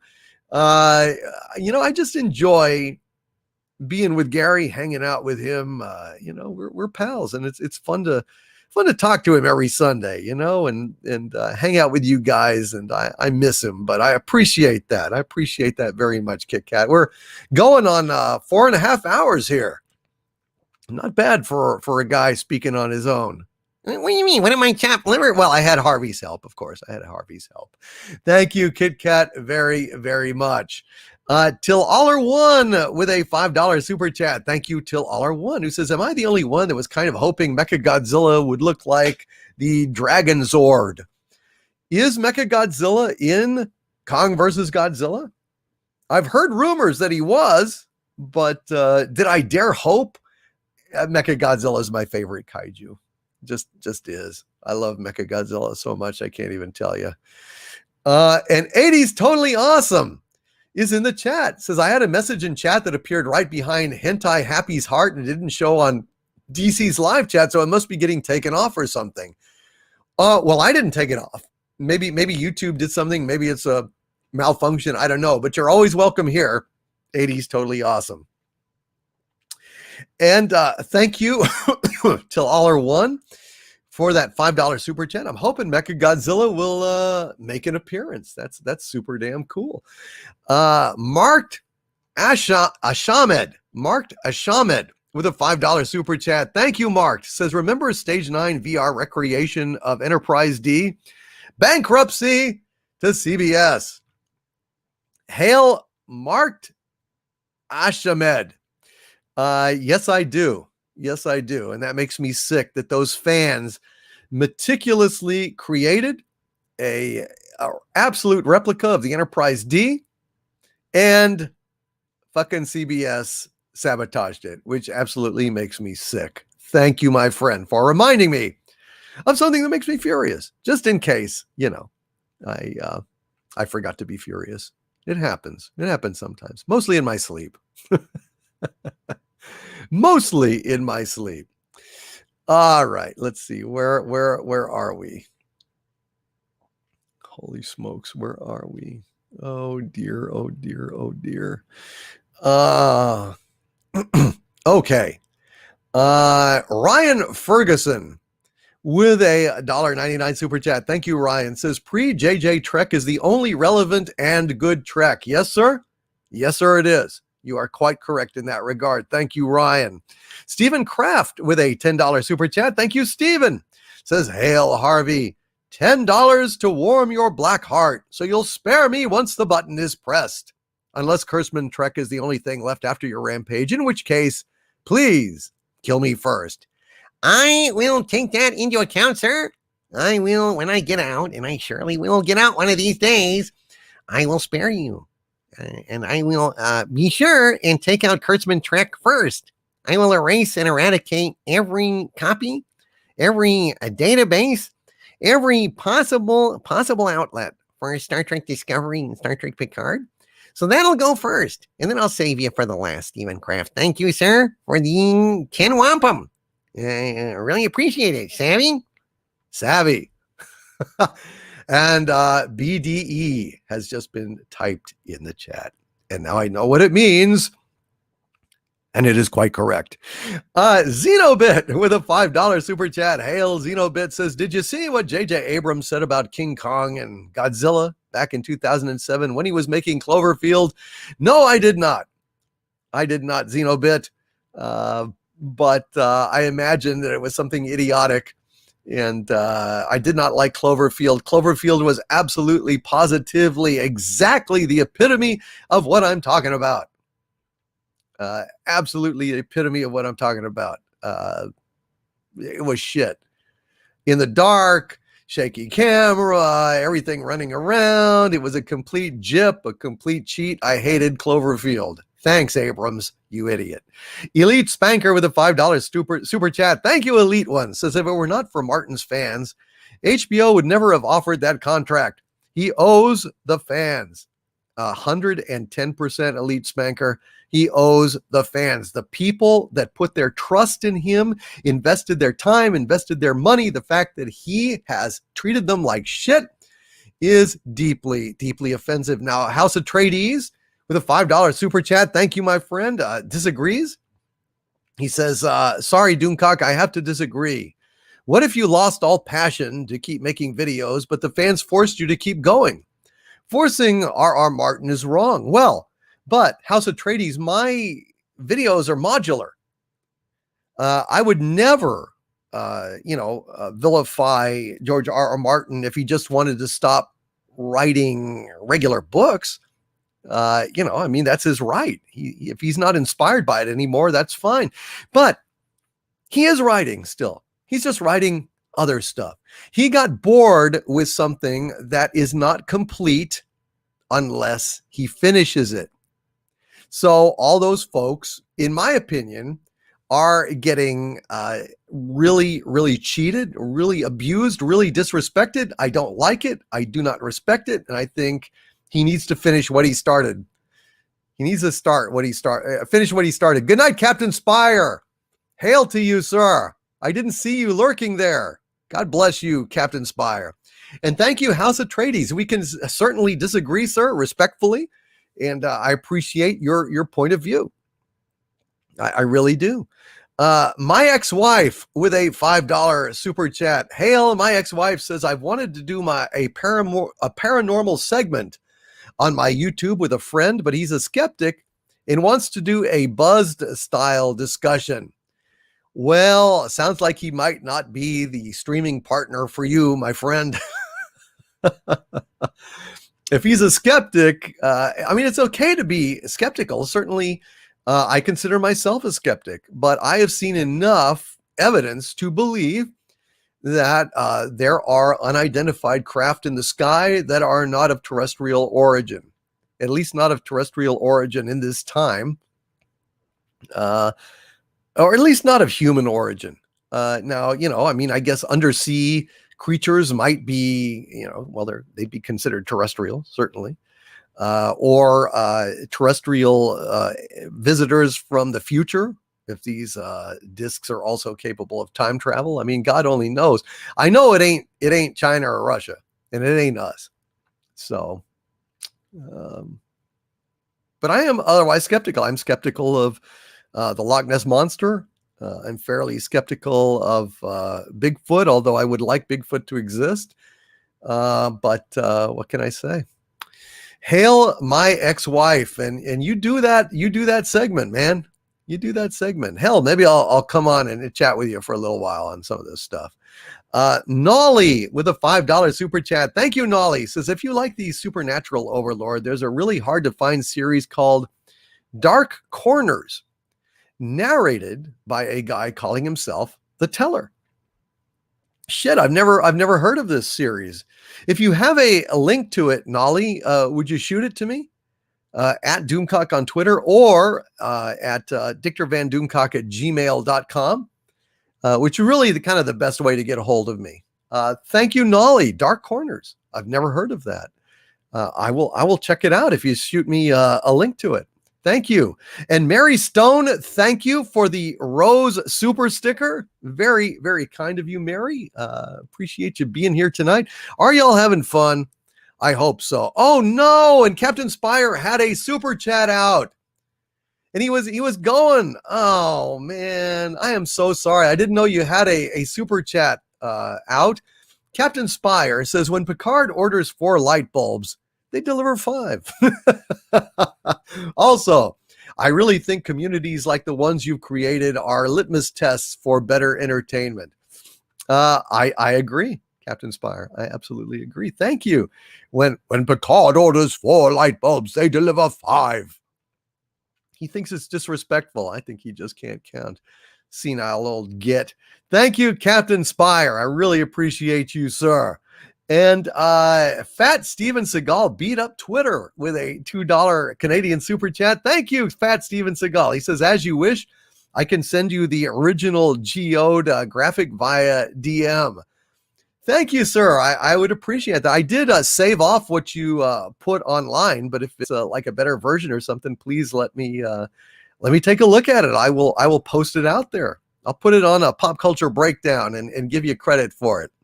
Fat Steven Seagal, you, sir, are awesome. And yes, Mary Stone, I got your rose and I deeply, deeply appreciate it. It is a very romantic gesture. I thank you very, very much, Mary Stone. And speaking of appreciation, Culture Casino with a very generous $20 super chat. Thank you, old cultured one. Says, Suicide Squad will be so very bad. We are back to dumb, unending quip humor, conversation, and backbench villains. 4 or 5 more years of bad films like this will be hard to endure. Thank you for leading the new age of creators. Well, you're welcome, Cultured Casino. I'm a little more optimistic, but I know what you mean. There was a strong element of that in the trailer, and it was a little heavy-handed. But overall, Cultured Casino, I'm hopeful. But we'll see. We'll see. You may be quite correct. It may be terribly bad, but knock wood, I'm hoping against hope that somehow it will be awesome. Thank you, Culture Casino. We'll see. We'll have to touch base after we see the thing. When is it coming out? Does anybody know when Guns Suicide Squad is premiering? Thank you, Mary Stone, saying Lord Doomcock is incredible, isn't he? I appreciate that. And Larry with the Doomicorn. Thank you, Larry, very, very much for that, sir. Larry, thank you very, very much. Captain Spire with a $5 super chat. Thank you, Captain. Doggone it. I wish I'd known that you had these super chats out before you left. I would have hurried up and read them. Captain Spire says Star Trek Online have doubled down on that Klingork Empress being the savior of the Klingon Empire. Even Martok and Worf follow her. Oh my shit. Can't stand it. Oh God, Captain Spire. Jesus. Well, God, that's sick. Thank you, Captain Spire. I'm sorry to hear that. Beth Arstead with a $2 super chat. Did I get it right? Hail Beth Arstead, who says, well, it's not a super chat. It's actually a super sticker of the lemon dancing around and then spreading a kind of peacocky tail feather there. Thank you, Beth. I appreciate the super sticker. Good night, Bellow Triggerfish. It's great to see you. Thank you for hanging out with us tonight. And R. Fletch, thank you, R. Fletch, very much for being here as well. And Beth, thank you for that super sticker. And Captain Spire also had a $5 super chat saying, so apparently Alien, Blade Runner, and Soldier, Kurt Russell as Todd, are in the same universe. Writer David Peoples said they are side sequels. I've heard that, and I'm very, very interested. That's a fascinating analysis. I don't know if the studios would be as happy with that, but listen, I trust David Peoples when he says that, so it must be true. Inferior, good night, my friend. R. Fletch has got to go to bed soon, so I saw a super chat from R. Fletch with a $10 super chat. In fact, says Hollywood is that scene from African Queen with Bogart covered with leeches. Amen, brother. Amen. They're dragging Bogart down. They're dragging pop culture down. It is a sad and sick time for narratives. And R. Fletch with another $5 super chat. Thank you, my furry friend. It says, worst of Star Trek Discovery. Tilly's the captain unseen. 15 Starfleet lifers hang themselves in their quarters. That was a low point in a series marked by nothing but low points, which is really, really saying something. Thank you, R. Fletch, for that. Melissa Lord with a $5 super chat. Thank you, Melissa. Says, did you watch the Suicide Squad trailer? Thoughts? And what about Stan playing Luke? I'd like it if they use Mark's voice and use Stan with no CGI. Love you, DC. Thank you, Melissa Lord. I like the Suicide Squad trailer. I was optimistic after I saw it. It's not perfect, a little glib, a little bit too much of that kind of humor, but overall, I'm excited to see it. I'm looking forward to it. I think it's going to be fun. Stan playing Luke, I'm still holding out for, a really, really good deep fake Luke. But I think Sebastian Stan would do a really, really good job as Luke. Although Sebastian Stan would never consent to having Mark Hamill do the voice and having him just, do the part. I don't think he would go along with that. Although, shit. I mean, maybe he looks oddly like him. He definitely can look a lot like him. So, I mean, that if you had to recast him, that Sebastian Stan would be the guy to do it. That's for sure. Thank you, Melissa Lord. I'm looking just to make sure about, R. Fletch here with a $2 super chat. Thank you, R. Fletch, again, sir. He says, C3MFO, where are you? I'm over here, sir. I'm over here, wondering how I can go about greasing all those dirt bags, those meat bags, sir. Those intolerable meat bags I find on my game server. If I ever find them, sir, I'll teach them 2 million different words for death. Thank you, R. Fletch. And R. Fletch with a $2 super chat says, like Critical's Why We Need Heroes. Very much, sir. Very much like that. And George with a $2 Canadian super chat. Hail, George, says, last one. Good night from Newfoundland, Canada. Thank you, George. I appreciate you being here tonight, man.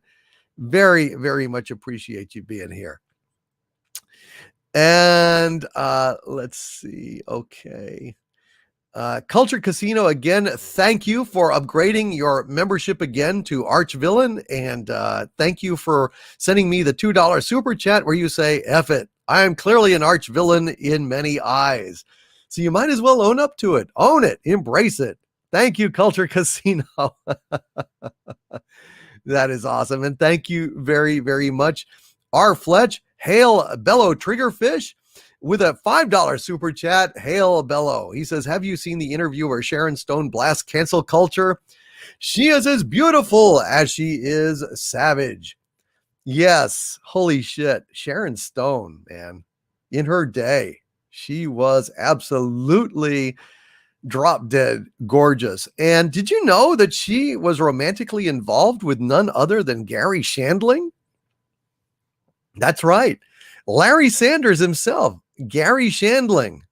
She was romantically involved with him. That lucky son of a bitch. Can you imagine? I can't imagine. I've tried. Not him specifically, but she's something. Let's see. Sanctuary of Geeks with a 10-pound super chat of exceeding generosity. Thank you, Sanctuary of Geeks. Says, it's thanks to you and Jeremy that I started my channel last year, and we are now closing in on 200 subs. Thank you, my lord. And do you and Jeremy still talk? It's a damn shame. I haven't actually spoken with Jeremy for a long time. I really would like to talk to him.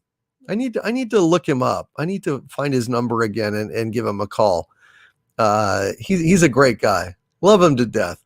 And I would say Sanctuary of Geeks, please subscribe to Sanctuary of Geeks. This is a new channel, a good channel, and has just gotten close to 200 subs.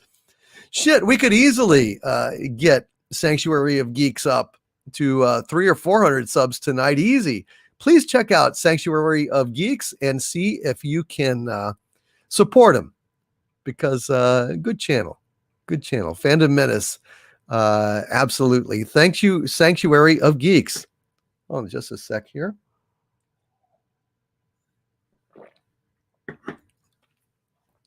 Acure with a $5 super chat. Thank you, Acure. Says, "Hail, Lord Doomcock. Looking forward to you being on Viva and Barnes." Yes, I am going to be on Viva and Barnes this Wednesday at 6 o'clock Central, 7 o'clock Eastern time.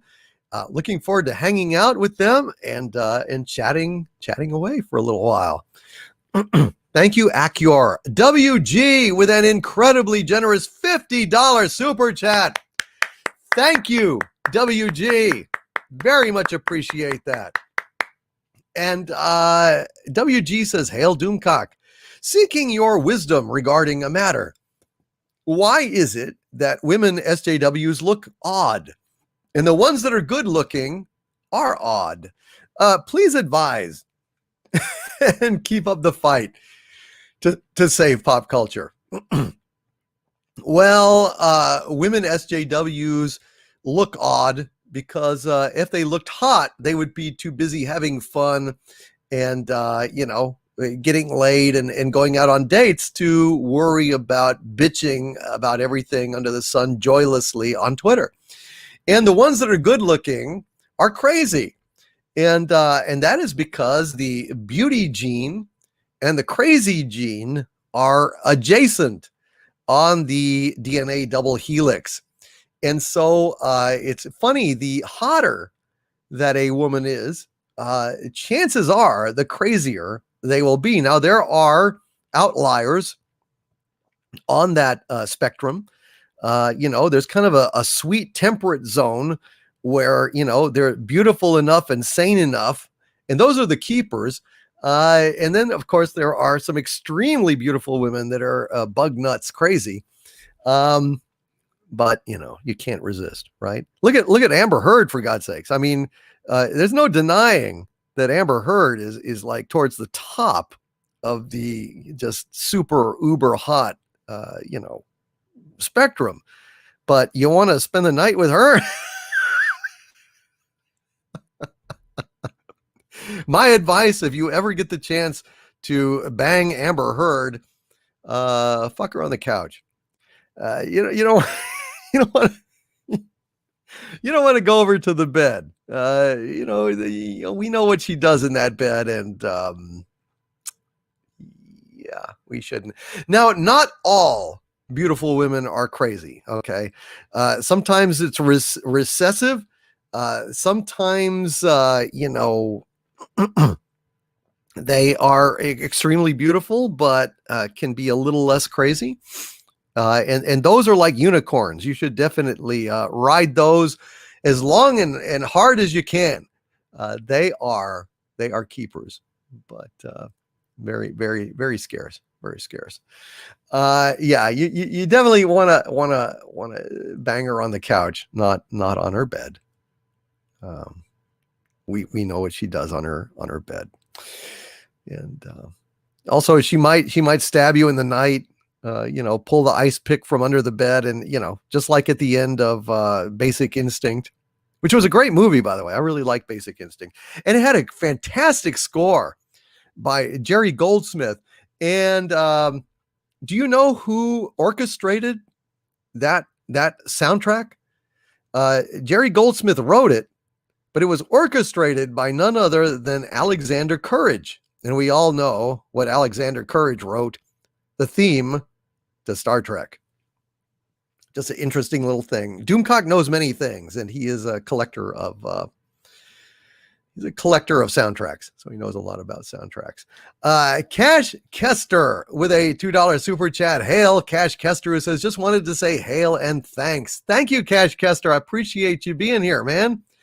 And Bogdan Florin with a £5 super chat. Thank you, Bogdan. Says, "I didn't think you would read that, DK. Moderators, do you want to explain to Overlord DVD what Mike Oxmall translates into? I don't know what Mike Oxmall is. So if I accidentally read something untoward, I do apologize. I did not know that. I did not know that, sir. That's very, very interesting. Hail Bogdan Florin. Anyone want to discreetly explain to me what Mike Oxmall translates into? I do not know this. I do not know this. Xenobit with a $5 super chat. Hail Xenobit says the end of woke culture is like the end to sleepaway camp. You find out Kathleen Kennedy was Woody Allen the whole time, making bad movies. I find that hard to I find that hard to imagine. But Xenobit, that is very funny. Thank you, Xenobit. Vanek Black Rose with a $5 super chat. Hail Vanek Black Rose. I don't see that. Well, I didn't run it together, so it didn't work. So ha ha ha. There. It was Mike Hunt's brother, I see. My unit is shall we say above average. So a little joke like that does not faze me. Vanek Black Rose with a $5 super chat says, would you like a Captain Planet reboot? I think that show had a great message. While others cheered Batman or Superman, I cheered Captain Planet and the Planeteers. Sure, man. I'd be up for a Captain Planet reboot. God knows we still need this planet to have some saving. And, I think the very best form of conservatism is trying to conserve our natural resources and our planet. So, yeah, go Captain Planet. Amen. Absolutely. Bello Triggerfish with a $5 super chat. Thank you. Bello Triggerfish says, I'm afraid the woke culture will be quite operational when your fans arrive. Emperor Woke Nuts. Hail Lord Doomcock. Hail Bello Triggerfish. Dude, I wish you had told me you had super chats out there. I didn't know, and I would have read them before you left. Hail Bello Triggerfish. And Xenobit with a $5 super chat. Hail Xenobit. Says, Star Wars is the church of woke and Geode is the Pope. Like the Messiah, Kathleen Kennedy said, on this rock, I will build my church. Thank you, Xenobit. So Geode is the rock. Geode is a piece of the rock. Thank you, Xenobit. I appreciate that. Cardinal Sin with a $5 super chat. Hail, Cardinal Sin, who says, hail, O beneficent and merciful overlord. Praise Harvey. I fear Sabu. Hail to the chat wrenches into all of Xanadu. We shall all perish in flames. Hail, Cardinal Sin. And congratulations, sir, on your channel. And I hope you will get a few new subscribers before this evening is done. And Rod Thunderheart with a $5 Canadian super chat. Thank you, Rod. Says, hail. Another reminder, Murdoch Mysteries, Season 5, Episode 1, Murdoch of the Klondike, and 3 Days in Havana. Greatly appreciated, Rod. Greatly appreciated, sir. I will do it, brother. Believe me, one day I will do it. El Blanco Tonto with a $5 super chat. Hail, El Blanco Tonto, who says, I'm a new fan. Never thought I would be watching YouTube for entertainment, but wokeness surfaced. Maybe this has been said, but are you Christian? Well, I was raised Christian. I respect and even revere the words of Jesus Christ. I, however, also have studied a great deal of Eastern philosophy. I have studied the Gnostic Gospels of Christ, where Christ purportedly said a number of things that were possibly mistranslated from the original Coptic. It's a fascinating thing. I am just very, very interested in the divine, in the word of Christ, of Buddha, Krishna. I am just overall fascinated. My desire to know the word of the divine, to understand, or as best I can with my limited grasp, the will and intent of that which is sometimes known as God. Yeah, I frequently quote Christ because of his divinity, his wisdom, and I have a great deal of love for Jesus Christ and his amazing his wisdom. Thank you, El Blanco Tonto. And Cardinal Sin, thank you for the Dumacorn. Anti-Derivative Jill, thank you as well for the Dumacorn. Buster Outlaws with a $5 super chat. Hail Buster Outlaws, who says, I was asking to sing that song for Friday night. I didn't think you got the first notice. I would like you to do my new song, Lawyers and Hitmen. Yeah, Buster Outlaws. I haven't had a chance to respond to your email yet, but I will. And I'll be in touch, brother. Thank you so much for that. I appreciate that very, very much. And I look forward to answering your email. Then I'm sorry, man. It's just after Friday Night Frolics, I'm always wrecked. I don't do anything on Saturday. I'm just totally wrecked. And then today, getting ready for this and debating whether to do it, I was just overwhelmed today.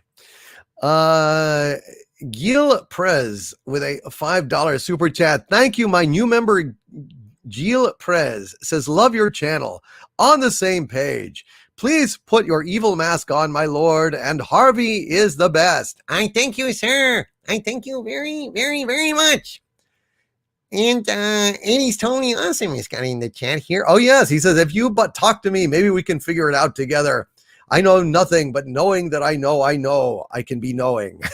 Thank you, 80s. Totally awesome. You, sir, are wise. And Fenrir Fire, thank you for the upside down happy face super sticker. I really appreciate it. I hope that means you're head over heels and having a great time. Humble Homebody with a $4.99 super chat. Thank you, Humble Homebody, who says, if CBS had a brain, they should upload all their old and new soap operas like Guiding Light on their service. I would watch those any day. Oh my God. Humble Homebody. Holy shit. I was actually just discussing this the other day with someone in the chat here, talking about the old soap operas.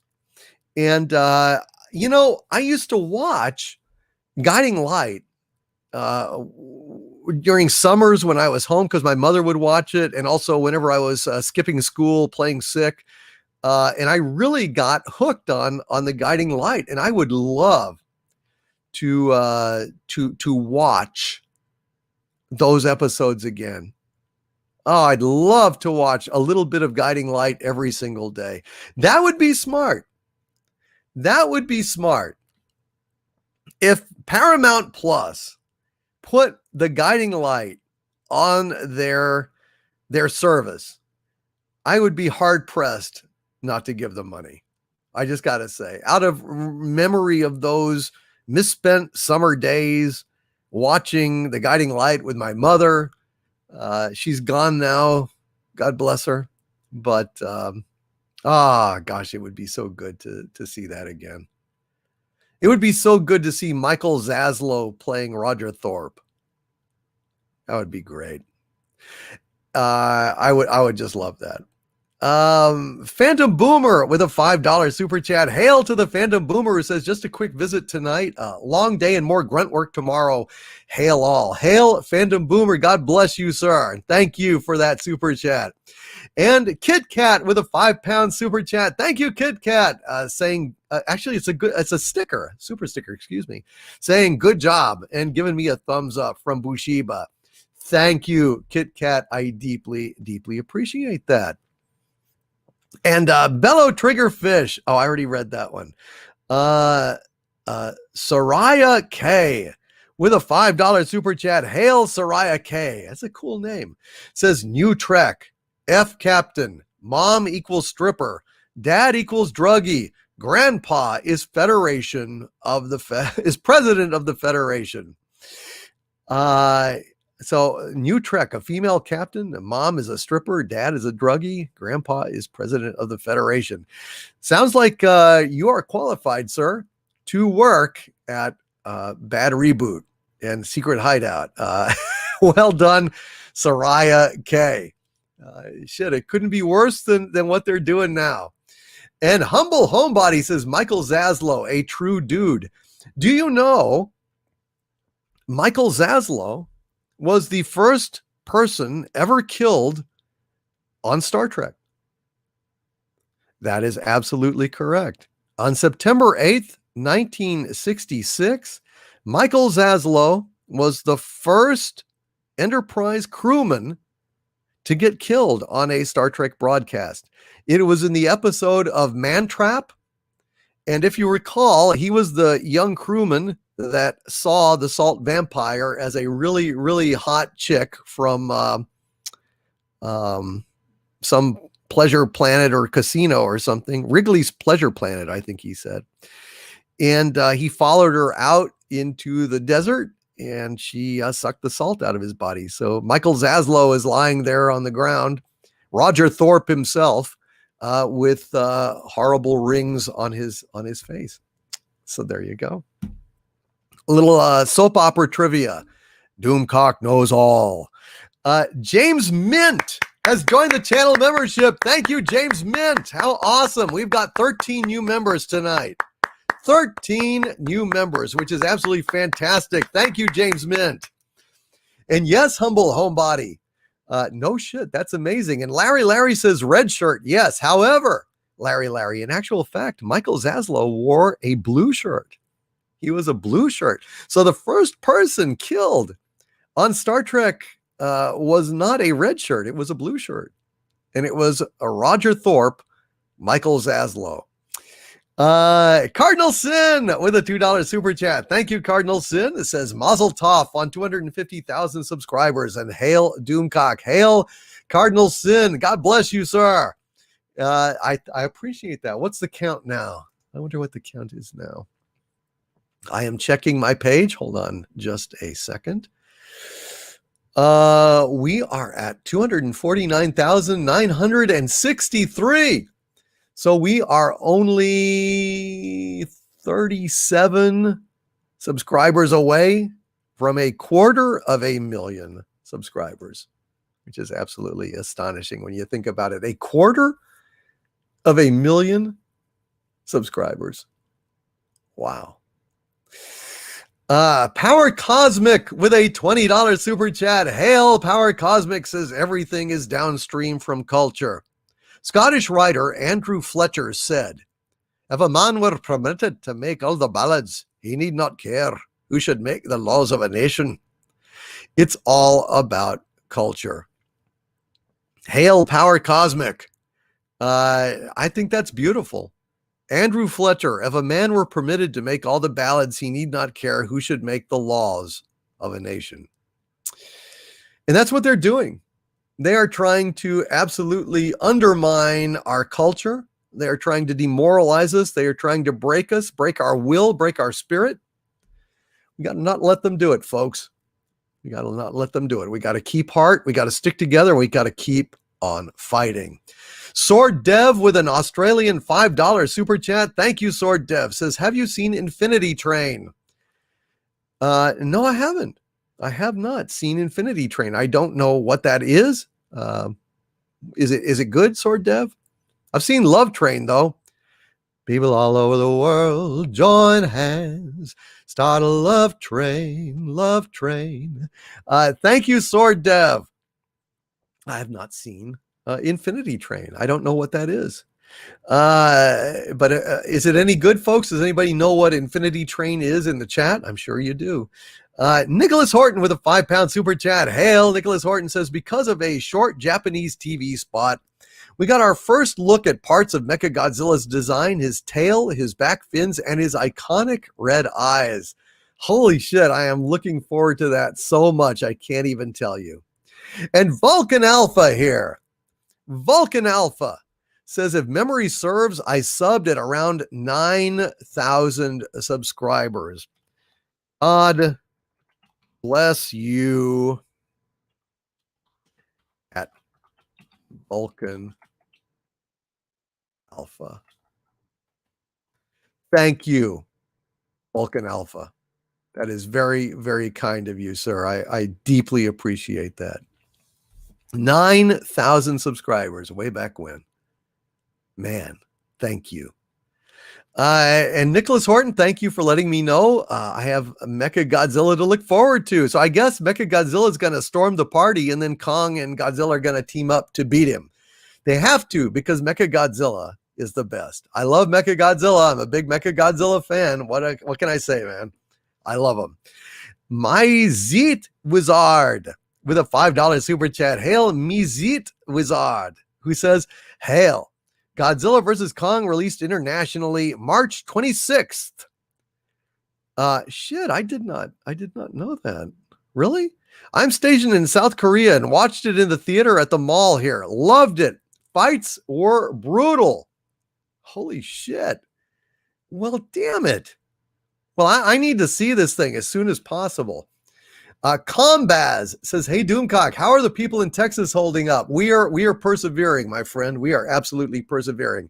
Would you be interested in a collaboration with Matthew McConaughey? Oh, holy shit. Would I? Let me tell you something. A lot of people joke about Matthew McConaughey, but he was in one of the best damn things I've ever seen in my life, which was True Detective Season 1. I thought that performance is one of the best damn performances I've ever seen. One of the best, certainly one of the best performances of his life. You know what else he was really good in? Reign of Fire. He played that kind of insane general driven nuts by these dragons. Man, you would have never guessed that was Matthew McConaughey. That guy can act. And Combaz, if you know him, I would love to do a collaboration with him. 110%. Gringot12 says, you have earned 250,000 subs. Best of luck. Thank you, Gringot12. I appreciate that very, very much.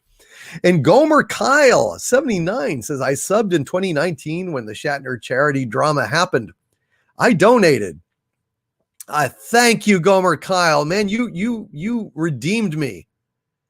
Thank you. I appreciate that. And T-Dog in the chat is saying, Infinity Train was a show on Cartoon Network. A girl gets on the Infinity Train and has to fight her way to the engine. No shit. Well, that's cool, T-Dog. I need to check that out then. Thank you for tipping me off to that. That was a tip-off from Sword Dev. Well, shit, I need to check that out. And Mighty Healthy in the chat says, True Detective, holy shit, forgot all about that. Go watch it again, my friends. True Detective Season 1 is one of my favorite damn things of all time. I thought that thing was just absolutely incredible. It was incredible. Damn, I would like a sequel to that. I would love it if Rust and the character played by Woody Harrelson teamed up and formed a kind of a little detective agency in their retirement and were still pursuing this whole business with these horrible people that were behind Carcosa. Man, I think that'd be incredible. I would love the shit out of that. I would absolutely love the shit about that. And Concobar has not only joined the channel membership, but has upgraded their membership to Dumentide. Hail Concobar! Welcome to the channel membership. And my God, we've gotten over 2,000 likes tonight. This is absolutely fantastic. I deeply appreciate it, you guys. Thank you so very much. Thank you, Concobar. I thought I saw you joined. Yes, you had joined down here earlier, and you've already upgraded, and I think that's fantastic. Thank you so very much for that. And Brown Gaijin with a $2 super chat. Hail, Brown Gaijin says, Ethan Van Sciver knows Jordan Peterson.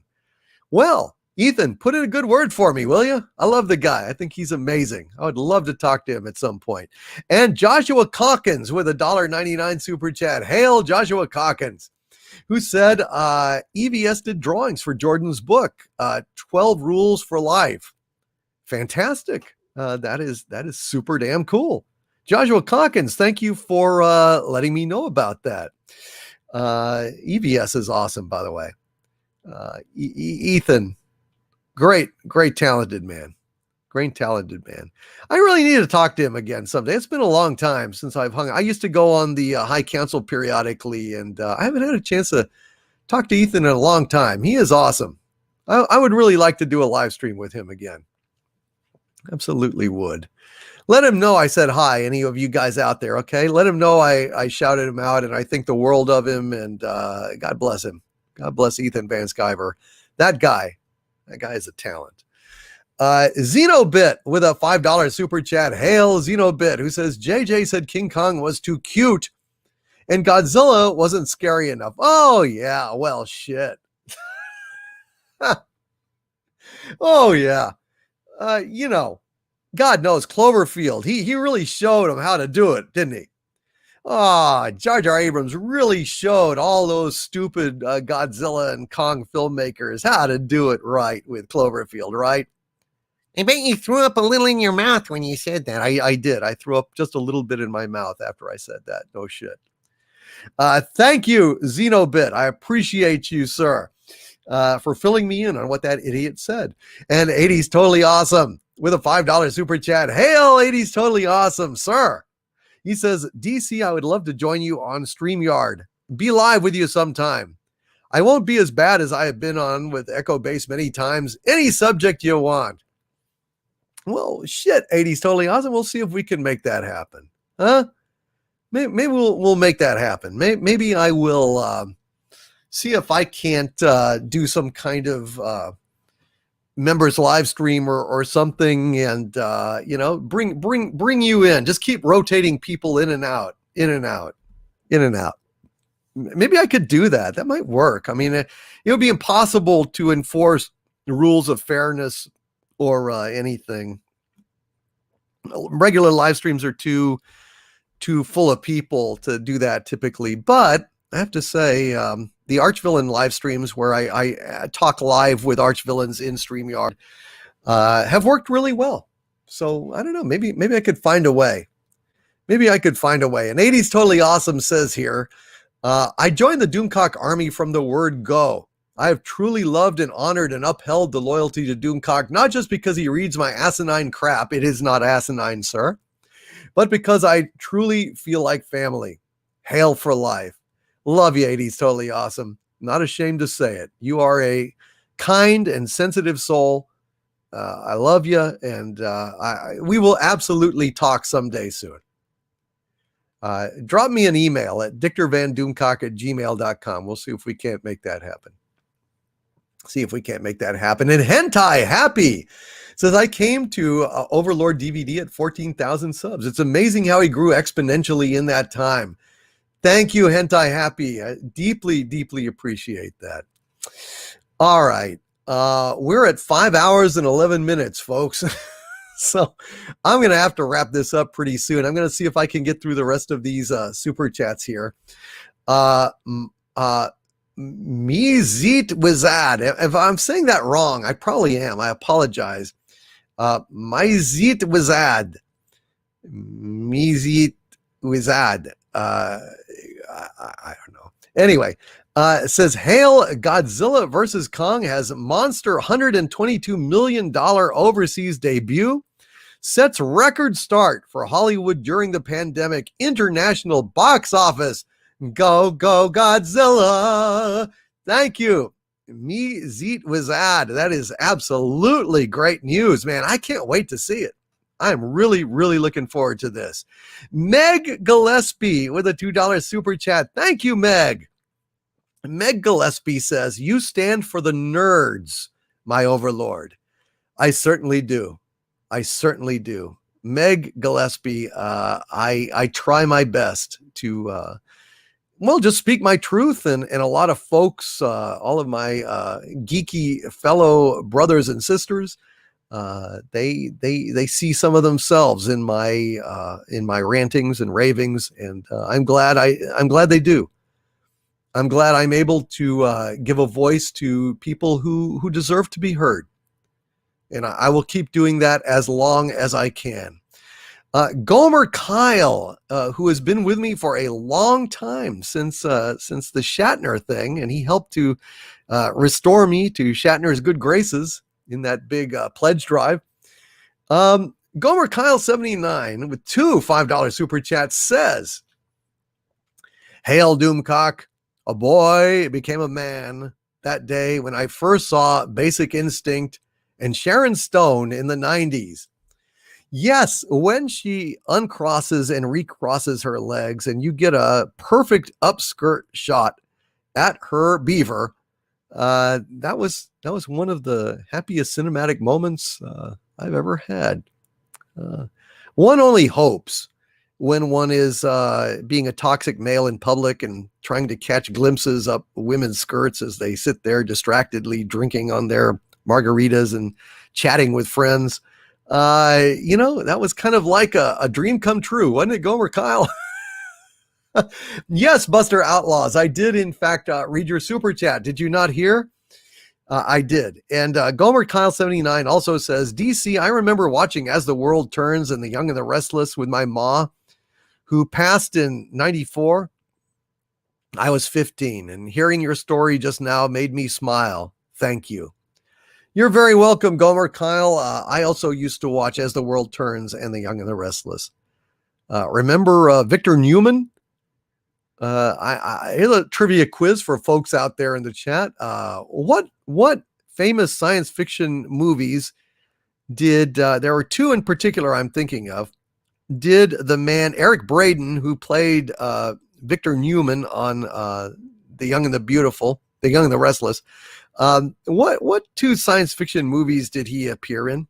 Did he play major roles in? Just throwing that out there. Wonder who will get it. Hail Gomer Kyle 79. God bless you for both of those super chats. Till Aller 1 with a $5 super chat. Thank you. Till Aller 1 says, "In a game of rock, paper, scissors, Disney played Geode, but Forbes beat them with paper. Good night, everyone." He'll be here all week. Thank you, Till Aller 1. I love it. I love it. Uh-oh. Buster Outlaws went outside. I'll see if I can scroll back up at the end and see if I can reread it for you, brother. I'm so sorry about that, Buster Outlaws. Oh, I did say, contact me that I hadn't had a chance to write you back on the email. But I did see it. I did get it, and I will read it. It's just that Saturdays I'm completely wiped out from Friday Night Frolics, and today I just haven't had a chance yet. But in the next few days, I'll definitely respond to your email, and I thank you very, very much for it. Kit Kat, El Blanco Tonto has joined the channel membership as an arch villain. Hail El Blanco Tonto, an arch villain, ladies and gentlemen, an arch villain. Jeffrey Wolf says, "Escape from the Planet of the Apes." And Thomas Preston says, "Battle Beyond the Stars." Actually, I was thinking the Forbin Project, which is what Scott Jennings said. Well done, folks. Well done. Eric Braeden, yeah, Escape from the Planet of the Apes. He shot Zira. And but unfortunately, Caesar survived. And there you go. Jeffrey Wolf, Colossus, the Forbin Project. Yes, sir. He played Dr. Charles Forbin in that movie. Hail El Blanco Tonto, and thank you very much for joining at the arch villain level. That is absolutely outstanding. Kit Kat with a £5 super chat. Thank you, Kit Kat, who says, "Hail Doomy, 13 new subs. You've done a man's work today, sir." Thank you, Kit Kat. I appreciate that. It has been a blast. God, I'm glad I did this live stream, and I'm glad I did it in the way I did. And I hope Gary out there is having a good time and enjoying a little bit of a vacation from the grind of YouTube. I love the guy, and I wish him luck in finding a new home No, not at all, Buster Outlaws. Not disturbed at all. Not bothered at all. And Kevin Brown with a $4.99 super chat. Thank you, Kevin Brown. The pumping pair saying, keep it up. Thank you, Kevin. I appreciate it. We're just about at the end, though. It's 5 hours and 18 minutes, and I must get to bed if I'm going to get some work done tomorrow.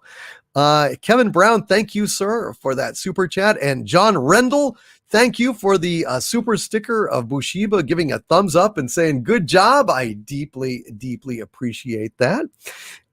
Thank you, John. And Len Rod with a $5 super chat. Thank you, Len. Says, working on a song for Harvey. Hopefully it will be done later this week. Keep an eye on your email for the Harvey song. Maybe it'll be heavy enough. Thank you, Len. I will look forward to that. I can always use another song for Harvey. I would absolutely love that. And let's see. Before you guys call it a night, DC, has Harvey said moist yet? Did I miss it? LOL. Harvey, go ahead. Moist. Moist. There you go, Harvey. Well said. Moist. Yeah, I know. Now you can stop it. Moist. No, you've said it enough. Moist. No, it's enough. Moistity, moist, moist, moist. It's the moistest of the moist. It's moist. No, that's it. I had to cut off his mic. He was getting moist. All right, guys. That catches me up with the super chats here. Now, I believe somebody asked me to conclude with a song. So I'm going to take a drink of water here, and then I'm going to go ahead and do a quick little song because, gosh, when somebody sends you a super chat and requests that, then you need to do it. You need to do it. And Found Hope with a $5 Australian super chat. Hail Found Hope, who says, caught the start of the stream and missed the mid 2 hours due to work. But reading your description, this will be a short live stream. Well done, sir. 5 hours. Thank you. Thank you. It has turned out to be longer. Yeah, let's do the Karen song. Why don't we? Let's do the Karen song, or actually, why don't we let Harvey do the girl with emphysema? This is a little song that Harvey did about how he likes to do songs about chasing down people, eating them, and so on. Harvey, go ahead and do the song. The girl with emphysema. It goes something like this. Tall and tan and young and tasty, the girl with emphysema is hasty. She tries to run, and when she runs, I go yum. I got out of my containment field, and I know that to my charm she'll yield. When I meet her, I'm going to eat her right up. Oh, I will make her go shower in marinade just before I devour her in her tropical splendor. They say roasted pork is so nice, but I want some sugar and spice. Tall and tan and good at running, the girl with emphysema is shunning me. When she passes, I lunge and put on my bib. Ain't gonna fib, gonna start with a rib. She coughs too much for her to get away, like miner's lung with a touch of fever. Hey, she is hacking, her speed is lacking, so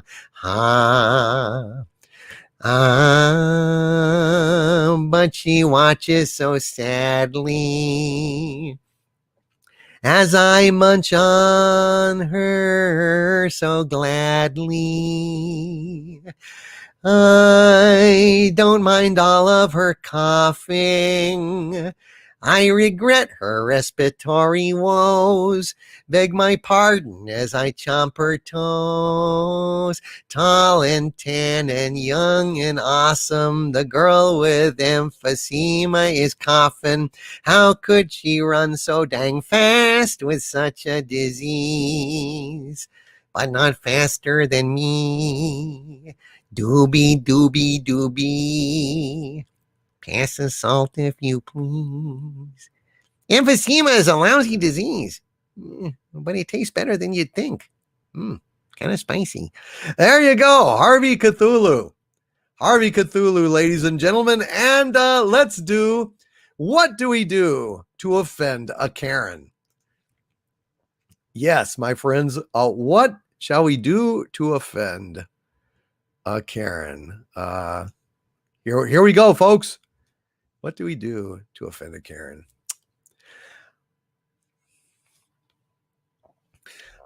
What shall we do to offend a Karen? What shall we do to offend a Karen? What shall we do to offend a Karen? Just to push her buttons. Way, hey, let's piss off Karen. Way, hey, let's piss off Karen. Way, hey, let's piss off Karen. Make her bunch her panties. Bag her groceries in a single bag. Bag her groceries in a single bag. When she complains, tell her, shut up, you hag. That'll bunch her panties. Way, hey, one bag for Karen. Way, hey, one bag for Karen. Way, hey, one bag for Karen. Make her bunch her panties. Laugh when she has to speak to the manager. Laugh when she has to speak to the manager. Laugh when she has to speak to the manager. Tell her you don't work there. Way, hey, you do not work there. Way, hey, you do not work there. Way, hey, you just came in there just to bunch her panties. Tell her that a credit card's rejected. Tell her that a credit card's rejected. Tell her that a credit card's rejected. Have to cut it up now. Way, hey, Karen's card up. Way, hey, Karen's card up. Way, hey, Karen's card up. Throw away the pieces.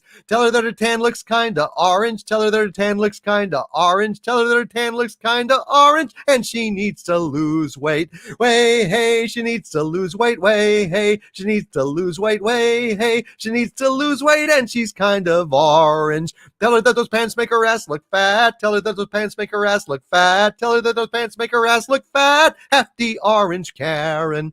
Way, hey, let's mock her outfit. Way, hey, let's mock her outfit. Way, hey, let's mock her outfit. That'll bunch her panties. Continue.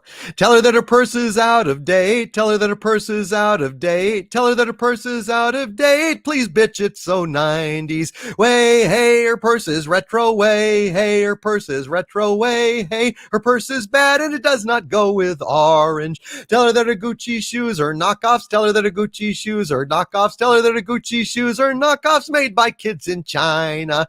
Way, hey, cheap Chinese labor. Way, hey, cheap Chinese labor. Way, hey, cheap Chinese labor made her Gucci knockoffs. Tell her that her daughter sucks at soccer. Tell her that her daughter sucks at soccer. Tell her that her daughter sucks at soccer and she's kinda trashy. Way, hey, her daughter's trashy. Way, hey, her daughter's trashy. Way, hey, her daughter's trashy and she sucks at soccer.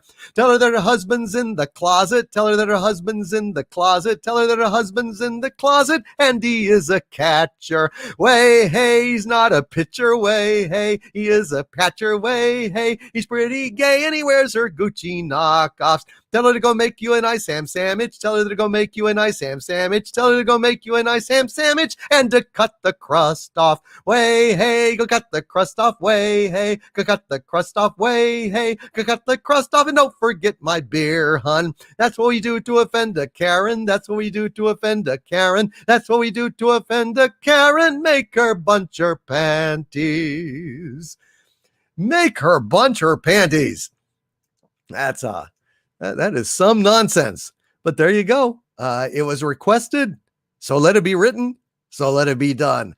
And Rod Thunderheart with a $5 Canadian super chat. Hail, Rod Thunderheart, who says, hail, my liege. Don and I watched The Hustler with Paul Newman yesterday.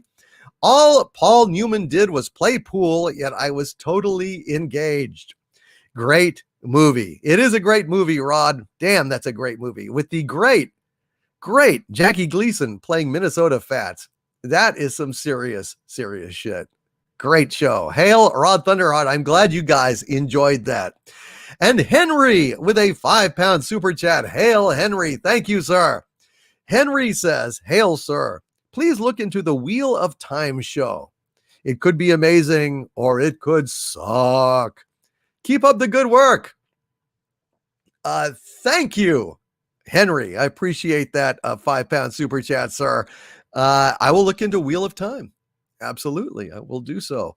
And Kit Kat with a Yum super sticker. Thank you, Kit Kat. And Kit Kat with a Salt Shaker super sticker. Bionic Belly Button with another Salt Shaker super sticker. Thank you, Bionic Belly Button. And also with a rainbow super sticker as well. And Bionic Belly Button also with a $5 super sticker of a pair laughing, presumably at the song. Thank you very, very much, Bionic Belly Button, for that. And Cardinal Sin, no, it's Shogunai, says Indiana Moist and the Temple of Damp. That sounds like a good porn movie, huh? By old Axel, gosh, what's his name? Axel, the guy that did the Captain Marvel porn parody. There you go. The porn parody. 3 Moist and a Baby. Casablanca Moist. It's really dumb. The Treasure of the Sierra Moist. There you go. Moist balls.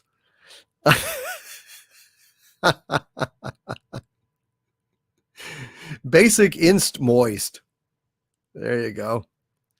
Shit, I don't know. I can't think. Axel Braun. Thank you, Keely Chow. Axel Braun, exactly.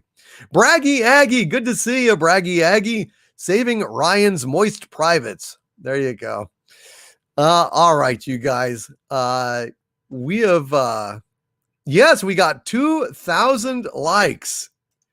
2,000 likes. And shit, I don't know. I may have to do all of this again tomorrow or Tuesday, because I'm very, very close to hitting 250,000 subs. And when that happens, Well, when you hit 250,000 subs, you're supposed to do something about it. If you don't, it's bad. Bad news. Bad for YouTubers everywhere. it really is. So that is coming, folks. That is coming. And shit, I think also people were asking for a real song. For those of you who don't know that I actually can sing stuff occasionally. And why don't we do a little song here, because they were asking for a serious song. So here's a serious song. Every morning, every evening, ain't we got fun? Not much money, oh, but honey, ain't we got fun? The rent's unpaid, dear, we haven't a buzz, but smiles were made, dear, for people like us. In the winter, in the summer, don't we have fun? Times are bummin', getting bummer, still we have fun. There's nothing surer, the rich get rich and the poor get poorer. In the meantime, in between time, ain't we got fun? Or, of course, a little Irish number for those of you who like the Gaelic. When Irish eyes are smiling, sure it's like a morning spring. In the lilt of Irish laughter, you can hear the angels sing.